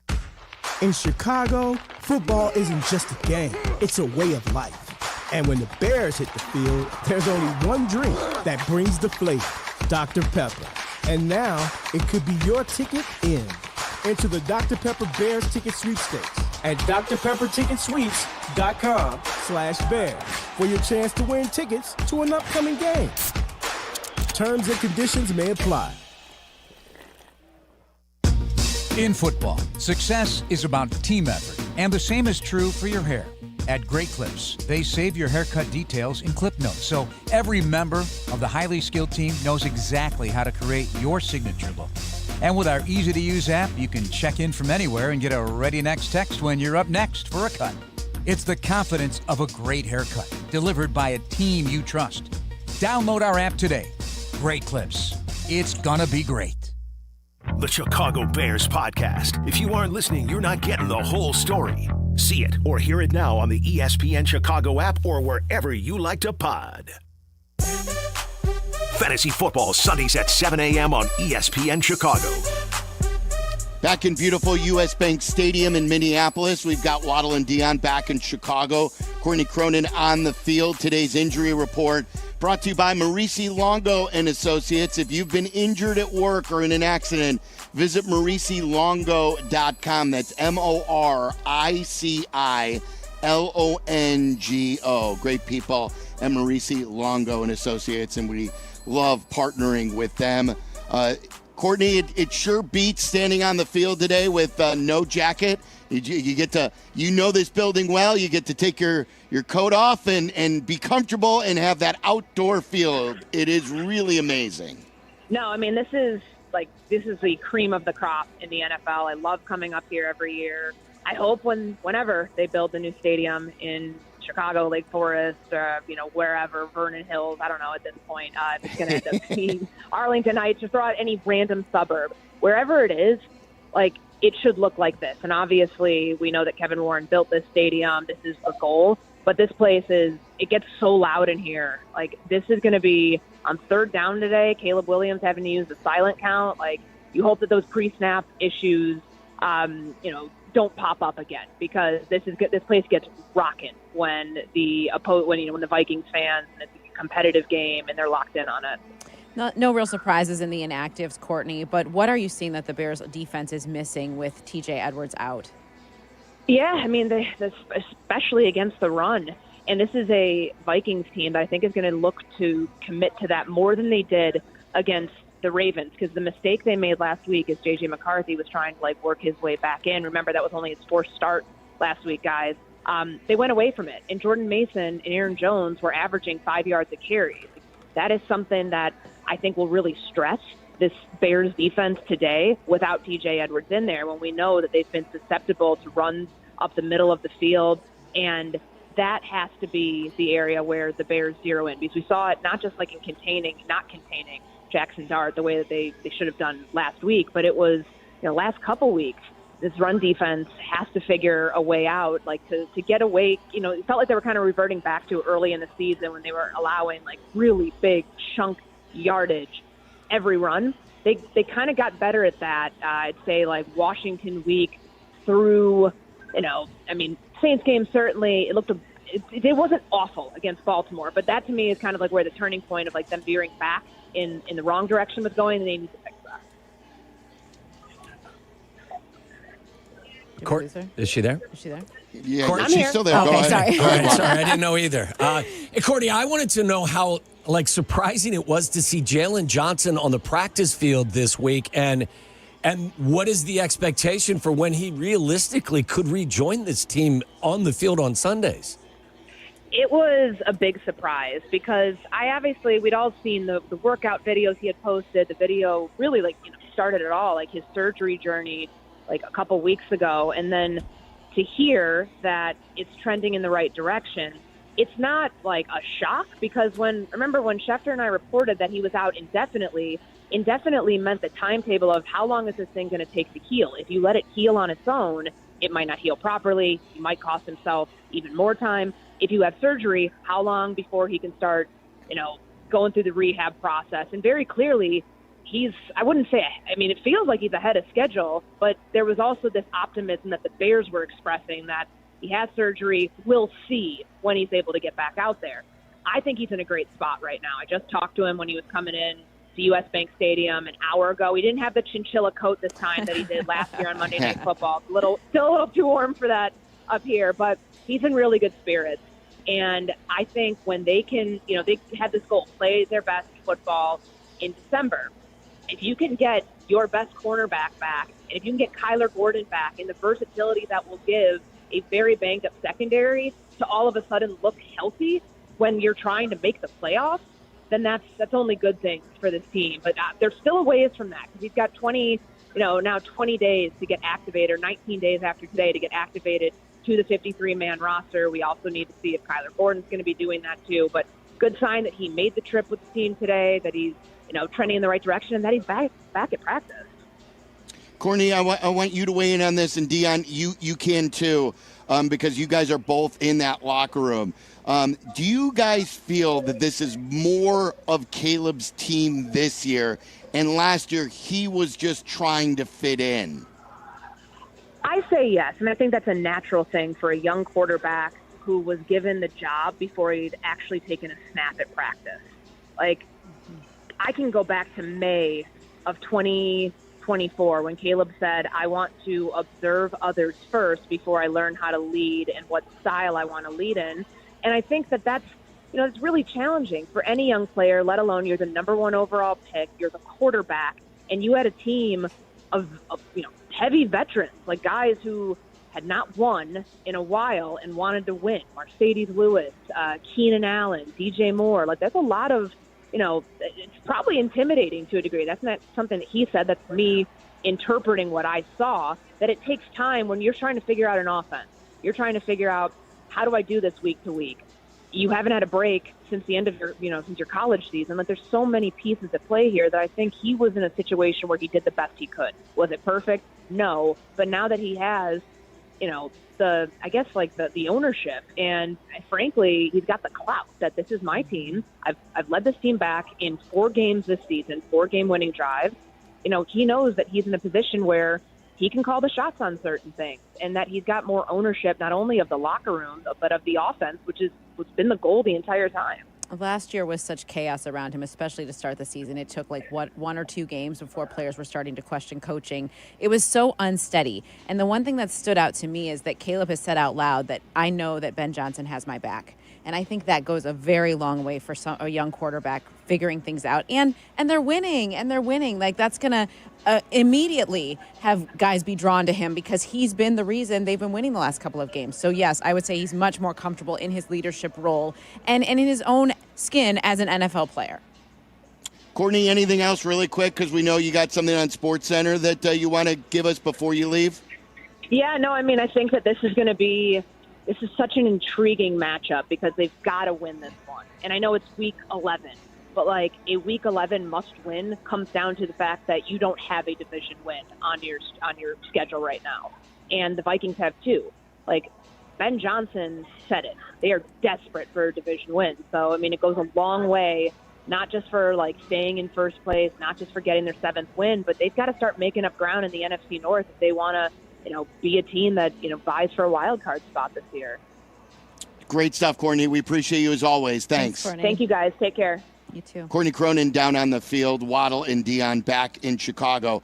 I want to talk a little about Case Keenum too, guys. Courtney covered the Minneapolis Miracle. That was back in January of 2018. I don't know if you guys read Dan Pompei's piece, yes, where he talked to Case Keenum, and it struck me too how much of an impact he's made helping Caleb. And it's just everything's better around him, from the head coach to the players around him to the plan. And Case Keenum I guess they live on the same block where they can just go over to each other's house, and I think the story that I saw posted was that Case Keenum's kids call Caleb Williams Uncle Candy because Caleb comes over and he brings the kids candy. Like, these are the things that I just felt like, I think Courtney made a really interesting point. He didn't really truly earn the job last year, but now he has certainly earned what he is. He's getting the accolades and everything like that, and it's more like his team.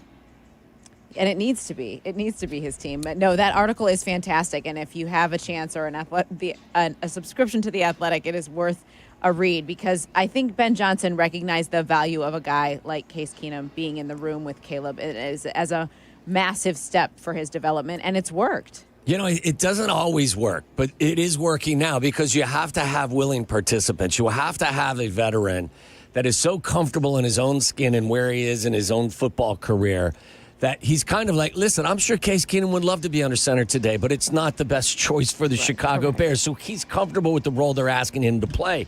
And Caleb also has to be, he's got to be comfortable and confident in his role and not looking over his shoulder. So it seems to me like it's the perfect situation to have one of these player coaches in the room. It's not always a great situation. In this case, it just seems to fit. And again, I think it all starts with, Ben Johnson. Ben isn't going to poison that quarterback room. He knows how it's supposed to work, and he knows what's best for everyone in that room. So coaching matters, whether it's coming from your head coach or it's coming from a 15-year veteran quarterback helping out a younger quarterback. And Keenum, all right, go ahead. Go ahead, Dionne. I was just going to say, Keenum's been around a lot of number one picks trying to figure it out and find their footing. And I think that just understanding and perspective is super valuable as well. I want to play you guys something coming up next where we blend offense and defense together. Dennis Allen even took note about Caleb Williams. We'll play that on the other side. And then if you want to weigh in, the phone number to get us, who needs to rock, 312-332-3776. Also keep that number handy for the Toyota halftime show. I take your calls, and it's been outstanding with happier halftime calls these days. 312-332-3776. So we're live in Minneapolis, about an hour and 45 minutes away from kickoff on the Advantage Dealer Group pregame show on the Bears Radio Network. Hey guys, it's Mitch Lyons with Mitch Lyons Wealth. You hear Yurko, the good kid, talk about me all the time. And yes, I did play in the NFL. But to be honest, these days, I'm more into spreadsheets than playbooks, and I'm solely focused on making sure my clients win retirement. Look, retirement's not about gambling on stocks or chasing crypto tips from your brother-in-law. It's about smart planning, steady income, and ultimately enjoying every day like it's Saturday. So if you want less guessing and more confidence, visit MitchLyonsWealth.com. Hey Bears fans, it's Silvy. Steinhoffel's a proud partner of the Chicago Bears. Just opened their newest furniture and mattress superstore in Maryville Plaza in Maryville, Indiana. That makes 7 Chicagoland locations with the best selection, unbeatable value, and styles for every space and budget. Plus, they're 100% employee-owned. That's a local pride you can feel good about. Shop in-store or online anytime at steinhoffels.com. It's another exciting game day for Bears fans, and on game days, it's all about more. More action, more noise, and more savings. That's right, Bears fans save up to 25 cents per gallon on game days with the Fuel Rewards program from Shell. That means you can keep your tailgates going all season long. So don't drop the ball on saving more at the pump. Download the app, join the Fuel Rewards program, and take your savings all the way to the end zone. Terms and conditions apply. Visit www.fuelrewards.com/bears for full offer details. The big realtor firms are busy lining up things for Wall Street. At Hearthside Realtors, we're busy trying to find the street you will call home, just like we've been doing for 55 years. I'm Lenny File, and I'm ready to work for you. Whether you're buying your first home, new to the area, or if it's time to downsize, our diverse staff of real estate pros are here to help you every step of the way. I'm Lenny File, and I go the extra mile. Visit LennyFile.com. That's Lenny, F-E-I-L.com today. Hearthside is licensed in Illinois and Indiana. Dear Friday, Toyota says let's put good times in gear with the Tundra, Tacoma, and 4Runner. Want some cool available features? We've got power tailgates to power game days and a trailer backup guide that's the champ of the ramp. Heck, we might even cancel Monday. Toyota Trucks. Find yours at Toyota.com. Toyota. Let's go places. Illinois State University and Chicago's favorite football team have a lot in common. A long tradition. Illinois State is the oldest public university in Illinois. A history of success. Redbird graduates earn $15,000 more than the national average. And highly regarded recruits. Our newest freshman class is our largest ever. There's never been a better time to tune in on Sundays, and there's never been a better time to be a Redbird. Get started on a Hall of Fame career today. Learn more and apply for admission at illinoisstate.edu/admissions. Property managers and GCs use FinishingChicago.com's contractors for finishes and protective coatings in the most iconic venues, interior spaces, and essential infrastructure. Our painters apply industry-leading commercial and industrial finishes inside and out, so your biggest assets always put their best square footage forward. FinishingChicago.com has your free list of painting, wall covering, glass systems, drywall finishing, and signage contractors. For a great finish, start with FinishingChicago.com. This is Courtney Cronin, talking with two of Chicago's top personal injury lawyers, Julio Costa and Anthony Iavone of Costa Iavone. See that? The name works. Keeping it simple. Well, of course, it's your last names. But the real point is that we can keep it simple because we are Chicagoans and our clients are Chicagoans. We know the city and we have a strong sense of the Chicagoland clients we represent. And that puts them at ease right from the start. Bingo. Bottom line, we get you, and we're here when you need us. Costa Iavone. Keep our number in your phone. 708-4 Hey, do you know what time it is? It's Aurelio's Pizza time. Visit Aurelio'sPizza.com for the location nearest you. Aurelio's Pizza. It's a sauce. Sync us up with your TV on the ESPN Chicago app. Bears and Vikings just under an hour and 45 minutes away. I'm live in Minneapolis. Dionne and Waddle back at our Chicago studios. We'll take your phone calls coming up at 312-332-3776. Who needs to rock? I want to play you guys something interesting because, rarely do you hear the defensive coordinator talk about the quarterback, but, who better to talk about Caleb Williams than a guy who's been a head coach, a guy who sees him every day since, early OTAs, then into mini camp, then into training camp. So this was Dennis Allen talking about Caleb Williams and the impact he has made on the Bears this season. Look, I think he's grown tremendously from where he was, in the spring and in training camp, where he's at now. I think you see in the field, much better. And he's always had that athleticism. He's always had that ability to get himself out of trouble. And so, when you see that happen, first thing I'm thinking is I'm glad he's on our side, because it's a pain when you see guys that can create with their feet. It's just, it creates a lot of problems for the defense, in terms of how you want to rush them. If you want to play man coverage in the back end, well, okay, if you play man coverage in the back end and he escapes, there's a lot of backs turned to him. You want to rush 4 and play zone coverage behind it. Well, they got 5 and 6 people blocking versus 4, creates escape lanes for the quarterback. So, I think the mobile quarterback is a huge challenge defensively. Thought it was really good. What did you guys hear there? The thing that I heard that I resonated most with me is he said he's seeing the field much better. The other stuff was always there. His ability to escape and make plays with his feet and be creative. But when the defensive coordinator who sees him every day says he's seeing the field much better, that's code for he's playing smarter and he better understands what's being asked of him from the offensive-minded head coach. So that, to me, was the most encouraging part. I know physically what he's capable of doing, but is he getting it? Is he understanding what Ben's asking him to do? Is he playing on time and within the structure of the game as well? And to me, what Dennis Allen had to say is yes, that is improved great. I just really respect Dennis Allen's voice simply because of his experience as also a head coach. So he's paying attention to all of those things. And I thought that was really interesting what he had picked up from watching Caleb and paying attention to him. He's gotten so much of the league's attention, Caleb has, in this last week. A lot of people who were doubting him at the beginning of the season are now, of course, singing his praises. But I just really, I have such a thing for defensive coordinators anyway. But I think Dennis is one of the best when it comes to understanding what he's seeing and then articulating that kind of progress. You can hear the angst in the voice of a defensive coordinator who's forced to have to defend a mobile quarterback. the mobile quarterback is a pain in the ass for a defensive coordinator to get everybody in the right spot. It just is. And I think also, look, I think it helps create more discipline from his own guys. We all know that the pass rush from the front four hasn't been there, but they've done a really nice job against mobile quarterbacks, at the very least, keeping them pinned in. Jackson Dart made a lot of plays last week running the football, but very, very rarely was it spinning out of a pass rush. They forced him to go through the middle of the defense, and that's something that you have to force J.J. McCarthy to do as well. But I think when they've been asked to be disciplined in their approach to rushing quarterbacks, they've done a really nice job of that.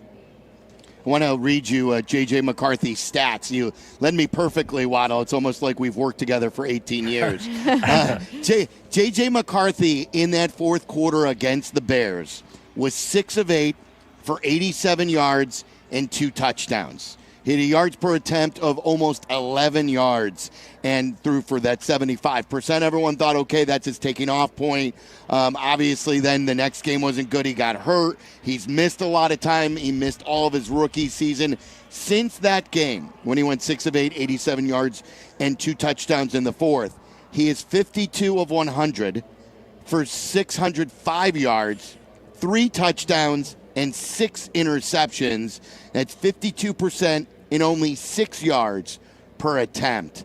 So this is something that Dennis Allen and his defense has to contribute to continuing. Yeah, I mean, JJ finds himself in a little bit of a precarious situation right now. Again, he's inexperienced. Who he will be 20 games into his career, I don't know. I know he's in good hands with Kevin O'Connell, but the combination of playing behind a leaky offensive line with regard to pass protection, they've been giving up 34 sacks, and a very average running attack, that's not a good combination for a young quarterback. So there has been a bit of an uphill climb for him with some of the things they're going on around him. But you're right, Silvy. He's struggling with accuracy.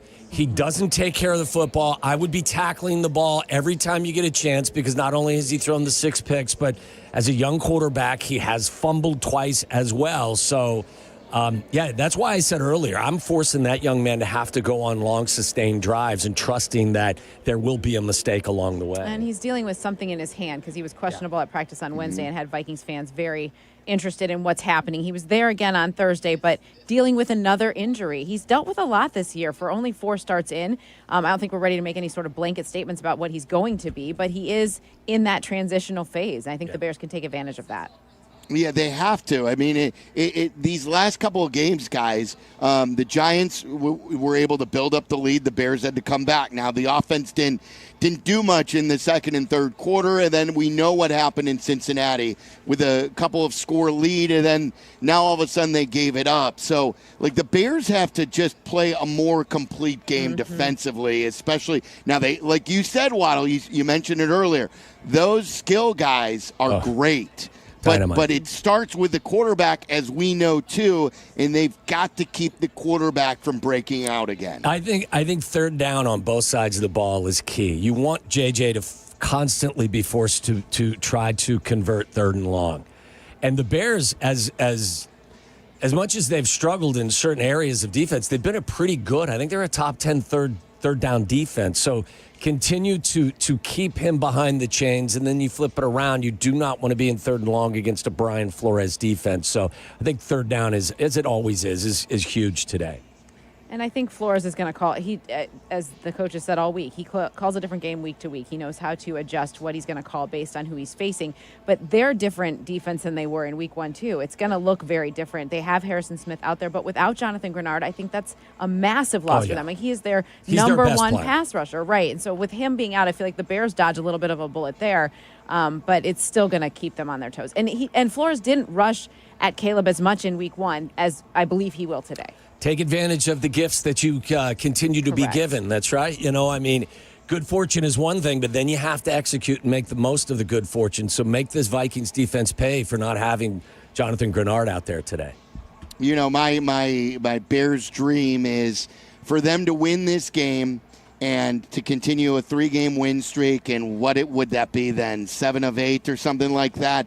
And It would be 7 of 8, and then go face Aaron Rodgers. I think, Dionne, you mentioned that earlier, and to really take it to Aaron Rodgers and finally beat him at Soldier Field and end that, and they could double-check him out of the NFL, and then look to do some damage here with a couple more wins under your belt. But that's my dream right now.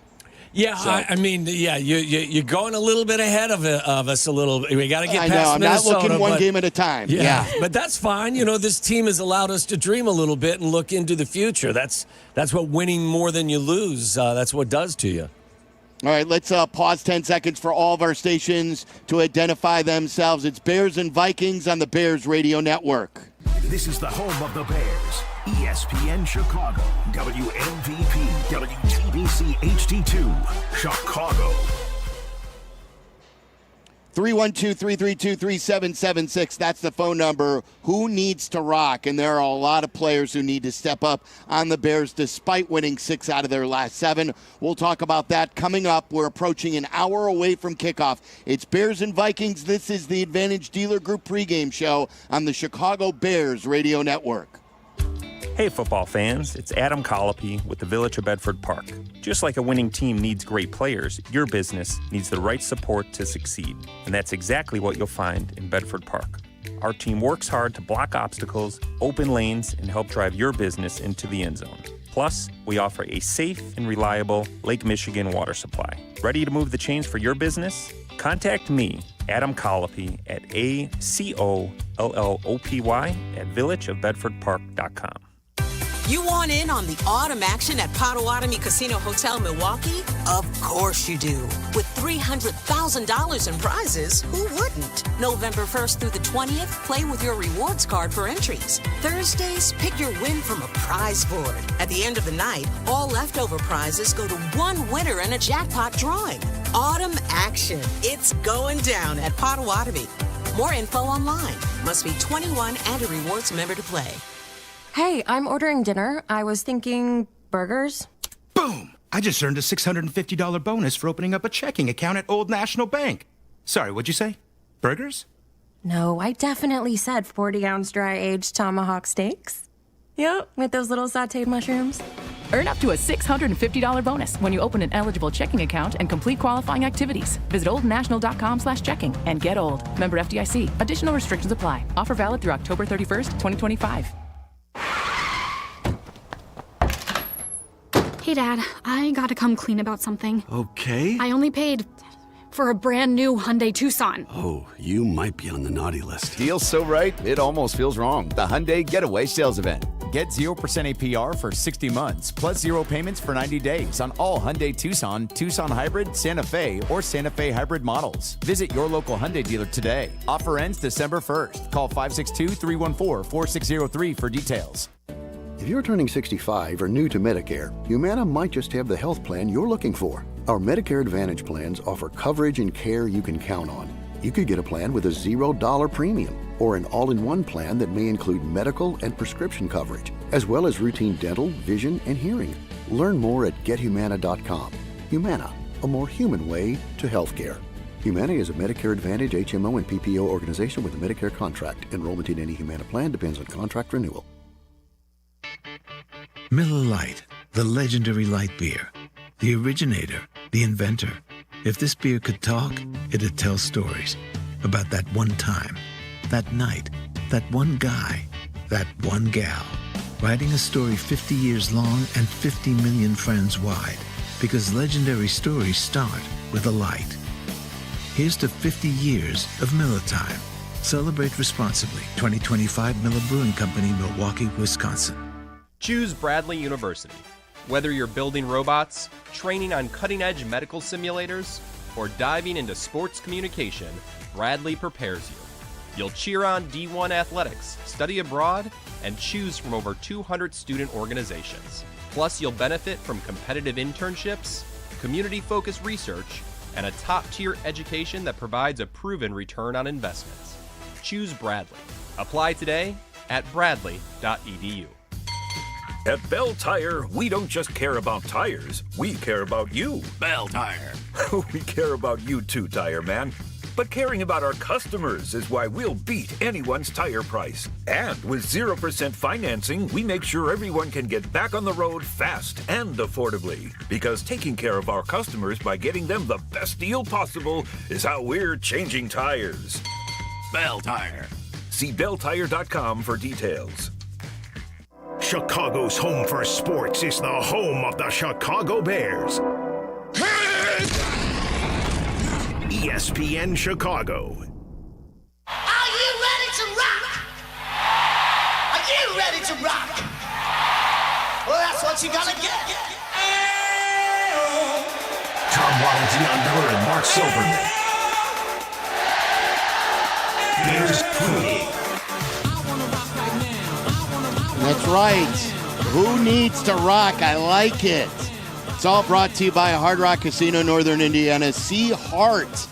Waddle, I feel like you were a Hart fan. Were you a Hart fan? Absolutely. Yes. They were sisters. The band was led by two sisters. Really? There was a blonde sister and a brunette, the Wilson sisters.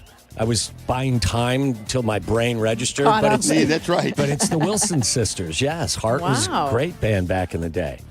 They're I going to have be no problem showing my age either. Let's rock. I was going to say, I can't believe you didn't ask me that question. But no, I didn't even know who that was. You didn't know the answer? I didn't know the answer. Lean into it.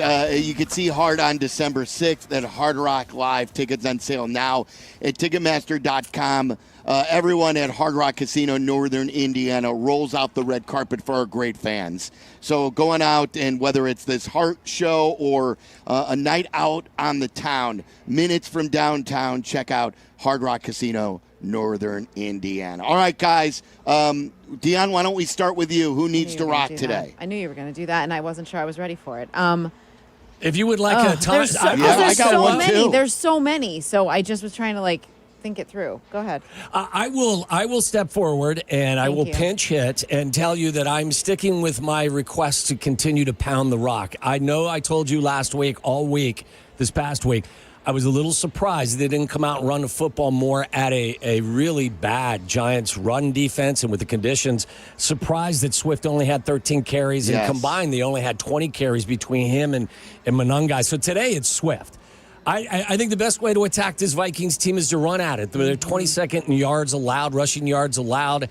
I think it's the best way to quiet a crowd and take some steam out of that pass rush. And, oh, by the way, guys, the last 4 times DeAndre Swift has been in the huddle, he's averaged 7.7, 6.5, 4.1, and 6.2 yards per carry.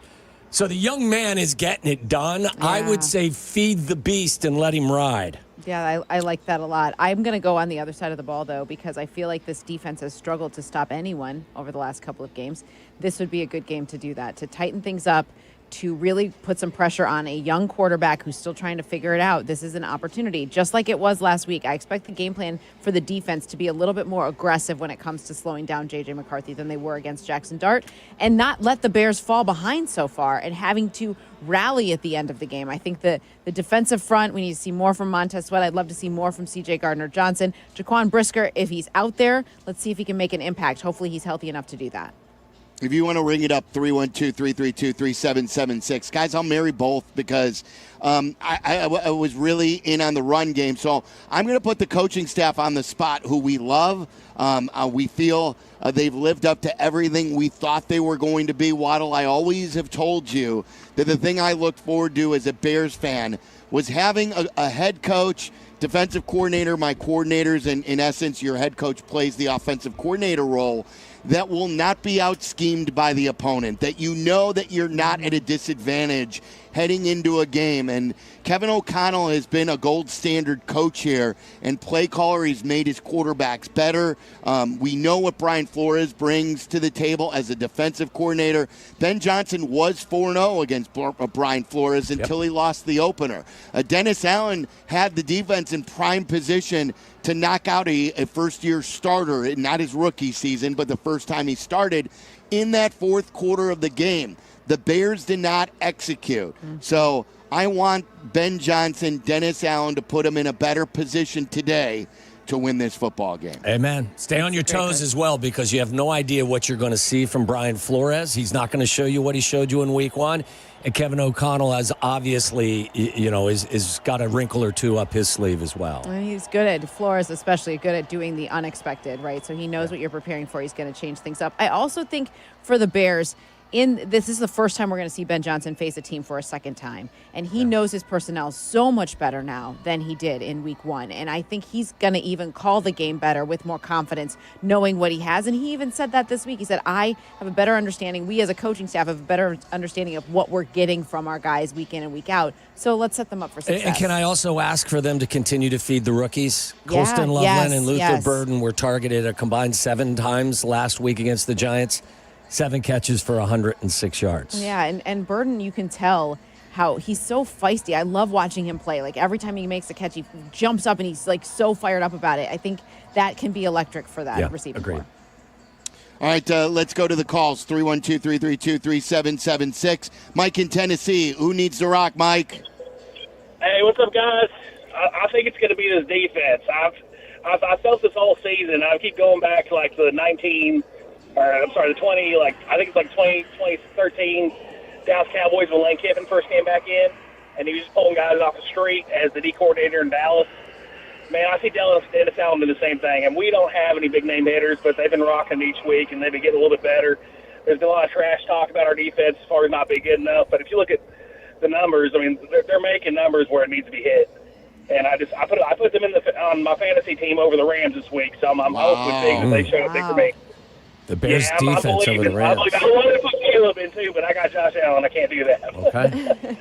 Interesting. I was talking to Dionne earlier as well. I mean, I have questions about Brisker's, not just his availability, but what's his durability going to be like? Is he going to be able to stay? I mean, is there expectation that he's going to be able to handle the entire game, or are they holding his breath? And will it cause them to cause defenses or call the defenses differently because he's dealing with that back issue? So definitely something to keep an eye on. He acted this week like he would be good to go. He knows the challenge in front of them. Good. He knows what they're facing. And Kevin Byard said the same thing. Like, we have to make sure that we're keeping things locked up in that secondary, especially with Justin Jefferson. Yeah. Like, they don't have a choice. Let me take Matt for Boston. Matt, I know you called for a point earlier, but you're a veteran of the pregame and halftime shows, so give us someone who needs to rock and then make your point quickly. One, thanks for taking my call. Definitely enjoy you guys listening. Go Bears. Who's going to rock? Again, I think I want it to be the pass game, and because of my point. I was listening to Matt Forte earlier this week, I think, was talking about how great of a job Ben Johnson does at scheming the offense. And this is selfish a little bit, but what I want to know, and your point too, is what are you guys' thoughts on how we might be missing the long ball a little bit? I'm talking like the 40, 50 yard, 9 go routes on the side. We have the speed, we have the size. So that's Sure. my point. Who's going to rock? Thank you, Matt. Thanks, Matt. Waddle. Really quick before we get to Tom Thayer, the Bears lead the league, or they're close to the top in explosives, but they don't seem to connect on the deep downfield pass. So can you take us through that? I would just say if a pass play nets you 40 yards, what's the difference if the air distance is 40 or it's 10, and your talented wide receiver or tight end adds the extra 30? At the end of the day, it's a 40-yard play. I understand what he's saying, and I think we'll get to that point, but I don't have any. Ben Johnson's offense, in a lot of ways, is designed around getting the ball into the hands of his playmakers and yards after the catch. So I get the desire to see a couple more long connections, but at this point, I'm okay.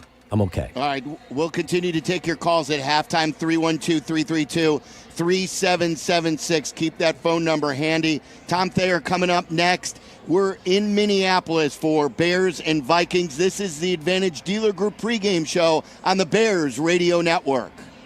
Crash, bang, suddenly you are on the DL. If that happens as a result of somebody else's negligence, we can help. I'm Jim Morisi, Chicago personal injury lawyer. Our experienced attorneys and support staff will talk with you during a free consultation, tell you your options, and ensure that you take the right steps throughout the entire process. Visit us at MorisiLongo.com. That's MoriciLongo.com. Your future is our priority. Tired of losing power? Feeling powerless? Call Four Seasons Heating, Air Conditioning, Plumbing, Electric today for a free estimate on a whole home standby generator. Never be without power again. Fully installed systems starting at just $99 a month. Power your sump pump, your fridge, your freezer, your garage doors, your heating and cooling, so your home stays safe and comfortable. Four Seasons is the largest and most award-winning Generac dealer in Illinois.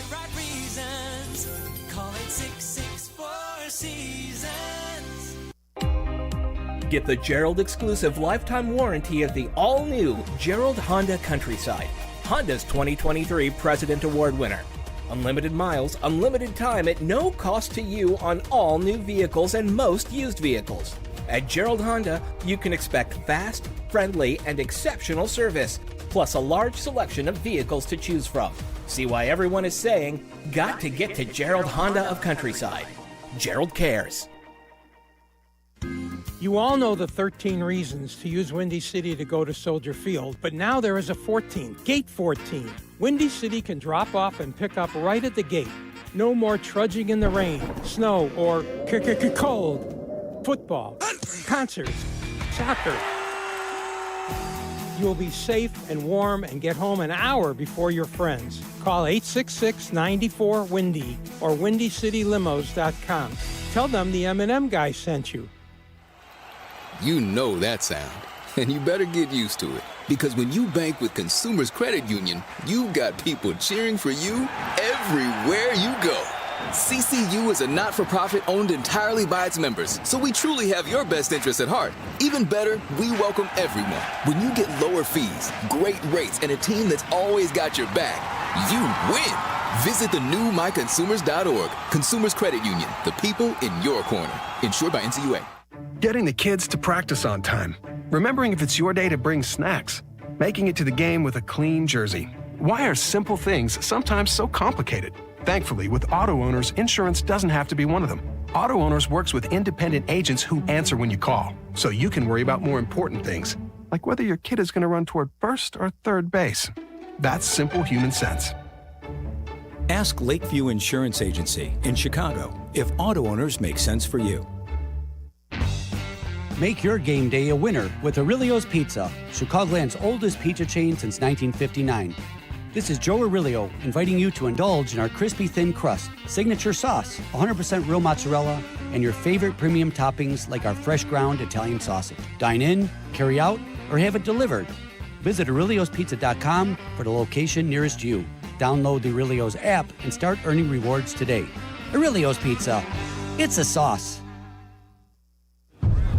Game day, baby. The grills are fired up. The crew's all here. Tailgate season is in full swing. And nothing gets the party started like Flight by Yingling. Crisp, refreshing, and light on calories. Perfect from kickoff to the final whistle. Whether you're parking lot hopping or posted up at home, Flight's the MVP of your game day lineup. Football's better with Flight. America's next generation of light beer. Flight by Yingling. Raise the bar. Take Flight. DG Yingling & Son, Pottsville, Pennsylvania. Enjoy responsibly. As the big realtors keep serving their stockholders, we at Hearthside Realtors continue to serve the people in the Southside communities. I'm Lenny File, and I go the extra mile. Visit lennyfile.com. Bears Monday starts with Cap and Jay Hood on ESPN Chicago. It is time to talk to Tom Thayer, and it is great to be in the same booth with him on the road. I know how much he loves this. Oh, boy. It's brought to you by UI Health, expert care for your journey. Visit uihealth.care. And Waddle, I was able to witness something amazing this morning. Tom Thayer and Scott Studwell sitting together. Nice. Two legends of a Bear and a Viking. And Tom, you shared the story about your game here with that comeback when Jim McMahon came on the scene when he didn't think he was going to play, or he wanted to play and Ditka didn't want him to play, and then he would bring you guys back, and that was the game too that you entered, didn't you? Yeah, I went in the second quarter, and the first 2 weeks of the season I didn't play it down. I didn't get on the field other than kickoff return. And so I was so angry that I said, all right, if they don't need me, I'm going to show up on the third bus. I'm not going to get my ankles taped. I'm not going to tape my hands or anything. And then the second quarter, Dick Stanfeld came up to me. He goes, hey, Kurt Becker got hurt. You're in. Oh, boy. And I went in, and like the third play I was in there, Studwell hit me, and I twisted my ankle. And I'm going, oh, my God, here I am. I get a chance to play. And, so I kind of walked it off. I limped through the first half, went into the locker room at the second. It got all taped up, got spatted, and got into the right frame of mind. So I learned a really, really valuable lesson is be ready, even though if you don't know when the moment's going to come. And it was just the first of many situations where number 57 dominated number 59 on the field. Right, Tom? That's right. Yeah. That's right. The best thing about it is later that year, he and I judged the Miss Illinois pageant down at University of Illinois. And Scott's a legend. That's where he went to school. Yeah. And so we just had just a fun-filled weekend of just craziness. Oh it's amazing. Tom, this game right here, what is the importance in your mind? You've always gone through this here, through this season, that this – you got to get this one is like they're all important. You only play 17. How big is this one, though? It could mean the season. I don't want to blow it out of proportion, but when you're playing a divisional game and you're already lost to Minnesota once, you've got beat by Detroit once, and now I don't think that you can, suffer another divisional loss at this point in the season, considering you still have Detroit at home and 2 against Green Bay. And so, like I said, I don't want to overblow what the importance is, but to me, right now, it's an enormously huge division game. Tom, I know that you love offensive line play as much as I do. Ben Johnson talked so much about how the O-line has been the engine for the success the offense has seen over the last couple of games. What are you seeing from them? And specifically Joe Thuney, who they highlighted this week around Hallis Hall with just how efficient he's been, how professional he's been, and how important to that O-line. Exactly. Everything you just said about him. He is a pro's pro, but he's also had a big hand in the breaking in of Theo Benedette. He's a calming piece to the offensive line. He doesn't get disturbed if something negative happens. He's the consistency of fundamentals and just professionalism. And what Joe has been able to do to give a right hand to Drew Dahlman and a lot of upbringing and left hands to Theo Benedette, I can't say enough about him. But when you look at the offensive line as a whole, this group probably different than any other position so far this season is playing better football. The 2 offensive tackles are athletic and physical. The interior guys are playing the brand of football that you brought these guys in as free agents to play. And so if you get that combination that's transferable to the road, especially in this environment, it really gives Ben a lot of options from the line of scrimmage backwards. Tom Thayer and Silvy come to us from the Hyundai booth. Hey, Tom, we all know that you very rarely get the same looks from Brian Flores the second time you face him. What are you expecting the Vikings to do defensively today? It's kind of it's like a I don't know situation because I don't really know what Ben is thinking. And last week, I didn't think that they were going to throw the ball as frequently as they did at the beginning of the game as they did. So to me, I just think it's making sure that you don't get behind the chains. To me, T. Waddle, if you have 5 tackles for loss, and I guess I'll include sacks there in this game, it's going to really be difficult to overcome because all of a sudden the stadium lights up their volume, and then Brian Flores, he feels that, they're a little bit more attackable because they have a larger down and distance to go. So I think it's kind of a wait-and-see scenario. But, when you look at Brian Flores, he's looking at an entirely different football team, a different offense, the productivity of Caleb, his escapability. And, the thing about it is you want to throw blitzes at where you assume a quarterback's going to be. Right. Then if he catches a glimpse of that out of peripheral vision, all of a sudden he's gone, and then you have less men in the throwing lanes. So it's going to be interesting to see does he want more guys in the throwing lanes, or does he want to try to take you off your spot? You know what, Tom, real quick, I was also going to say, maybe he shows you exotic looks and brings some pressure, but plays zone behind it and forces Caleb to have to process and read things, because we all know the stats favor Caleb when he's facing man coverage and blitzes. Yeah, but when you look at the where Luther Burden is at from the first game, you look at where Colston Loveland is at from the first game. You know where Rome is. You know where DJ Moore can be. Zacchaeus and the rest of the crews, Duvernay. If you get the protection that you need, maybe you can take advantage of that type of protection. So I just think that where this offense is gone, and the uncertainty of how Ben Johnson sees it throughout the course of the week, I think it's just going to be one of the ultimate chess matches between two head coaches and two good defensive coordinators, because I think Dennis Allen has that type of versatility in him as well. You guys want to hear something a little freaky here? Doug Coletti handed me this stat. Ben Johnson against Brian Flores. And not only do we know that he's had success against him, he was 4-0 against Detroit when he was with Detroit against the Vikings. He lost the opener. But listen to how close these numbers are in the 4 games against Brian Flores as OC with Detroit. 30 points, 389 yards. 30 points, 381 yards. 31 points, 391 yards. 31 points, 394. With the Bears earlier this year was 24 with 317. So, Tom, we need like another 60-yard drive and another score, then we're on to something here. Yeah, and I think they're capable of it. And when you look at the way Brian Flores is watching tape of the Bears and what they've been able to do in the last couple weeks, he has to have some concerns in his head as well. And so I think the Bears offense is capable of putting up those types of numbers. And if you do it inside this building, just because of how dysfunctional it can make your cadence and a line of scrimmage communication, that we'll see how it happens. But then you look at the other hand.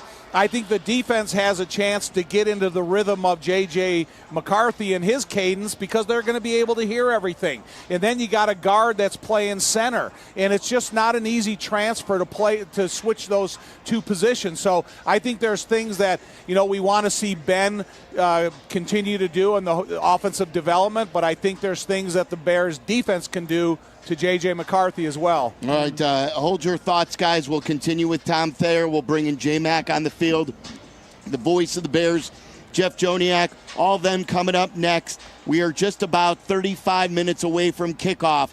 It is the Advantage Dealer Group pregame show, Bears and Vikings on the Bears Radio Network. This is it, Chicago, with half the remaining games against the division. It's officially crunch time. Teams all over the NFL are turning up the heat, and I'm turning it up at Circus Sports Illinois. High limits, low holds, amazing customer service, and not a single bet fee ever. I'm in Minnesota, and I love our beloved, so I'm taking them to win straight up. Download circusports.com today. You got to be 21 years or older. Gambling problem? Call 1-800-GAMBLER. Hey, Bears fans, it's Silvy. Steinhoffels is a proud partner of the Chicago Bears, and this season, they're teaming up with Special Spaces Illinois to create dream bedrooms for kids battling cancer. Every time the Bears defense causes a false start at home, Steinhoffels donates $1,000 to Special Spaces Illinois. Steinhoffels, now with 7 locations, has Chicagoland's largest selection of furniture and mattresses, all styles, every budget, and they're 100% employee-owned. Shop in-store or online at steinhoffels.com. It's another exciting game day for Bears fans, and on game days, it's all about more. More action, more noise, and more savings. That's right, Bears fans save up to 25 cents per gallon on game days with the Fuel Rewards program from Shell. That means you can keep your tailgates going all season long. So don't drop the ball on saving more at the pump. Download the app, join the Fuel Rewards program, and take your savings all the way to the end zone. Terms and conditions apply. Visit www.fuelrewards.com/Bears for full offer details. In football, success is about team effort, and the same is true for your hair. At Great Clips, they save your haircut details in clip notes, so every member of the highly skilled team knows exactly how to create your signature look. And with our easy-to-use app, you can check in from anywhere and get a ready next text when you're up next for a cut. It's the confidence of a great haircut, delivered by a team you trust. Download our app today. Great Clips. It's gonna be great. Illinois State University and Chicago's favorite football team have a lot in common. A long tradition. Illinois State is the oldest public university in Illinois. A history of success. Redbird graduates earn $15,000 more than the national average. And highly regarded recruits. Our newest freshman class is our largest ever. There's never been a better time to tune in on Sundays, and there's never been a better time to be a Redbird. Get started on a Hall of Fame career today. Learn more and apply for admission at illinoisstate.edu/admissions. It's the season of performance at Advantage Acura in Naperville. Acura is the leader in reliability and style, and with more selection to choose from and more savings, they're committed to providing a smooth and easy car buying process. Advantage Acura values your time. They'll have you in your new Acura in less than 60 minutes, or they'll make your first car payment. Visit AdvantageAcura.com or see them in Naperville. Must mention offer upon arrival before negotiation. Restrictions apply. Ask dealer for details. Miller Lite, the legendary light beer. The originator, the inventor. If this beer could talk, it'd tell stories about that one time, that night, that one guy, that one gal. Writing a story 50 years long and 50 million friends wide. Because legendary stories start with a light. Here's to 50 years of Miller time. Celebrate responsibly. 2025 Miller Brewing Company, Milwaukee, Wisconsin. Want to live life at max volume? Then look no further than Hard Rock Casino, Northern Indiana. With over 1,700 slots, 80 table games, live entertainment, and 5 restaurants which span a wide range of culinary genres, we are sure to have something for everyone. Whether you want to indulge in a savory dish at Council Oaks Steaks and Seafood, or take in dinner and live music at the world-renowned Hard Rock Cafe. Amplify your entertainment experience at Hard Rock Casino, Northern Indiana. Just off Exit 6, I-8094. Must be 21. Gambling problem? Call 1-800-9-WITH-IT. How about this? We're your home for the new Bears. I like it. This is the home of your new Chicago Bears. ESPN Chicago. Joniak and Thayer with Jason McKee. Bears football, ESPN Chicago. Bears and Vikings, it is time for Joniak's Journal, presented by Steinhoffels, Chicagoland's furniture and mattress leader. Their Black Friday sale is on now. You don't have to wait, guys. Shop incredible furniture and mattress deals in-store and online at steinhoffels.com. His mood is just a little bit better. His smiles are a little bit bigger. The Bears continue to win, and he continues to call thrillers. Jeff, what have these last 2 games been like for you here in the booth? The whole season's been unbelievable. All these close games, I'd like a blowout. I'm like Ben Johnson. I like to create some distance so we can coast through the fourth quarter. But that doesn't how it work. Not how it works in the National Football League. Even today's game in Spain, it's 13-13 with 56 seconds to go in the fourth quarter. So, but how to get there? Watch that turnover battle again today. Bears obviously thriving in that. At a plus 14 and 6 wins, they're a plus 17. 3 losses, a minus 3. The Vikings a minus 7 right now. Only 2 takeaways in the last 6 games. Guess who led the NFL in takeaways last year? The Minnesota Vikings. So they had 40 takeaways in the previous 20 games. So they're always lurking. So Caleb's done a great job in 2 years protecting the football, and I think he'll continue to do so. My second thought is DeAndre Swift. In 17 games last year, had 18 10-plus yard runs and 43 first downs. This is how good the running game's percolating right now. Through 8 games, he's already surpassed his entire total of last year with 20 10-plus, and he's got 32 first downs already. So since week 6, he's been great, and I'm really excited about what they're doing on the ground, and that would be great for Caleb today to kind of take the starch out of whatever pressure package you're going to see from that defensive coordinator, Brian Flores, today. Third degree, no team has made more big plays in the fourth quarter than the Bears. 26. That's the plus 20 passes, the plus 10 runs. Minnesota, though, not far behind at 21. And some of those came against the Bears in week 1 by J.J. McCarthy. Something to watch today here on the road because both teams' pass defenses are prone to big plays. So That's something to watch. We could have an aerial show for all we know. And then my fourth and short is simply this today. Have fun. Have fun. Play the game like you're on fire. Have fun. Because now you've made the transition from not sure we know how to win to learning how to win to believing we can to knowing. So know today. Know that you can come in here and get your first NFC North win. Do it on foreign territory. There's plenty of Bears fans here to give you some support. And, yeah, I'm already jacked up. Let's go. I love it. Only one way to have fun. It's winning, Tom. Yep. It's win. Win. Hey, J-Mac, can I ask you a question about defense? Put your defensive coordinator hat on.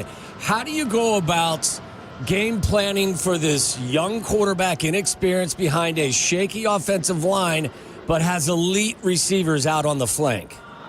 Yeah, I think up front you got to create confusion, right? Create confusion in their pass protection, right? Whether they're mainly a slide team, a full slide team, you got to try to find one-on-ones for your guys, and that guy being mainly Montez Sweat and also Austin Booker when you have a chance to get a one-on-one against them. And when you have an opportunity, those guys to get a one-on-one, they got to win that matchup. This is an offensive line that's given up 34 sacks, third in the NFL. So there's opportunities there, and we've seen J.J. McCarthy. He will throw that ball up and give us an opportunity to come away with takeaways. I talked with Coach Harris on the sideline today, and he said the takeaway meter today is at 4. So I'm excited to see if that number. He's been a prophet too. Hey, J-Mac, you know, last week you didn't give us the takeaway meter. It was 3. Last week it was 3. That's a penalty on me. That's a flag. That's a flag. Yeah, but illegal formation. But to your point, Jeff, you know, you talk about the guys having fun. So a lot of guys have been out here watching. They seem loose. Luther Burden has had about 5 different dance moves in between every rep that he's taken in terms of his route running. So it's exciting to see. I think the guys are fired up and ready to play today. Something that you pointed out this week, Jeff, was just that the Bears have found a way to win with all 3 phases. They've won with special teams. Right. They've won because of defense. They've won because of offense. So in light of that, what is the most important thing we've learned about the Bears between these 2 meetings that they're having with the Vikings? They're a totally different team, and I know that's easy to say given the record and where we had the great unknown in week 1. But I'm going back to the attitude of the team. It's something I mentioned on Waddle and Silvy, just the attitude, what you're seeing in the locker room during the course of the week. You're in there. Mm-hmm. You have to agree. It's a lively environment. There's a lot more players in there, in my opinion. I don't know. I'm not in there every day, as you are, Dionne, but there's just an attitude that, to me, it signals something significant. It's a bit of a swagger. And then you add C.J. Gardner-Johnson to the mix, and he's loud and proud and brash, and they needed that. That was a great additive to this recipe for victory. And I don't know. That's what I'm thinking, that all 3 phases have to take ownership in pieces of the pie. And no better place than to do it on the road in a division which is going to be brutal. I just talked to somebody, one of the national writers. They said this division, by the end of the year, is going to be tattered and worn. They're going to beat each other up, and maybe that'll be the case, which means you're going to have to fight and claw for every inch of territory and every win. Yeah, look, the West is the same way. Look, they're good too, and they're going to beat each other up. It is Crosstalk, brought to you by Shell. Sign up for the Fuel Rewards program from Shell and earn up to 25 cents per gallon on Bears game days. Guys, we have not talked at all really about Jaquan Brisker. What are we going to see with the back injury, and he's ready to go? Is that a concern for you guys today? It can't be. If you're ready to go, you got to go. You can't be going out there and experimenting with your back at this stage and making yourself a game day roster designation and then only be able to give them a series. You just can't do that as a veteran, and you got to be honest with your team. And if you're 100% ready to go, then you got to fulfill every obligation, duty that Dennis Allen's going to ask from you. Does anyone else find that horn so annoying? I was just going to ask Joniak if that is the thing that he hates most about an opposing stadium and the noise that's coming from it. Is it that Viking horn? I do embrace tradition of fan bases, so I can't completely dismiss it, but it is annoying. It's a Yaller horn. It's somewhat of an irritant to anybody who comes in here. But when I first got here today, It was so loud in here already. I mean, this place they crank up the music at such a level. I'm looking up right now. The speakers are just hanging. There's like 20 of them. Yeah. All around here, which just makes it even worse. So, and not to mention they at 1:30 in the morning at the hotel across the street, they were letting everybody out of the bar. We had a bar right across the street from the hotel. So J-Mac knows 1:30 to 3 a.m. I did not sleep. Jeff, I thought I saw you coming out of that bar. Oh, no, yeah. Amen. Yeah. You I don't think so, buddy. Yeah. Anyone who knows Joniak knows that is absolutely not true. But J-Mac, valid after he threw you under the bus for not giving the turnovers, and that you go after him. Right, he's ripping how much I bring in my suitcase. He has this little you backpack. Gotta see. There's It's an overnight trip. You got two but we things have of luggage. we have multiple events. We got. There's a attire for dinner. There's a attire for the press box. There's an attire to get there. There's a club There'll be an outfit. attire to get home. He There's has those the only shoes. bag. He has the only bag when we come to the stadium. It has like an overweight tag on his bag. Like, what are we doing? It's a football game. It's not vacation. Well, you know what? Despite all that, I didn't pack my razor, so I was really mad about that. And how do you forget It's always something with Always three bags? something How do with you me. forget something? I know. I'm an And idiot. Joniak was the first when I went on a road trip once and I didn't shave that morning. He said, "Hey, not a game day face. You got to come to and shave it." So, Well, I got one from the front desk, but you know those things hack you up, though. They're not very good. You had to get right. Getting ready to come back from the club, huh? Guys, That's right. great stuff. All right, hang tight. We're going to talk to Ben Johnson coming up next, make our predictions. In the booth here in Minneapolis, Bears and Vikings on the Advantage Dealer Group pregame show. This is the Chicago Bears Radio Network.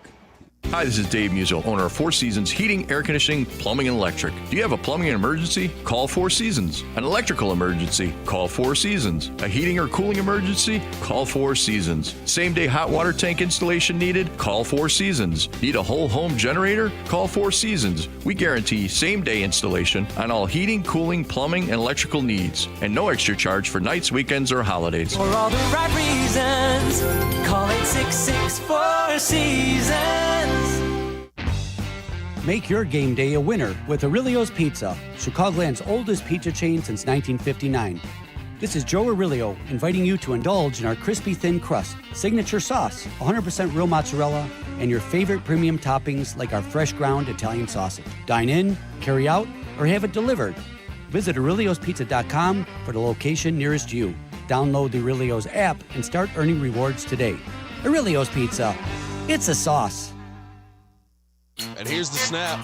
Madison takes the ball, prime commercial space, unbeatable access, Lincoln Highway corridor, and they're driving it down the field. Minutes from Chicago, fueled by a talented workforce and supported by a community that's all in. There are incentives on the play and a business-friendly, collaborative approach in the end zone. Touchdown, Madison. Ready to join the winning team? Visit Village of Madison today. The Village of Madison, your next big play.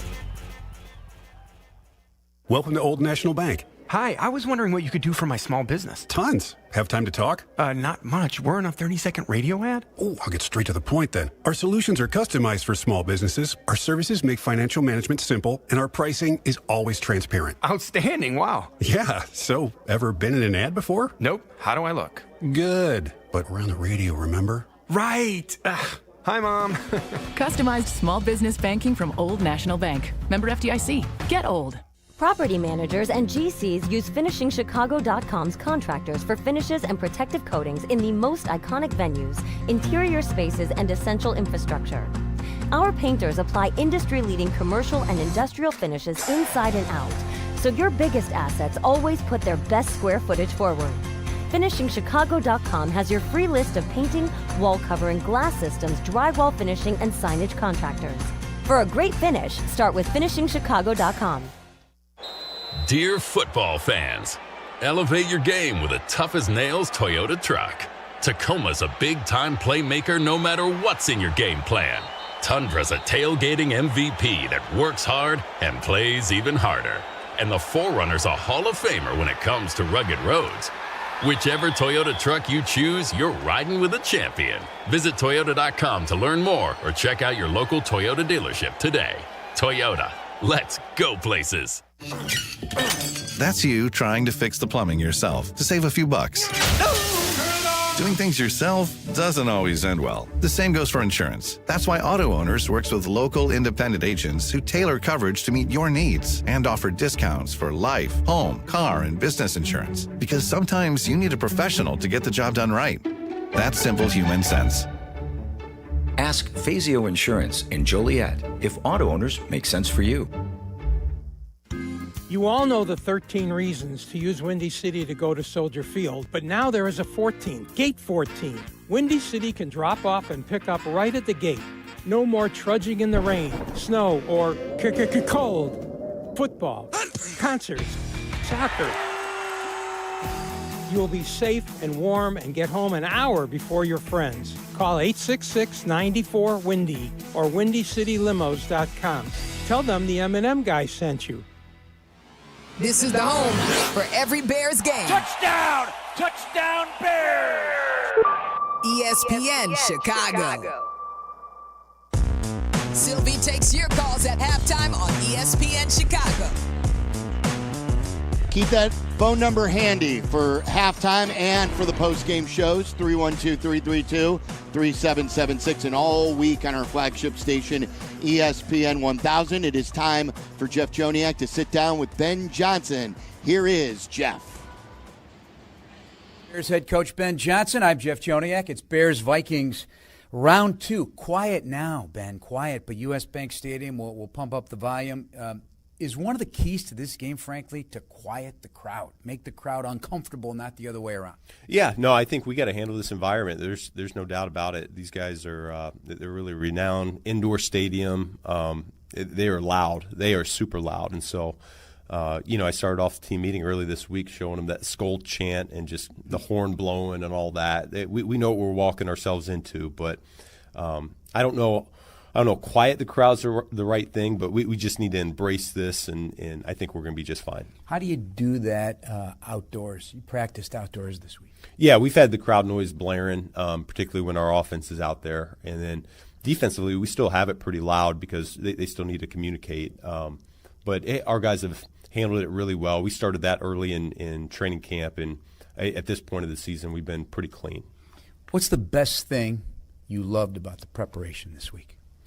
Yeah, I think the guys, we're at the point now where they know what they anticipate in terms of the schedule. We've been on this Sunday at noon kick, and so it's been really good. But it was our first victory Monday, and so really they were away from the coaches for 2 days, Monday off, Tuesday off, and yet sometimes I've been around it. You come in on a Wednesday, and it's dragging a little bit. I didn't feel that for a second. These guys, they came in highly motivated. They were ready to go.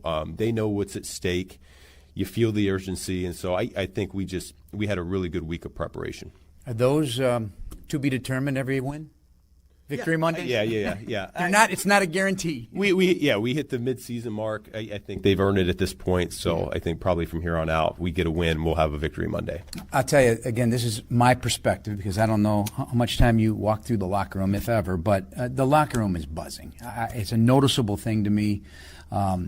I think this belief captured in the 6 wins and just the overall mindset and approach of this team, they seem to really enjoy each other. That place is it's not quiet and it's not empty. So I don't know if that means anything, but I think it does. Are you sure that's not just the C.J. Gardner-Johnson effect? I mean, that certainly could be the case as well. He's a little bit infectious with his energy. But no, I agree with you. These guys, you talk about a team gelling and coming together. Well, we have a number of guys that were here last year, and so they know each other really well. But I think the newcomers have really helped us out, and I think we're at the point now. These guys, they just love being around each other. It's we can't be in the building enough, which is a rare thing to say. All right, defensively, we know what the Vikings want to do with all the pressure, but how do you anticipate them challenging Caleb Williams right now because of what he's put on tape here in recent weeks and how he's performed, frankly, against pressure all season long, in particular the blitz? Man, I tell you, it's what keeps you up at night going against a guy like Flores. It's hard to get in his head. It really is. He does so much schematically, so much at his disposal. And I think that's what we try to do as coaches each week is try to anticipate how the defense is going to play so that we can attack it. And this week's a little bit more challenging. And so we got to be able to adjust. We got to figure out how he wants to play us, and then go after him. You haven't asked me the name of the game yet, but I can tell you on offense, we're going to need to be patient. Because it might take us a series 2, 3, 4 to really work it out and unlock what he's trying to do, not only to Caleb but stopping our run game. And so there's a lot at stake here, just in terms of being able to decipher what he's doing, because like you said, he wants to pressure, and yet that first game he really didn't pressure us very much. He just wanted to test Caleb and see if he could beat him with his arms. So we'll see if that's the same story here this week. Well, Dennis Allen is as diabolical as Flores, if he wants to be, with pressures and all the different alignments, with a young quarterback who has struggled outside of his first 2 drives. There's all sorts of math. I'm not going to get into it, but do you weather a storm a little bit and settle in defensively on a young quarterback? Well, I think you do need to stop the run. That's an emphasis for us here this week. There's no question about it. And the thing I'm concerned about is he does throw the deep ball at one of the highest rates in the NFL. And so we got to do a great job limiting those explosives. We didn't feel like we did a great job of that last week. We allowed some of those balls over our heads, and we got to clean that up and make him earn it each and every snap. And so that's what we're looking to combat there.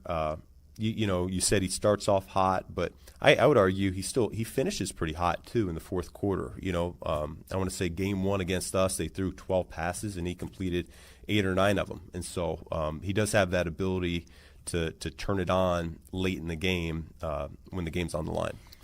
And then it could be just words, just to put it out there, but Justin Jefferson says he's going back to playing savage football. He had 12 targets last week, 4 catches, so are you bracing for a revitalized player that was unhappy with his performance last week? Yeah, I think even his unhappy performances are still pretty darn good. So we know how dangerous he is, and so we got to account for him every single snap. There's not a second we can't forget where he's at on the field. So we're aware of that. The good news is this: on our side of the ball, we got DJ Moore, who said he's going to step his game up to the next level as well. So tit for tat. Right.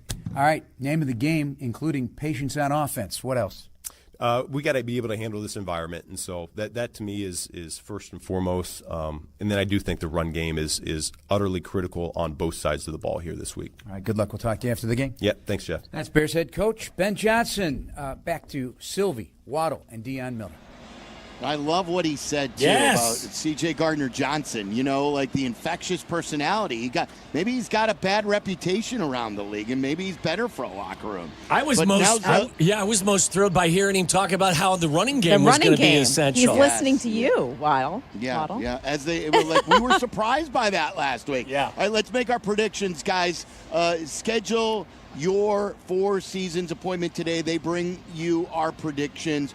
4 Seasons, get your furnace tune-up. I just had mine a couple of weeks ago. Back to a 1-year, no breakdown guarantee. Peace of mind is only a tune-up away. Call today and save $50 from your trusted local experts. For all the right reasons, call 866-4Seasons. All right, Dionne, what do you got? Well, prediction's sure to go wrong, but I'm expecting a high-scoring game. I think the Bears get their revenge. I think they win 31-27. Ooh, I love what the coach said about running the football. I think they come out and they pound the rock. I like the matchup. I take the Vikings seriously.